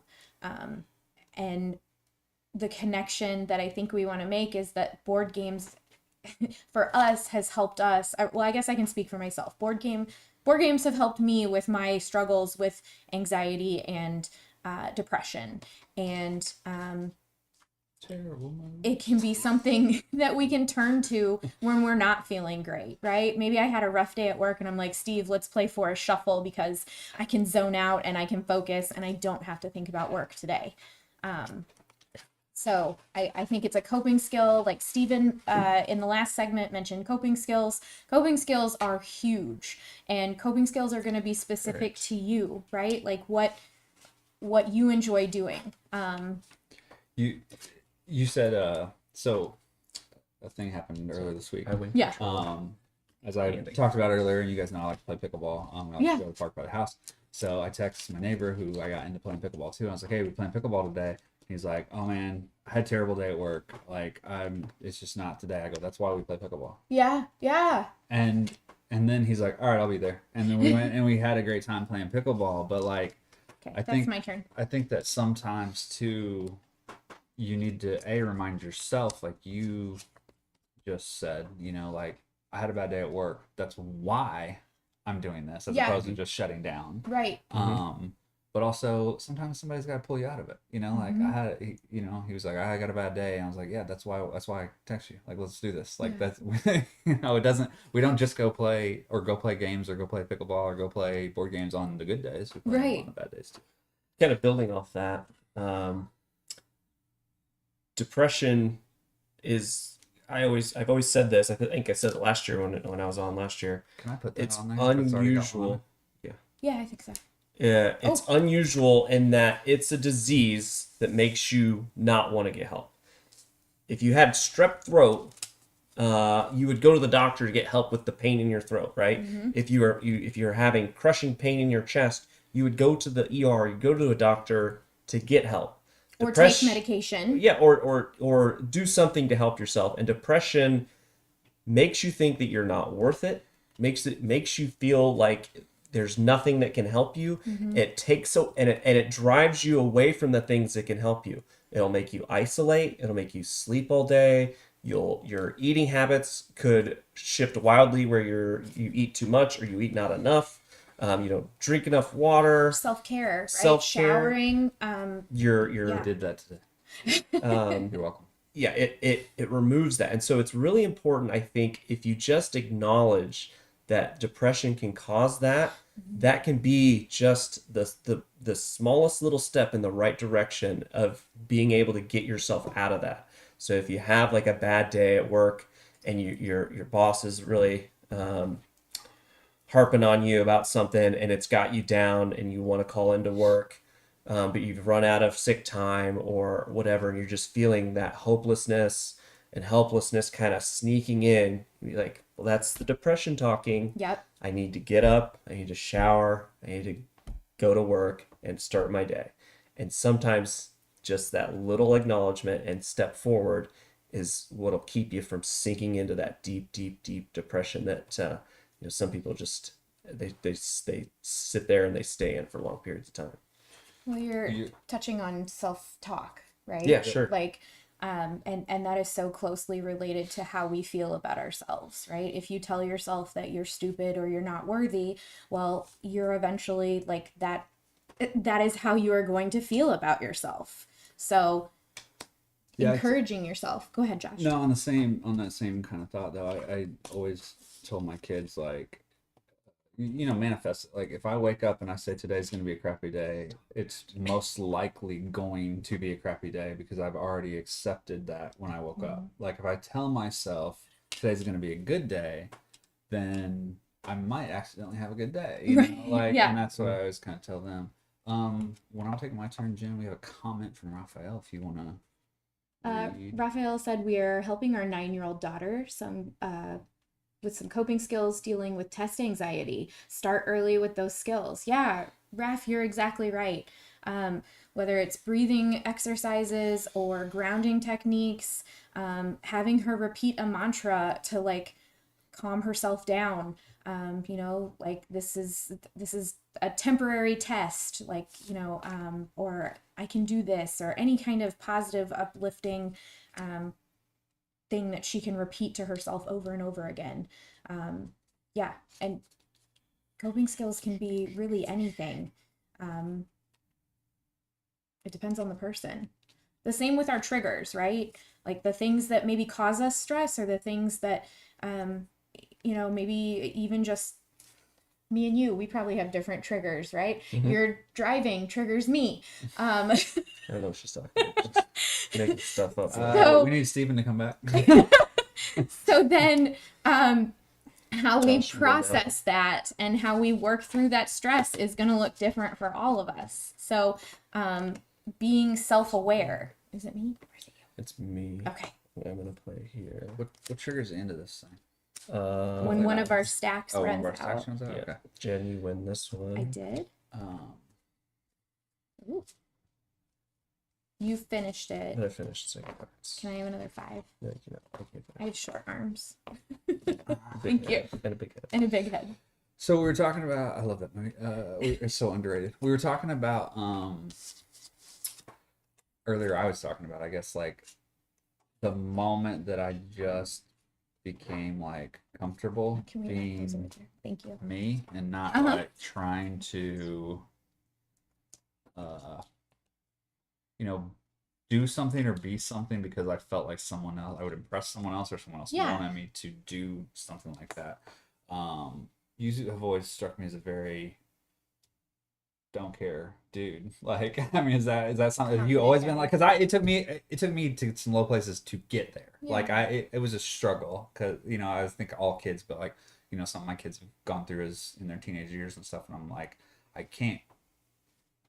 I want to push you there. Like, you just gotta not care, and everything will be fine. But Yeah. like, how do you get somebody there? But did you go through that as a kid too, or did you just like you've always just been chill and?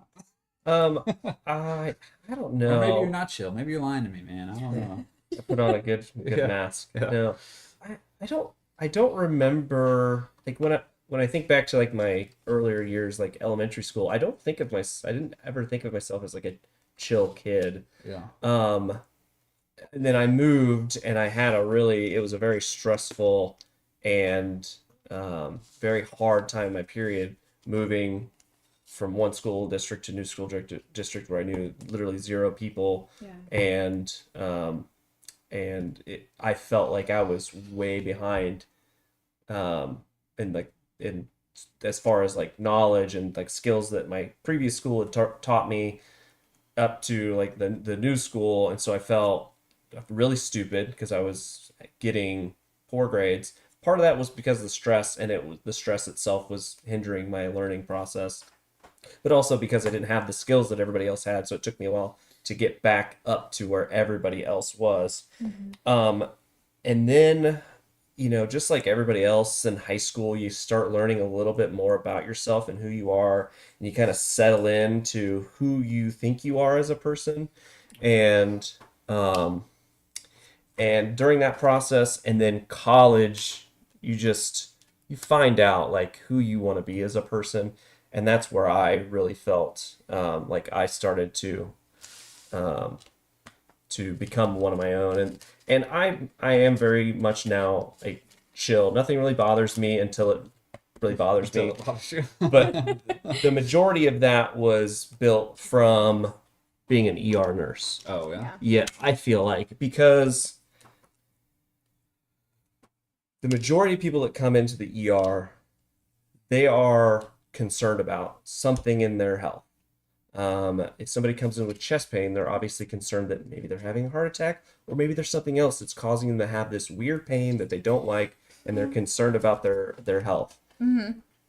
If I go in and I also act equally anxious about their situation, that's only going to perpetuate their anxiety, and it's a cycle that will not, it doesn't do anybody any good. So I go in, I kind of project this confidence and calmness, and that hopefully, at least what I hope by doing that, is to get the patient to calm down a little bit and just let's kind of see what happens. And if it's a true emergency, boom, we're there to handle it. You've got an ER doctor trained specifically for ER problems. You've got an ER nurse specifically trained to be ER nurse and the care provided for that. So you're in the perfect place to have whatever problem that you're having.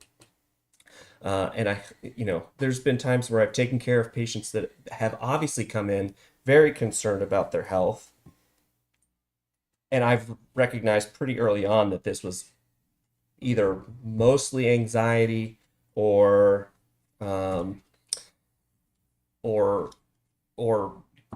worsened significantly by their anxiety. Mm-hmm. And I've been able to just address that anxiety while also making sure that they're not having a true emergency. Well, you're always assessing your patient when they're right in front of you in Always. the ER. Yeah. And it's subtle. Sometimes I don't even, it becomes just like almost like a background thing that I'm doing constantly, just looking at them, seeing how they're reacting, the color in their skin, how they're breathing. It's stuff that I don't even mentally take actions to recognize. It's just a constant thing. Like we were doing a training one time and we had these computerized dummies, and one of them was a baby, and we were trying to assess the baby. It was like a training program, and the guy on the computer was kind of controlling that. And I look over and I'm talking to some of the other people that I was doing this teaching thing with, training thing with, and I look over at the baby again, and I look over at my coworkers, and I was like, I think the baby's breathing just increased dramatically. And that was part of the training process. It was like, the baby's getting worse, what do you do? And just that little thing at the end of the training program, they said, we've done this I don't know how many times, and only a couple people ever notice that the baby changes their breathing. Mm-hmm. And again, I didn't say it because I really realized that the baby, I was just a background thing that was going on kind of in my head. And I said it out loud because I was working with other people. Whereas if it was just by myself, I would just kind of make a mental note. Mm-hmm. So your skills are honed and you know them like the back of your hand. All right. I'm out of cards. So I think What? that technically means the game's over. Oh, wait a minute. So I shouldn't have gone? When I laid those two, I was done. Is that in the game? It actually ends when someone runs out of cards. But does it end at the end of the round, or does it end immediately? I don't know. I haven't played this in a minute. Figure this out. The game ends when Steve wins. I guess one thing we talked about different questionnaires or different screening tools or different assessments. I think it's really important to remember when you are with a professional, whether it be a doctor or a clinician, a therapist, a counselor, whoever is working with you, be honest with them, because they cannot help you unless you are honest with them, and know that it's a safe place to share how you're feeling. Yeah. So go ahead. Sorry. Okay. So at that time, when the player has drawn their last card, each player takes one final turn, including the player who triggered the last round. So you will take one more turn, and that will be the end. You would have had to have drawn this. Okay. Because that would. And then just so everybody knows, After all players have completed their last turn, the incomplete flowers in the lowest guard are claimed by players whose guardians have control. Yeah. Okay. So that's where those end up going to. So you've taken your final turn? Unfortunately, I have.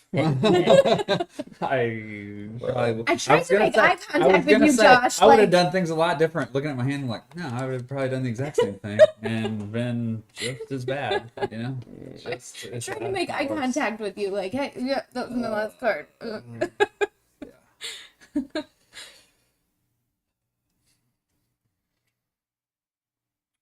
Well, oh man, no. Jen, Yeah. you got any parts of wisdom as we're finishing up this game you wanna share? Other than I know you kind of just did. Yeah, So, but, I guess just we all can work together to end the stigma, whether it be on mental health or addiction. You know, understanding that it's okay to ask for help. So we got 4 and we I got have 4. 3. 1, 2, 3, 4. Oh. And I've got 2, 4. So we I only tie. have 3. Dang, you guys got me. But yeah, the parting words of wisdom, just, yeah, it is okay to ask for help. It is a sign of strength, even though people Okay. may think that it is a sign of weakness, that you are in a weak spot when you ask for help. No, it is a sign of strength that you are able to acknowledge that you can't do it on your own. And the reason why we're doing stuff like this is to help end that stigma, talk about this. This is something that needs to be talked about because as you take your final turn, so I think I've shared before. Wonderful. I saw an interview with Marshawn Lynch one time, who was the running back for the Seahawks for a while, and he was talking about like, yeah, man, I didn't know how to do that, so I asked somebody. Like, Yeah. I didn't know how. Like, I wanted to start a business, but I didn't know how to do that, so I did. Like, he's Yeah. like, yeah, just ask help. It's way easier. He goes, because I couldn't figure it out. Like, Yeah.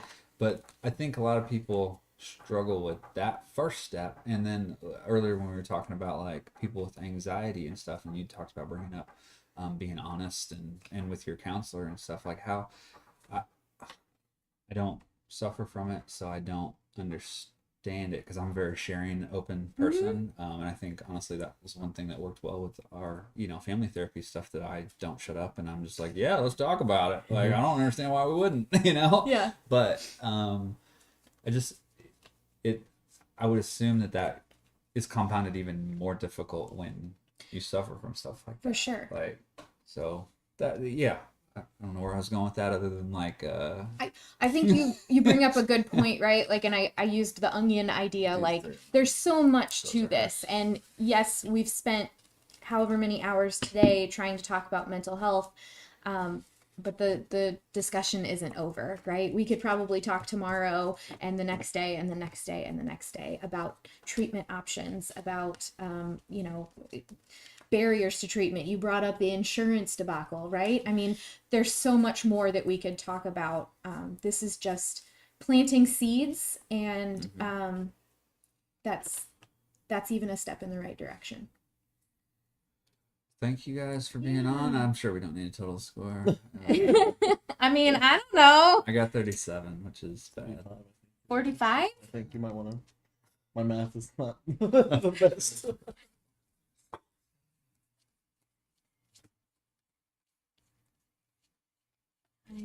Oh, 44. 44? Okay. Right. 35. Yeah, 44. 46. Oh. 51. Remember earlier when I said Jen made a huge mistake? I probably did. stand by that. I guess. I kind of thought I was making good choices and Let's- come back. And Do me a favor, scroll down on the Twitch page just a little bit. Not too much. Oh. Keep going, keep going. Immortal Donut, fellow nurse. Yeah. Aaron Belvin. Do you know Aaron Belvin? Yeah. He's part of BGI. oh, whoops! I just stacked all these cards up. So We got a lot of nurses in BGI. yeah, We got nothing but love for our nurses. That's right. keeping us healthy. Trying to, despite all your best efforts. I like to injure myself, all right? We need to have a segment about how my mind still thinks I'm an all-star athlete. Oh, my yes. brain, or no, my body is like, no, you're not. You ain't got it anymore, guy. Give it up. So, but yeah, thank you guys for being on. Thank you for having It was us. fun. I think you guys had some great points and some helpful insights, I think, to some people. We'll do another little video. Lex, I tried to stall as much as I could, man. Can I do a quick shout out? You absolutely can. Thank you to Grandma Barb for watching our munchkin for us so that we could come and do this. Yeah, that is also good for our mental health. Yes, yes. Yeah, the next thing is Lex and I are going to play some Seesaw and Paper, and we are going to talk about mental health and parenting. You guys might want to stick around. And the vast differences between being a step parent and a biological parent. Yes. Yes. Yeah. And probably a big difference between being a step parent of teenagers and now adults versus young children. Yeah, I thought that would be, because it is greatly different. Yeah. All right, for sure. But yeah, we'll talk about I'm not gonna we'll talk about that next. Thank you guys. We'll Thanks, roll guys. another video. We'll see you.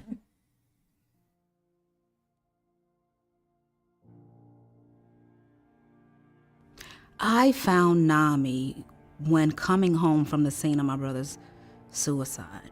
I looked up the word suicide, and NAMI popped up. Never heard of NAMI, did not know what NAMI meant, and made the call. And after making the call, was invited to come in for classes. And I really was expecting more of a hands-off, but they were more hands-on. And not only that, they held my hand until I was comfortable. I got personal coaching and mentoring as it relates to the programs and my journey from those that were more experienced on my journey of recovery. I found NAMI through a friend of the family, and following, gathering more information about NAMI, I signed up for my first training, which was for the Ending the Silence presentation. I found NAMI when my son was hospitalized for the first time. There was a nurse there that saw that we were struggling. Each night we were there at the start of visiting hours, and for as long as our son would allow us to be there. She reached out and said, "I really think you should inquire about family to family." And that's what we did. A couple of weeks after the initial hospitalization, we were able to start the NAMI to NAMI program, and it truly changed our lives. I found NAMI while I was in residential treatment. NAMI was introduced to me through the various presentation programs, and I was able to meet some of the volunteers and some of the more dedicated members in NAMI, and they treated me like family. In the community that I live, I found NAMI, and it's a wonderful organization. Number one, I gotta say, NAMI is free people. A lot of people don't realize that there's not an access to service or a barrier with NAMI because the services are free. You can find a group in your area at a time, whether it be at a church, wherever it is, and they're there for you. And the amount of services that they offer are amazing. I found NAMI laying in my bed, being depressive, watching Hulu, and a commercial came on and it said NAMI. I said, what the world? What is a NAMI? So I said, let me look up NAMI on my phone. I Googled NAMI. And when I Googled NAMI, I fell in love. I seen what they was offering for families, the training, the groups. And I was like, yes, this is like an organization after my own heart. The power of peers being in a room together, learning from one another and hearing each other's stories and talking about the journeys that they're all on, and hearing someone raise their hand or shake their head and say, "Me too," or give someone a hug and say, like, "Girl, I've been there." It's so beautiful to see and to be a part of, and to see folks come to these support groups week after week because it's safe and it's encouraging and it's inspiring is one of my favorite things about NAMI. I think it's just a breath of fresh air to see someone that looks like me to come into the communities that I grew up in and to share my story, because it's like a ray of light of hope, to say if he can make it, I can make it as well. So I think at NAMI, everyone has a story, and no one's story is less or more important than another person's. And here at NAMI, we offer help to everyone. Our mission is to educate, advocate, and support, and that's what we do. Someone recently told me that NAMI is in my blood, and that really touched me deeply. And when that person told me that, I felt really empowered. About 2 months after the training, I was able to go to my first high school. And when I did, I was a nervous wreck. I thought, I can't believe I'm doing this. I'm not equipped for this. These people don't know me. They're not going to accept what I have to say. But I realized that I was standing there giving that information and giving my lived experience for the teenager and for the child that had been in their classroom. Because when I was in school, I didn't have anyone giving mental health education to my teachers, to my administrators, to the people who were helping educate me, and that's exactly what I wish had been there. I went from 15 teachers originally to over 5,000 police, first responders, parents, guardians, teachers, and legislators talking about mental health and what my experiences were like growing up in a mentally ill home and then having mental illness myself. It felt empowering to share my story, to share the parts of me that I had been ashamed of before, but to know that I wasn't being ridiculed, I was being accepted, and I was able to use that for good. I come to the realization of sharing my story will be such a big part of my recovery, because I remember how much pain I was in, and I was just like, if someone else is in this type of pain, then why am I not helping?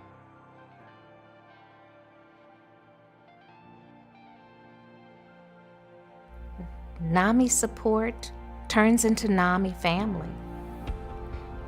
Often the people that you are closest to will not understand what you are going through because they do not have the lived experience. My NAMI family, they understand because they have a lived experience. Being in a NAMI young adult support group makes me feel valid and seen. I've met some of my best friends in this work group. When you have the ability to open up to someone so much and they are accepting of you and there's not that stigma, they don't see you as your mental illness, they see you as a person. There's nothing like it. And those are the best friendships, when you have full support from someone and they get it. NAMI to me means family, it means support, it means vulnerability, it means sharing your story from a most authentic and beautiful way that you possibly can. And to me, it means strength. Being part of the LGBTQ plus community at NAMI, I have found acceptance and belonging, and not only is my voice welcome, it is absolutely wanted and needed. What NAMI means to me is family. And so I know that anytime I make a referral to NAMI, that family member is getting every support that they need. They are getting connected to educational services. They are getting connected to support groups. They are getting connected to other family members who are experiencing the very exact thing that they are going through. I had referred someone to NAMI who is Latina. Her English is broken. And she told me about the experience that her entire family had with NAMI. That means her husband, her 2 little boys, and her teen daughter, who's happened to be dealing with suicidal ideations. She said that NAMI took the entire family under their wings, and if it wasn't for several of the services that were offered to them, her family would not be in a place of stability today. So that's someone who's homed in to the services that NAMI has. It didn't matter if her language was different. She had access, and she had someone who spoke to her and walked with her in her language, and she was able to service her entire family. That's what NAMI does for people. NAMI makes me feel safe, and it makes me feel that I do have a family of people who understand. My real family and my really close friends sometimes just don't get it, not for any other reason other than maybe the stigma is still there, and when they hear mental illness or they hear schizophrenia, they don't want to get it. They shut down. And with NAMI and NAMI fellow folks, they get it. They know. Mental illness, so it's a disease of the brain. It's not great, but it's just like if it were any other disease of any other part of the body. So they're open to listening. What NAMI means to me is giving younger generations a better start at life.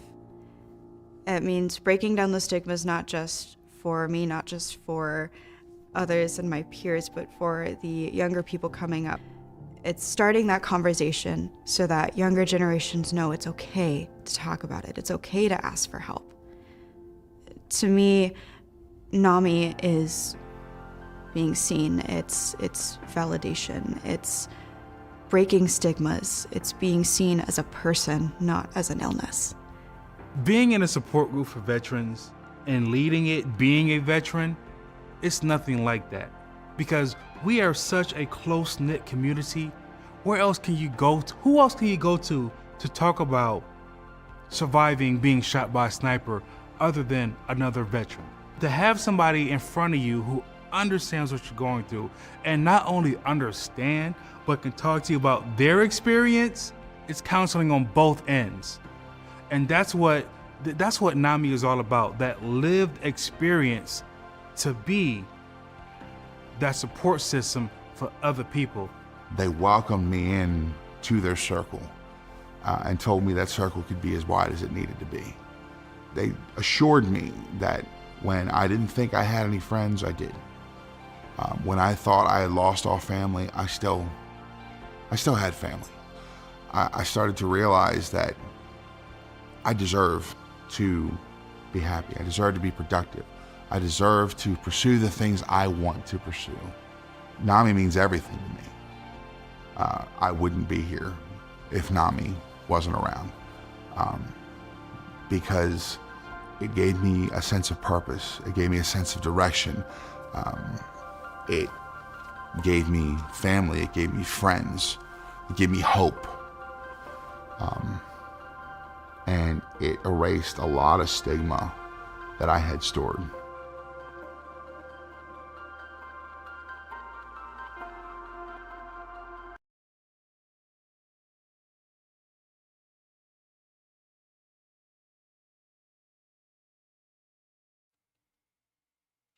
All right, we're back. We are back, and I have Lex. You can see Lex. I've been here almost the whole time. Lex is the reason that we can do this, because I don't know how to work any of this stuff. The tech support. Yeah, but yeah, so thank you, Lex, and partnering with me since the beginning of us doing this. Stork Plays Games and Virtually Analog have always done this together. So, yeah, thanks for having me, man. Oh, no, I appreciate you. And you, as I said earlier, are one of the, I'm gonna call you a founding member. You came in pretty quick. It was, to Board Gaming Indie. But you brought you'd started a group. Yeah, the Greenfield yeah gaming scene was starting to. I was trying to kind of get more players out on the east side, and when I discovered your guys' group, I was like, I'm just gonna, why limit it to just our area? There's so many cool people all over we town. had ours was Board Gaming Indie Northeast, if you remember. Yeah, we were yeah. northeast of Indiana because we were in like McCordsville, Fishers, Geist area like that, and then you came along and I was like, man, let's throw them together. Let's Yeah. do this. Like we'll put some miles on the car to Right. get some games in. So, Yeah. and it is blown up. So thank you. It says I just got a text on my watch says we received a donation. Ooh, that's great. Let's see. So Lex and I are gonna wrap this up today. JJ, $100. Man, thank you so much. That's amazing. That's my sister. Thanks, JJ. Oh, that's awesome. Love you. Thank Appreciate you. it. Thank you. So, yeah, we're gonna play Sea Salt and Paper from Pandasaurus. Pandasaurus has sponsored these in the past, but I couldn't connect with them this year, unfortunately. But thank you to them also. Great company. Yeah. The people there are awesome. Yeah. So we're gonna play Sea Salt and Paper. It's one that you and I both really like a lot, and it's a fun game. And we're gonna talk about our mental health as parents, which is something that I don't think I ever sat back and thought, man, I'm gonna be a parent, and like you're the toll. Like you just the toll it takes. The toll, and like everybody jokes and there's books and the comedians like you're just not prepared. Like you're not prepared, and I don't know that you can be prepared. No, but I always tell, like, if I have friends that found out they're going to be parents, I tell them my best piece of advice I can give is don't listen to anybody's advice. Yeah.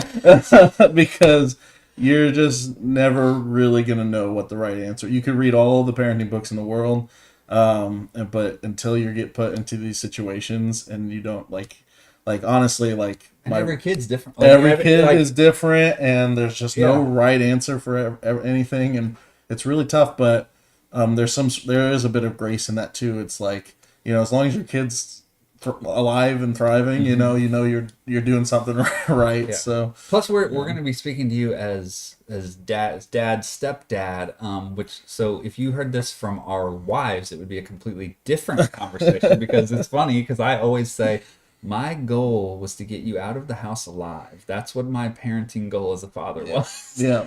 But that is it's not a pretty what my low wife bar. thinks. Yeah, we set a pretty low bar for ourselves, but I think we just kind of have to. But yeah, no, I think that I don't want this to just be a conversation for parents either. I want to talk about even for people who don't have kids, like something that's really I've been thinking a lot about recently, and something that's really important to talk to is just like generational trauma in general, and how like we as parents are trying to break from that. Like every generation wants the next generation to be better than to give a better life to them than we had.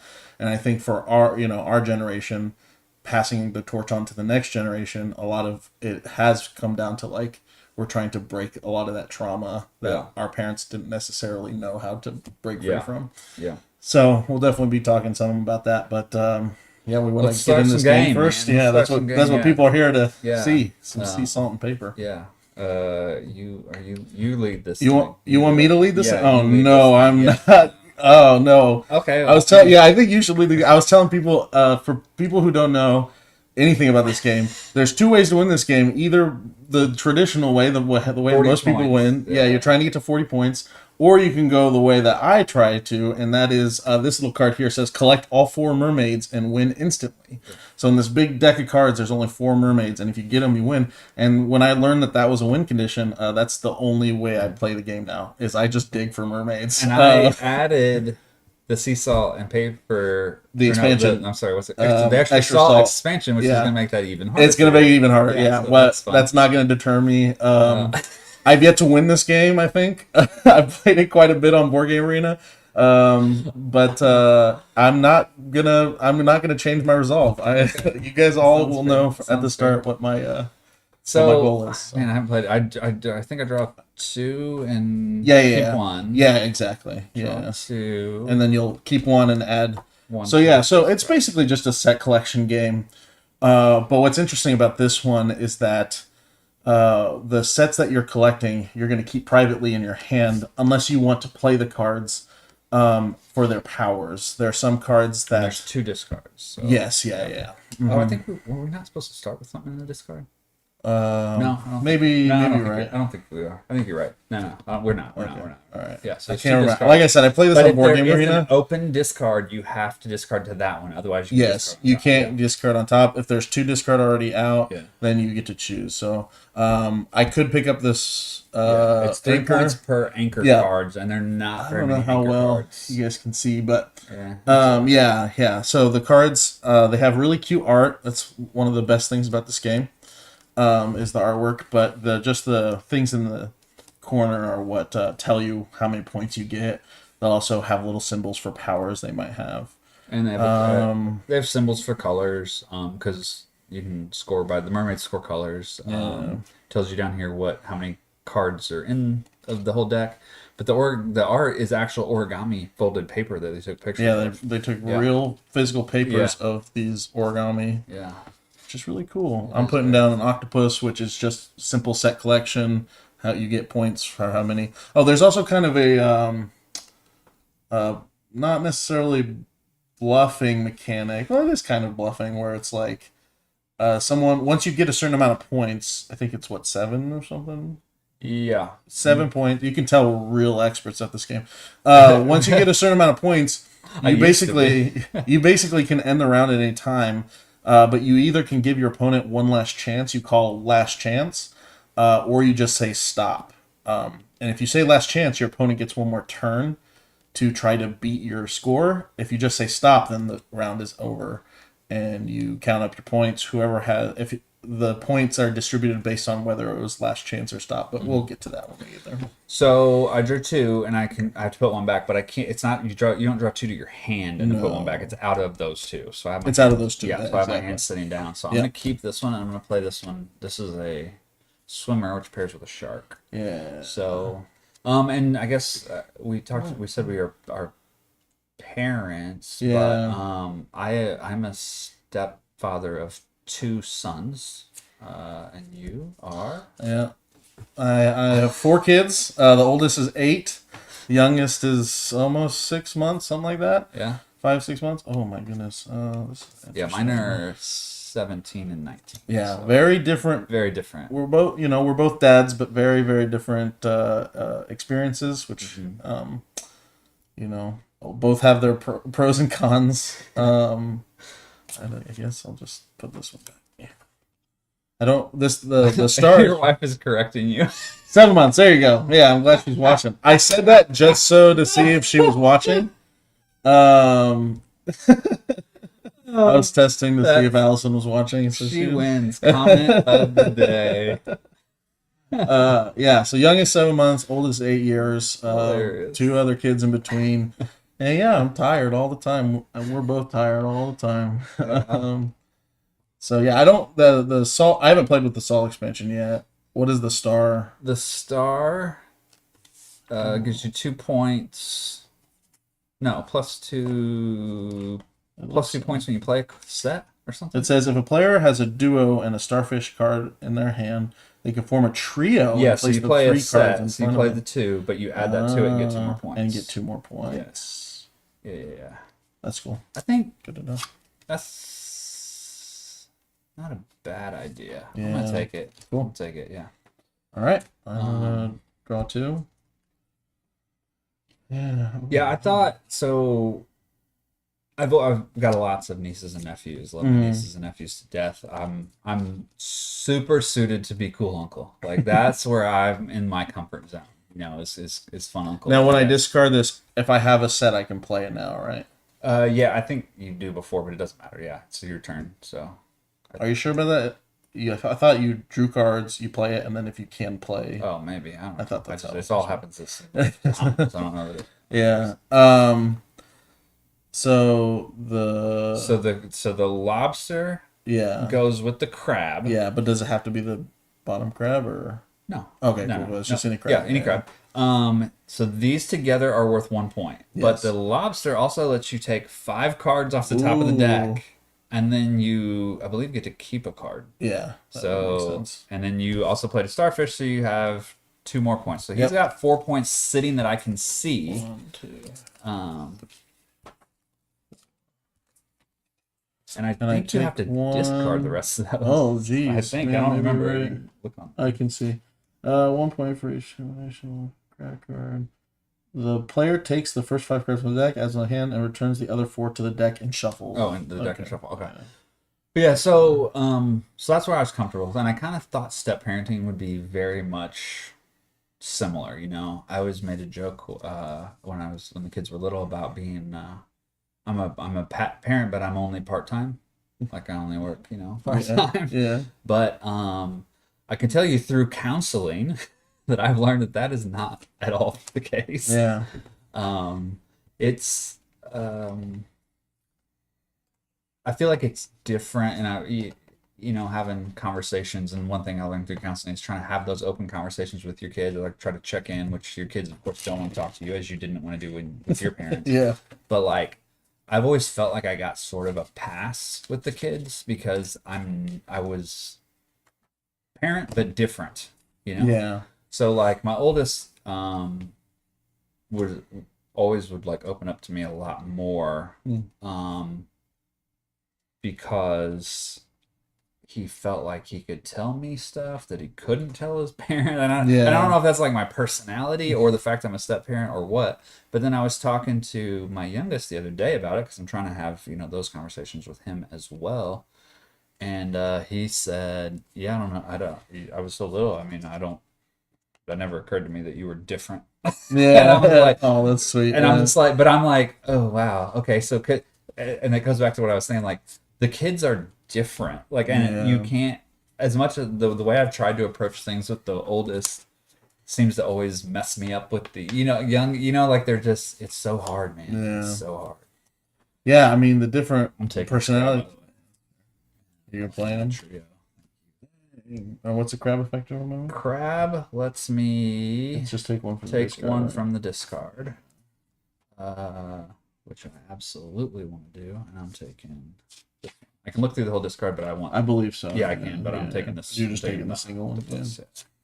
All right. Okay. Sorry, you're saying I'm not.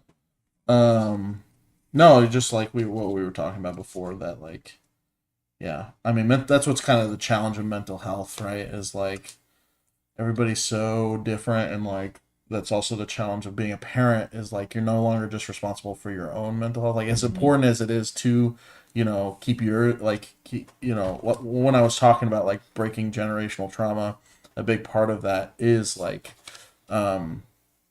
understanding that like we have access to tools that are the generations before us didn't. And NAMI is a big one, right? Like that's why I want to raise awareness about this, and like we said before, the money isn't as important as it is just like awareness of the tools that people have at their disposal, especially parents, because a lot of times one of my favorite Jim Gaffigan's bits is like if you want to imagine what it's like to have 4 kids, or to what it's like to have a baby when you have 4 kids. Imagine that you're drowning and then someone hands you a baby. It's like that's really what it can feel like sometimes. It's like you really don't have time to like focus on yourself, but it's so important to do that. Like you can't really serve your family, your kids, or your spouse, or your kids, or your partner, the way that you're supposed to, unless you do kind of take care of yourself, and that can be hard. It can be really hard. Yeah, especially without resources. Like that's the other thing is like, it's not cheap to get that help. Like we can say that all the time until we're blue in the face, like how important it is to get that help, and if you to keep your it's not cheap to go to the regular doctor either. Right? No. Supporting these kind of programs that make it more affordable for everybody to help is that's why we're here today. That's why we've been doing this with you. So okay, I'm going to take this one. I don't want you to. Sorry. Didn't want to give it up, but and then I'll play these 2. Yeah, you were talking about Gaffigan and comedians. I love. So I'm the youngest of 3. I have 2 older brothers. They're 10 and 11 years older than me. My parents were vastly different people when I came along, and especially financially. Yeah. Right? Yeah. So I love the Nate Bargatze talking about being the oldest. Yeah. It's like you show up, you're like, I don't even think we're supposed to be here. Yeah. Which is my brother. We're always, teasing him, my oldest, all the time. We always use it. If something went wrong, it's Jeremy's fault. Like I don't care what it is or what happened. Jeremy did it, and we're gonna blame Jeremy. Yeah. And then he says about the middle brother. He's like, you're at Christmas, and they're a middle child. You're at Christmas, and you get a present. You're like, Derek, who's Derek? You're like, oh, yeah, that's right. You slide the present. Yeah. So I'm gonna play crab. Ooh, okay. So I get to look through a pile, and I know you took, but I'm gonna try this one. Let's do this. And then as the youngest.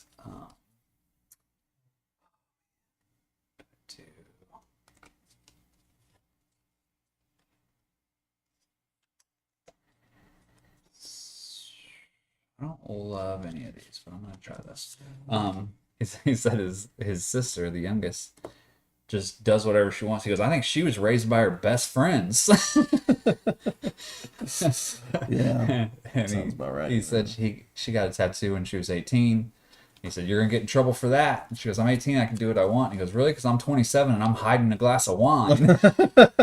But it's funny because my brothers and I were raised by the same people and had vastly different childhoods. Very different experiences. Yeah, I come from a family 1 of 5, and yeah, it definitely is true. And I'm sure it'll be the same for my kids. Like I was just talking about how much you want to break those like generational trauma stuff, but it's like there's really only so much you can do. Like some of it is just like a universal experience for everybody. You know, it's like there's not much you can do about it. Me? Yeah, it's you. All right. I can't do anything. I'm going to take this boat. All right. I'm going to play this boat. I get to take another turn. Yeah. I'm going to take the shark. Oh, my God. I'm going to play this. No. I'm going to steal a card from you. All right. No, don't do it. You jerk. You got jerk. A mermaid. You got one of my mermaids. Okay, then 1, 2, 3, 4, 5, 6. You gonna call it? I'm gonna call last chance. So I get to go one So more you time? get to go one more. So what I'm betting on right now is that I have more points than he can produce. If I do that, I get not only my points, I get the color bonus, which is whatever color I have the most of, I get those points. And he doesn't score his stuff. He only scores his color bonus. Yeah. So, if you would have just said stop, then we both would have scored exactly what we had. We had and nothing. Yeah, I would have done that. But Okay. Jerk. So yeah. So that's that. 2, 3, nothing on this. And then this lets me count a color. Is the top one frozen? It's Oh not no! Is Is it the first? I was gonna. Oh, hang on. That's not the one that's frozen. Allison just said your video of the cards is frozen. Just FYI. Okay, I just noticed it. Yeah, that stinks. I made an amazing play. I know. Hang on, I'll fix it. There we go. It's fixed. Yeah. Thanks, Allison, for okay. letting us know. So, pretty proud of what I've accomplished over. Yeah, I don't know if I'm gonna be able to. I got 1, 2, 3, 4, 5, 6, 7, 8, 9, 10, 11, 12, 13, 14, 15, 16. Dang. Yeah, there's no way I'm beating that. And if you that. don't beat 16, then I get 17, 18, 19. Wow. All right. And so I just only get to score your color bonus. My color bonus. So you'll get 3. Dang, rough. All right, well, this won't be a long game, at least. So the game plays in rounds, and it's just the first of 40 wins. Yeah, and a 2-player. Unless I get all the... And I got 2 mermaids that round. Did I was you? halfway there until you stole one of them. Oh man. I'm gonna put our scores in. Oh yeah, I was wondering if there's a good way to keep track of it. I'll just text it to you Yeah. and rub it in. Yeah. Yeah. I'll just put it in our text messages app here. So there we go. That's good. But yeah. So yeah, you and Allison are you got a lot going on. We do. You guys got a lot. I don't, and I struggled more, I think, when they were smaller, as to where Rachel like loved it when they were smaller, and I'm like, they can't do anything. They're boring. But my boys play soccer. I played soccer, so that is kind of a connection that we always have had since they were super little, which was very important to me. But I will tell you that the thing that I struggle with now a lot, I think I have to go again first because I won. My oldest is moved out of the house. He's not live here anymore. So I have no idea what he's doing ever, which is a little freaky. Yeah, but that's gotta be scary. Yeah, Can't imagine that. And then my youngest is becoming a pilot, so he's flying a plane, and like also can't imagine. Well, I mean, like my little kid was growing up to do that. But but like I don't know anything about planes. Yeah. I struggle buying my own airline ticket. So like when your kids get to a certain like age or a certain thing then you're just like, I cannot help you at all. Yeah. Like it's that helpless be-less. Yeah. Just and like, that's another thing that like that's one of the biggest challenges of being a parent. Yeah. And I don't think it's necessarily exclusive to being a parent, but it's definitely amplified. But it's like just your loss of control over, like, usually, you know, before you're a parent, when you're younger and you're not really that, you don't really have to worry about it that much. You know, things just happen and you just kind of roll with it, right? Mm-hmm. And that's like, oh, if I have a crappy day, then like that's just it, and then you can try better the next day or whatever. But when you're a parent, there's so much that you have to worry about that's not just yourself, that you have virtually no control over. Yeah. And that can really take a toll, for sure. And it's like, if you don't have, a proper, outlet or community or people that can help you, you end up you can really feel really alone. And I think that's like one of the biggest reasons why I've gotten into board gaming, because I did not grow up a board gamer. My family would play cards, and that was about the jellyfish. I have no idea what that is. The jellyfish. On the next turn, opposing players can only draw the first card. Ooh, and they cannot play any cards, nor end the round. All right, so you get that card. Dang, that's it. That's crazy. Okay. All right. Sorry, you were talking about your family.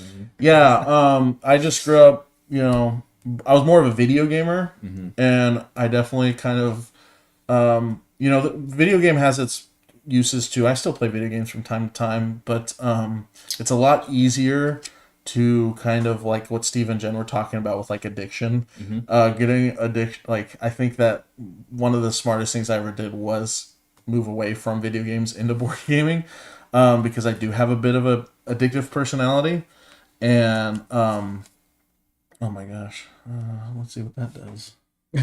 Yeah, I mean, I talked about, so I was a video gamer too. I loved board games as a kid, but I didn't have any playlists, so I got into video games, started playing video games. Then obviously Xbox Live came out, like where you can just connect, you can play online. And so I got really into that, and I didn't really stop video gaming until I had the kids. The kids got older. Yeah. Because I was like, who's got time for it? Well, and then the time that I did have, I didn't want to, it wasn't a priority anymore. You know, so like before, like my priority was get off work, play video games. Like, that's what I do, you know? Is it me? Yeah.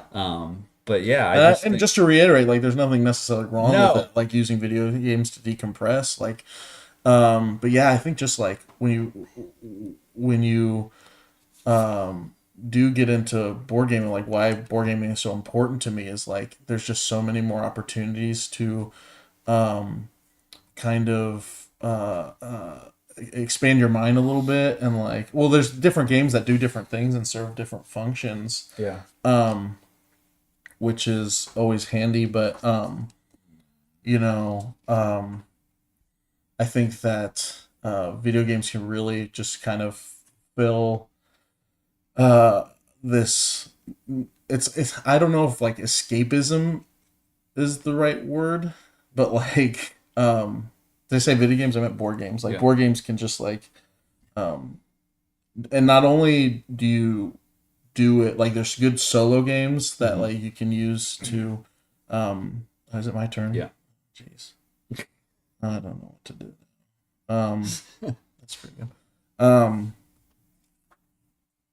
I don't know where I'm really going with all that, but just the idea of like just talking about like how important it is to have something that you have space for in your life. Like a lot of people, I got questions, especially before the pandemic, is like people would always ask me like, why do you like to play on Board Game Arena? Like I would always, or like, why do you like to play solo games? And it's like, at that time I had 3 kids with another on the way. It's like, it's because that's what I have time for. Like there's not, there's just so many things in my life that take like you said, priority.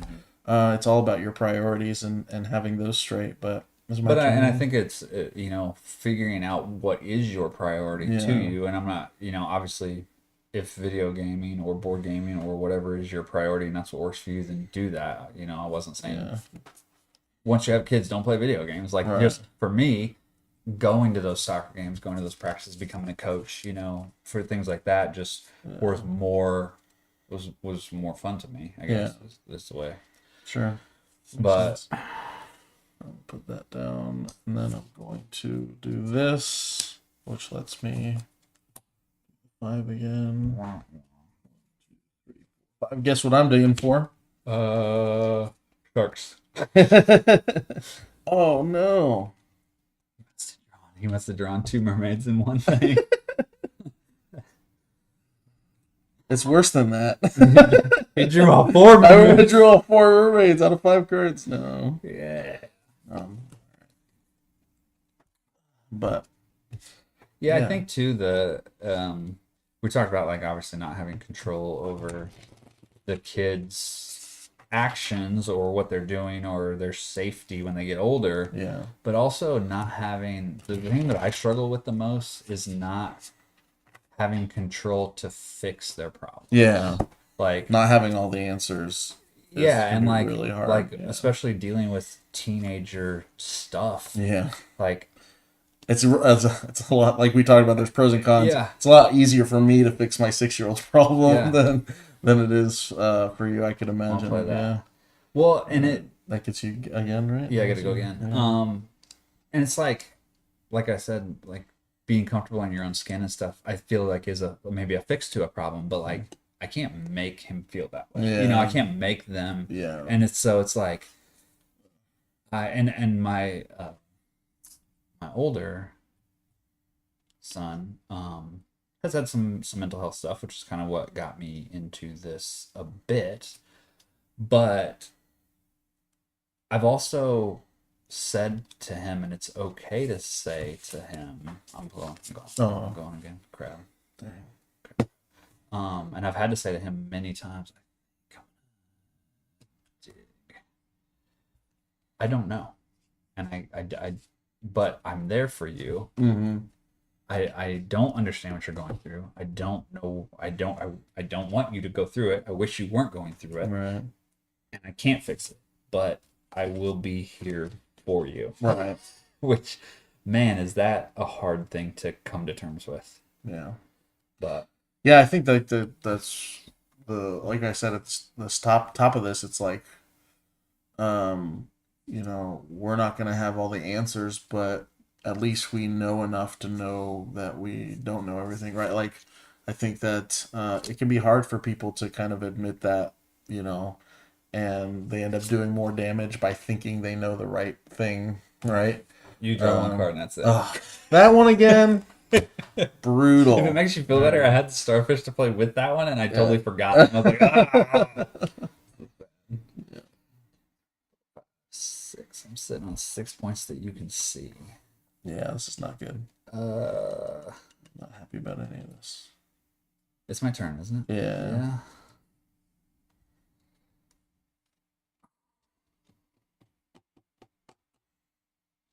This is going about as well as I thought it would be.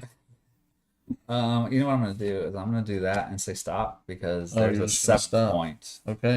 And that's I'm ahead in points, so I think that's the smart thing to do. Yeah. So you still score all your points. Great. Yeah. So the seahorse lets me count that as an octopus. Oh yeah. If you're wondering when I did that 5, I got 2. I did get the 2 mermaids and an octopus, and I chose not to take the octopus to get the mermaid. Well, that's losing baseball. Yeah. But yeah, no color bonus though, right? Well, besides with this, she's gonna give you the color bonus. Yeah. But so I got 7.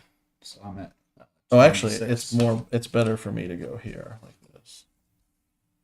And one crab. So yeah. That's 3, 8, 9, 10, 11, 12, 13, 14. 14 points, I believe, for me. So 17 to 26. There you go. Catching up. To come back. Catching up a little bit. I knew I was behind there. I was like, you know what? I better. The longer you prolong the turns, the more chance I get of finding those mermaids. Well, had you last chance you to crush me. Oh, that's true. But if I did that, I wouldn't have tried to find the mermaids. So. And I didn't really think about. I didn't think I had that many. 3 before. I don't think I've ever had 4. I've gotten to 3 as well. Yeah. No, I have not gotten 4 either. I think it's impossible. It's my strategy, and I'm sticking to it. Yeah. And I'll keep losing this game until eventually I'll win it with the 4. So one thing I learned too, going through counseling as a parent, is to find your role, because like I said earlier, I usually would joke around about how I was part-time, and I really honestly thought that the kids have a dad, they don't want another dad, so just kind of be there for them. Yeah, don't try to fill that. Yeah. And then going through counseling, we had to do this thing about what's your role in the family, and what do you see your role as, what do you see everybody else's role as, all that stuff. Mm-hmm. And one of the kids said that he's always seen me as his dad because I coach him soccer, teach him how to do things, work on the car, work on we do woodworking together, stuff like that. That's something I do with my dad. And that was just a shocking moment for me. Yeah. Because and almost like sickening, because I felt like I had been pushing them away. Not doing all you could kind of thing. And I was like, oh no, I've made bad mistakes. I'm gonna play this and take something from you. Do you have a mermaid already? My 2 mermaids. No, my dig for mermaid card.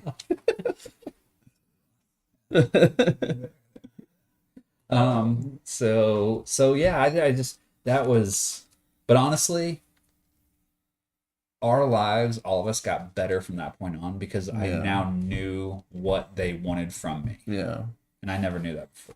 Having that understanding is really, really crucial. And it's like, it's also just not like beating yourself up about like what you could have done better in the past, right? And just like focusing on like, okay, this is how he feels. I didn't realize that, but now that I do, I'm gonna step up and be better.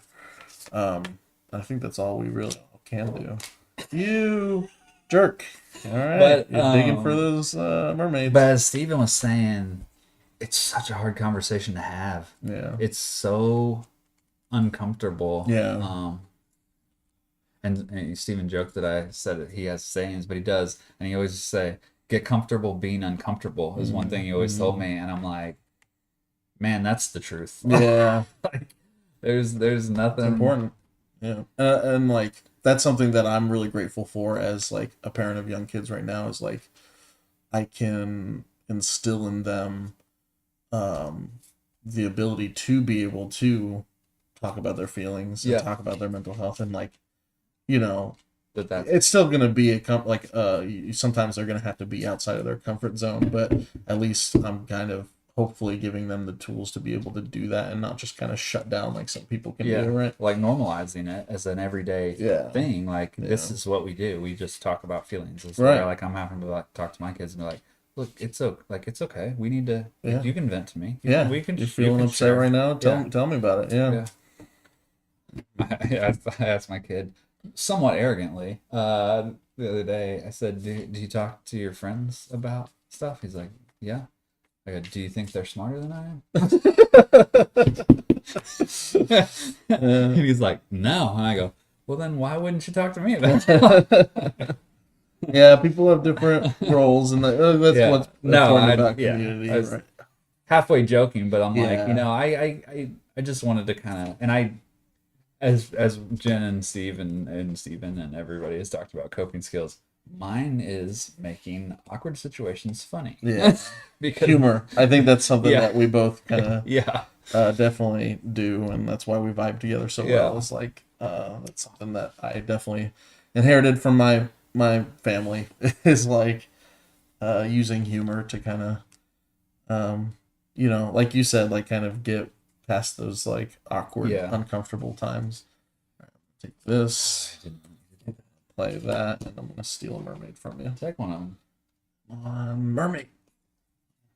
Pretty good too. I don't even know what that was. Oh yeah, I do know what it was. Dang, that's a good one.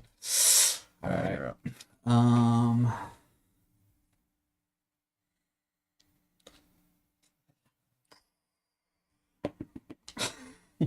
Just throwing cards away. I'm doing so bad.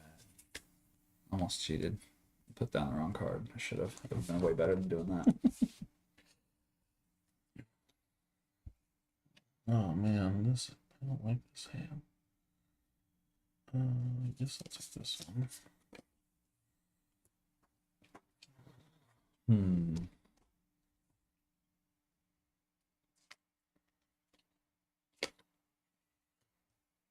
Crabs. Oh no.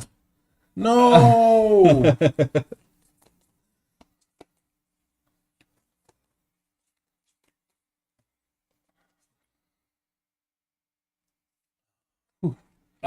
Got it back. Took it back. Took your seahorse back. She didn't get my mermaid. I didn't get any of the three of them. That's a tough choice. I think I'm just gonna get rid of... No, I really did want that seahorse. Dang. Do you think that board gaming is something that we were drawn to because of being parents, because it's something you do as a family? Like, yeah, I think like I was definitely first getting into board games as my youngest, like my oldest was first born. So geez, it was 8 years ago now. Oh my gosh. Hi, Russell. What's up, Russ? Russ said like she made it through the weekend. How we feeling? I'm feeling great. I'm tired, but it's good, man. It's all good. Yeah. But to get back to what we were talking about, I think the biggest thing is I use it to justify my purchases. I'm like, hey, in one day, in 5-10 years from now, my kids are gonna love playing this game with me. And knowing my luck, my kids are gonna hate board games. Yeah. It's so funny because Jen and Steve, they mentioned they have one little guy. Yeah. And they're always like, oh yeah, we're gonna have one kid and make him a board gamer. I was like, I almost guarantee you that kid will not be a board gamer. You only draw one. Yeah, I got it. The more you want it, the more you like. It's like the jocks who wanted their kids to be sports stars, and then they have a nerdy kid. It's like the more you want something, the less likely it's gonna happen. Right. Yeah. My turn, huh? Yeah. Yeah. My wife. I mean, she never pushed the kids at all, but she is a phenomenal tennis player. Like, It's like state-ranked amazing tennis player. So she always just, I think, had that yearning for one of her kids to follow her, play tennis. Yeah, and then just to get into it, yeah. they both ended up playing soccer. Yeah. Which made me super happy. Yeah. But now one of them plays pickleball, Yeah. which we all do too, because as I mentioned in the previous talked about segment, beforehand. my body is not what it used to be, and soccer is rough on this Yeah. little guy. Yeah. But yeah, he's now converted from soccer to pickleball. So I think, something y'all it's a can racket talk sport about that together, she's yeah. really good at as well. Oh, that's cool. And this is tricky. That is tricky. Do Oh. that. Didn't want to Do I do the smart move and take that card, or do I dig for mermaids? I You know what I'm doing. Know what you're gonna do, which is why I did. There, and then I'll play these two, which lets me take one from the discard. You right? can look through one of the two discard piles and take something out. All right. There's no mermaids in either of those. So. There might be in both. You don't know. So, Russell asked me go pro. You're gonna go pro? Yeah, At, did at you what? go- Pickleball? At pickleball, yeah. So, no, I'm not pro. My actual ranking is probably around. Oh. So if you don't know pickleball, I'll explain it to you because why not? There's a ranking system similar to tennis, and it goes from like a 1-0. I meant to whatever you play wanna call this it. with Okay, this. that's fine. All right, thanks. Take that off his points. Not So the- it's a soccer. Oh, So that's soccer. okay. I'm finishing my pickleball point now. You like a 1 to 5 scale for normal people. After 5 becomes like professional players. So most pro players are a 5.0 or higher. I'm probably a 3.5 to 3.75 in there somewhere. I'm getting better. My kid is a 4.5, 4.75, Wow. and he's almost going pro. For soccer, you're a pro. For soccer, Indy 11 fan. I am a pro Indy 11 fan. And I mean, I suppose I can Al Bundy it a little bit and talk about my glory days Yeah. for Russell.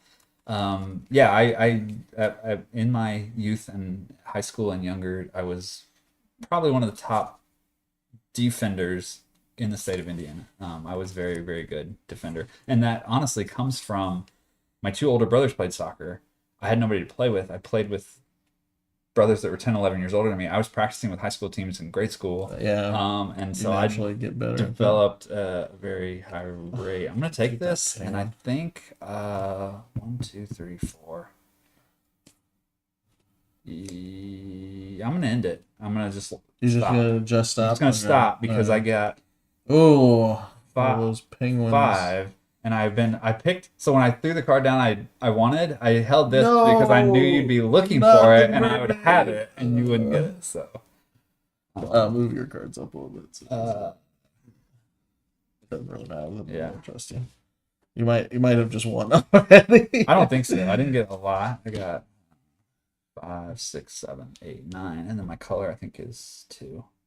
With black or pink. Including that? Oh. Yeah. Do I include this? Yeah. That still counts as points for the most color, right?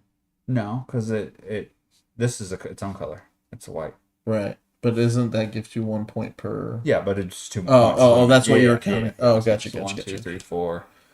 5 more is 9, and then 11 I think is what we got. All right. I got 2,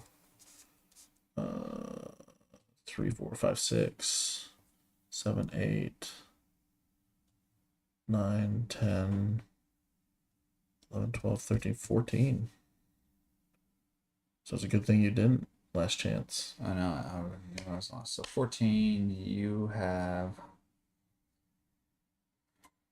31. Wow. And I have 37. Whoa. I know. It's gonna be close I one, needed I think. One last 7 round. points. This is it.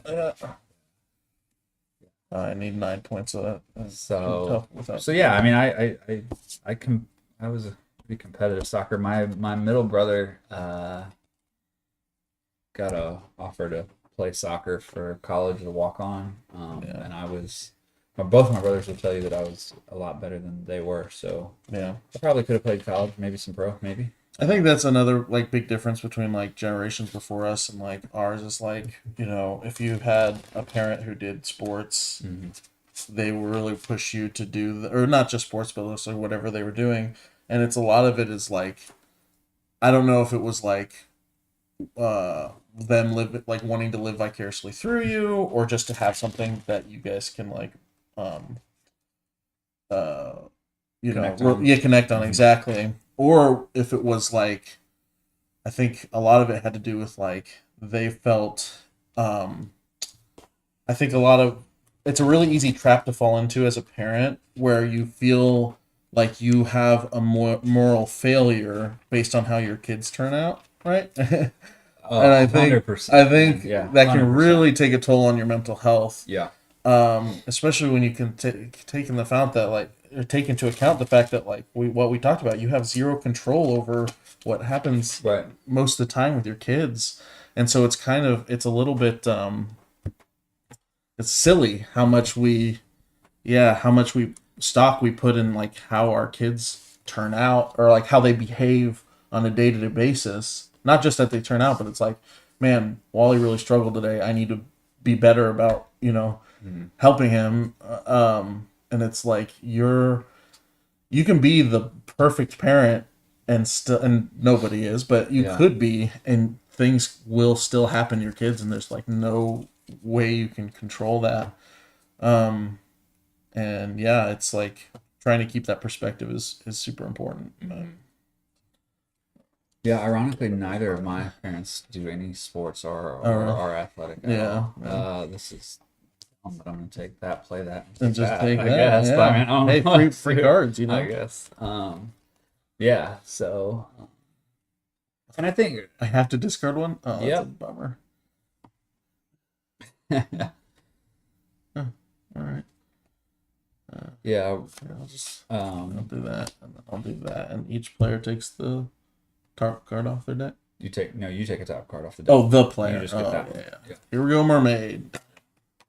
Yeah, Rachel just told the kids like you can do whatever you want, but you drew 2, right? Yeah. And, like that's been a good long 'cause day it's- gaming. Yeah. But you're gonna do something. So you wanna go in something active. You can. It can be, it could be music. It could be sports. It could be soccer. It could be tennis. It could be anything. Yeah. Chess club. It doesn't matter. But you're gonna do something, and I think again, obviously, every parent's different. Every parenting style is different. You don't force your kid into stuff if you don't want to. But I think being a part of something kind of goes to that mental health, and I think our kids learned a lot through the teams and things. Aaron says, "Let's go Pacers." It sounds like they might have won. Did the Pacers win? Oh, they crushed them. Dang, that's awesome. Thanks for giving us a heads up on that, Aaron. Aaron, I don't know if you were around, but Steve wanted to shout you out as a fellow nurse. He was very happy to see you in the comments. We're definitely giving love to our nurses, but well, we also gave love to firefighters and police earlier. And Russell, that's true. Yes, yeah. Russ. All right.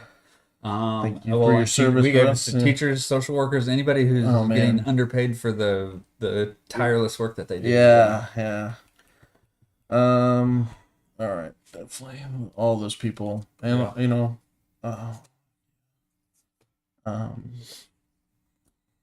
yeah, I mean, and you get to have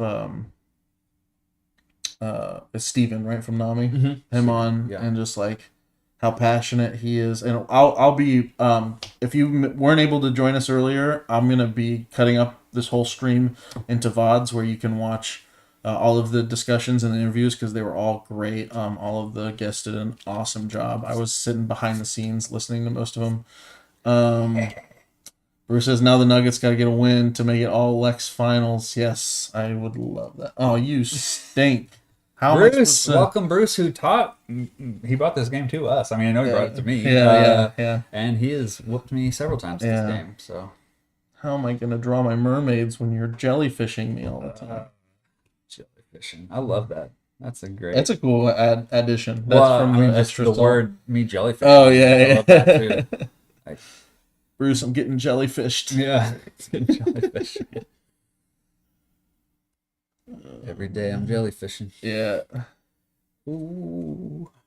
Bruce says, I've been in and out enjoying the conversations. Yeah, dude, I appreciate you. I appreciate everybody who's been checking in. Like we want to. Oh, you stink. Bruce says it's all about the Christmas crabs. Christmas crabs. Oh, what do I do here? Yeah, I mean, this is all just about giving as much as we can to NAMI or just any other kind of mental health resource to people. Like, it's not like, if you just look at the money we've raised, it's not like, well, hopefully, we'll have the whole mental health month of May. We're going to be keeping these donations open and raising money. And if anybody's watching this in the future and wants to give any amount is much appreciated. Yeah, like I said. But if you give more than 25, you get a chance to win games, which we're going to go over after we're done with this game, which should be pretty soon here. Yeah. Pretty soon here. Ooh, hello. Pretty soon. Did you watch the finale? Oh yeah, I love that show. Yeah, I was talking to Steven about him being on the board of directors, me being a big Steinfeld buff. I'm like, board of directors, look at you. So yeah, Curb is funny. I do enjoy that. Yeah.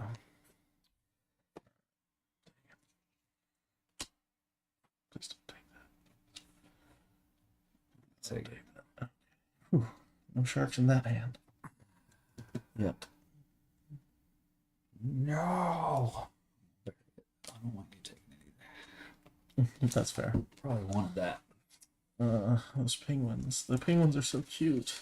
I'll tell you, I know we're talking about parent stuff, but and parents of children, but also we both are pet parents as well. That's true. I've both suffered losses in that department recently. I mean, you want to talk about mental health and stuff. I'm still struggling with that loss of my. We lost both of our pups in the last last year and the beginning of this year or something like that, or late last year. And that's tough. Like those dogs meant the world to us. And it's so tough. And Rachel and I have been kind of planning this, kids are going to be gone, pets are going to be gone, we're going to be able to do whatever we want kind of thing. But she even yesterday was like, I really miss the dogs too. If you, want to get another dog, we can do it. And I'm like, no, I can't. Like, I was like, I can't go. I don't know that I can go through that loss. That loss was so tough.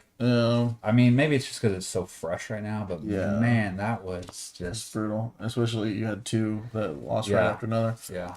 I have to steal one of your mermaids. I have all four, so you can't take one. Ooh, all right. Yeah, man, I think that, especially just like, I had an English bulldog for 8 years, and I grew up wanting an English bulldog so bad. Like, that was my dream dog. Oh, nice. And we finally, Allison agreed to get one when we got married. Before we had any of our kids, we had Dash, and he meant so much to me. And just when we lost him, it was like the house was so quiet, because how bulldogs are. Most dogs like they can snore at night, and it was a big hole. And I think that there's something about animals. Oh, you're doing less? I'm stopping. You're stopping because I have it, unless you beat me. I don't think so. I don't think I have enough. I did find one mermaid. I didn't get 3 more, so I don't think. So I got 1, 2, 3, 4, 5, 6, 7, 8, 9, 10, 11. 3, 4, 5, 6, 7. No, it's not enough. 11 puts me at 48. What do you got? I guess I'll count it up anyway. 1, 2, 3, 4, 5, 6. For this, do I count the cards that were in my hand too? So okay. You get 1, 2, 3, 4. I think it's your most, right? Yeah. And then with this, at 8 plus 4 is 12. 12, 13, 14. 14. So 45. Yeah, much better than I thought I was going to do. Yeah. Much better than I usually did. 45 to what? 48. Wow, that was really close. That was so close. Yeah, that good game. First game. And honestly, had you last called me in the second, like Yeah. I think you would have won. Yeah. But the once I got the point lead, I'm just never confident with making that. So many points. I'm not very good at like telling how far people are and like the bluffing part of this game, so it's just like I'm just gonna go for mermaids. Then you don't even have to think about any of that. You just go for mermaids. We got comments. Aaron says, I appreciate you all talking about mental health awareness. It is woefully ignored in the public for the most part. As someone that has treated many patients with MH issues, and I myself having them as well, it is always important to seek help and get involved. Yeah, I mean, you're absolutely right, Aaron. Yeah. Like, you know, it's important to keep our foot on the gas, right? Like, flip that to big. Oh yeah. Cool. No, just if you just hit the Hanabi one, it'll be. Oh right. That's what or do that. You know, here I'm giving Lex. How do you run this? Okay. Yeah, I think that like, you know, it's really really easy to like just like rely on like the platitudes of like, you know, go see a therapist, like, you know, work on your mental health, and it's just like that's not enough, right? Like we need to be, you know, have it permeate every aspect of our culture and always be having our foot on the gas in terms of like normalizing it and making it accessible, and all of that stuff. You know, it's you know, putting your money where your mouth is and just doing all that stuff is just like really important. And don't give up is what I would say, because I think so. Like if you have a bad experience with a mechanic or something, you go to a different mechanic, right? And I'm not going to say a bad experience next to the counselor or something, but people, especially counseling, and is very personable. Like I don't say it like a, but you kind of have to vibe with that person, right? Like they have to click with you, with your family, with your kids, with whoever's talking.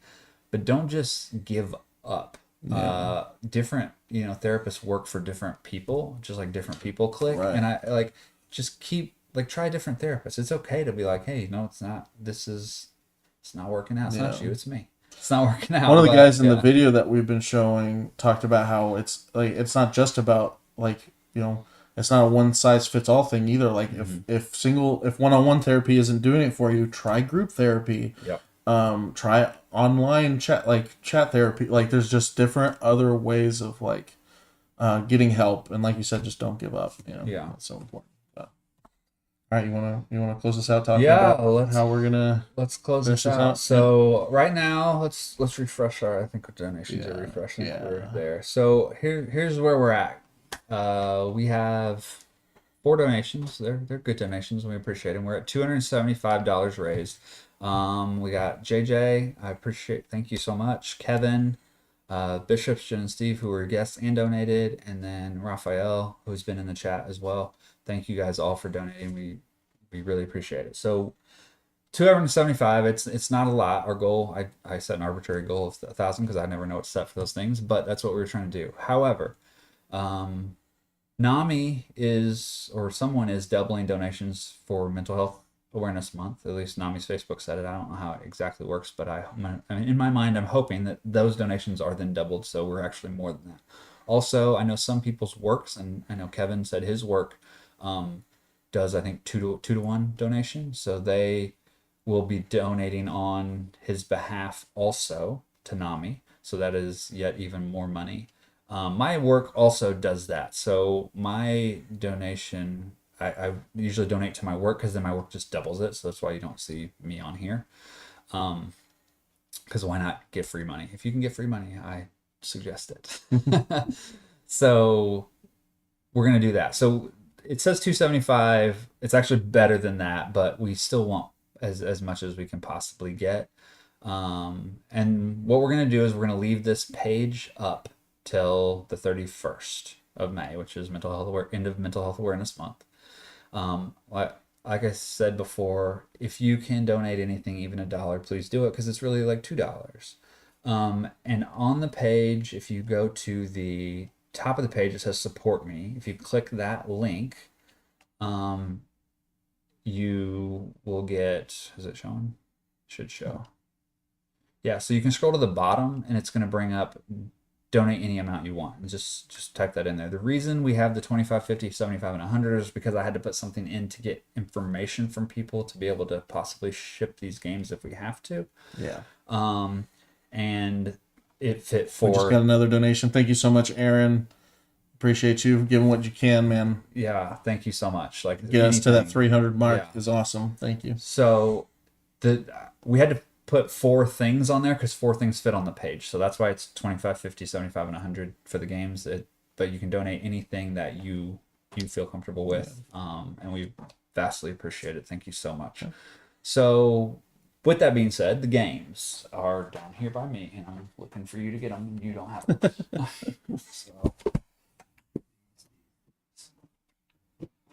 So these were, again, I'm going to shout out our sponsors again that donated them. If you have social media, Facebook, internet, whatever, please go and at least follow these guys' pages, like them, do something, give them a review, because without all of their help, we could not do the stuff that we do, not only for this, but I mean, these guys are also sponsors of Board Gaming Indie. They do a ton for the gaming community at large.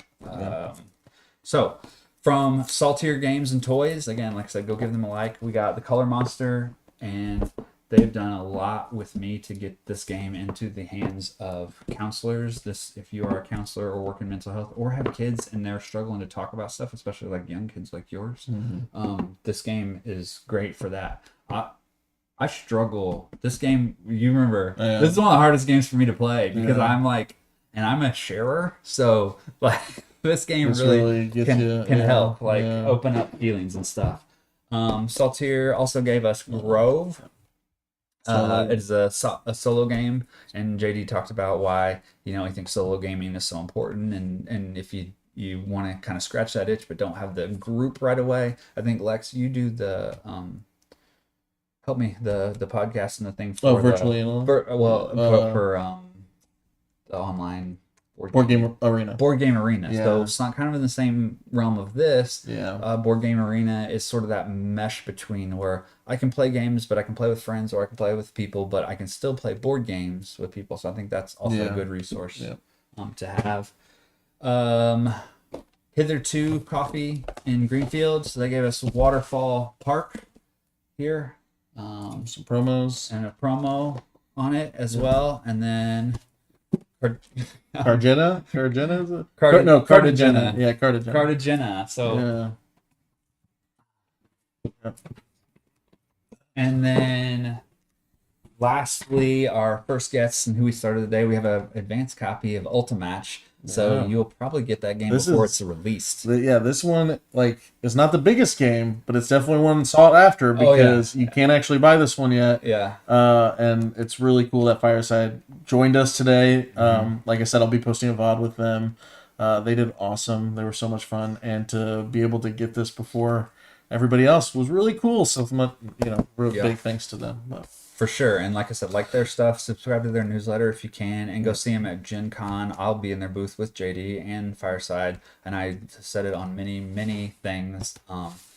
In a world of gaming where I genuinely believe almost everybody is nice and welcoming and friendly and helpful, they are so nice. Yeah. They are just the most genuine, nice people ever. It's a high bar set, for sure. It is, for sure. But so sponsors are great. Fireside is great. Absolutely. Thank you guys so much. Leave your information when you do those links. If you want to donate and not be entered into the game, that's okay too. Just donate whatever amount you want. Just do it through the other button. Yeah. Cool. Any final thoughts, Lex? Thank you so much for helping me do this. This is a lot of work for especially him. Both of us. Yeah, it's a lot. It's a lot, but it's important, and I am happy to be a part of it. And I'm glad that the board game community has given me so much, and I'm hoping that this kind of gives back a little bit. So and NAMI and the mental health industry has given me so much that I just want to try to pay that forward too. Thank them, do my part. So. Cool. Right. We are over on time by 23 minutes. We're going to wrap it up. Thank you guys so much. We really appreciate it. It's been an awesome day.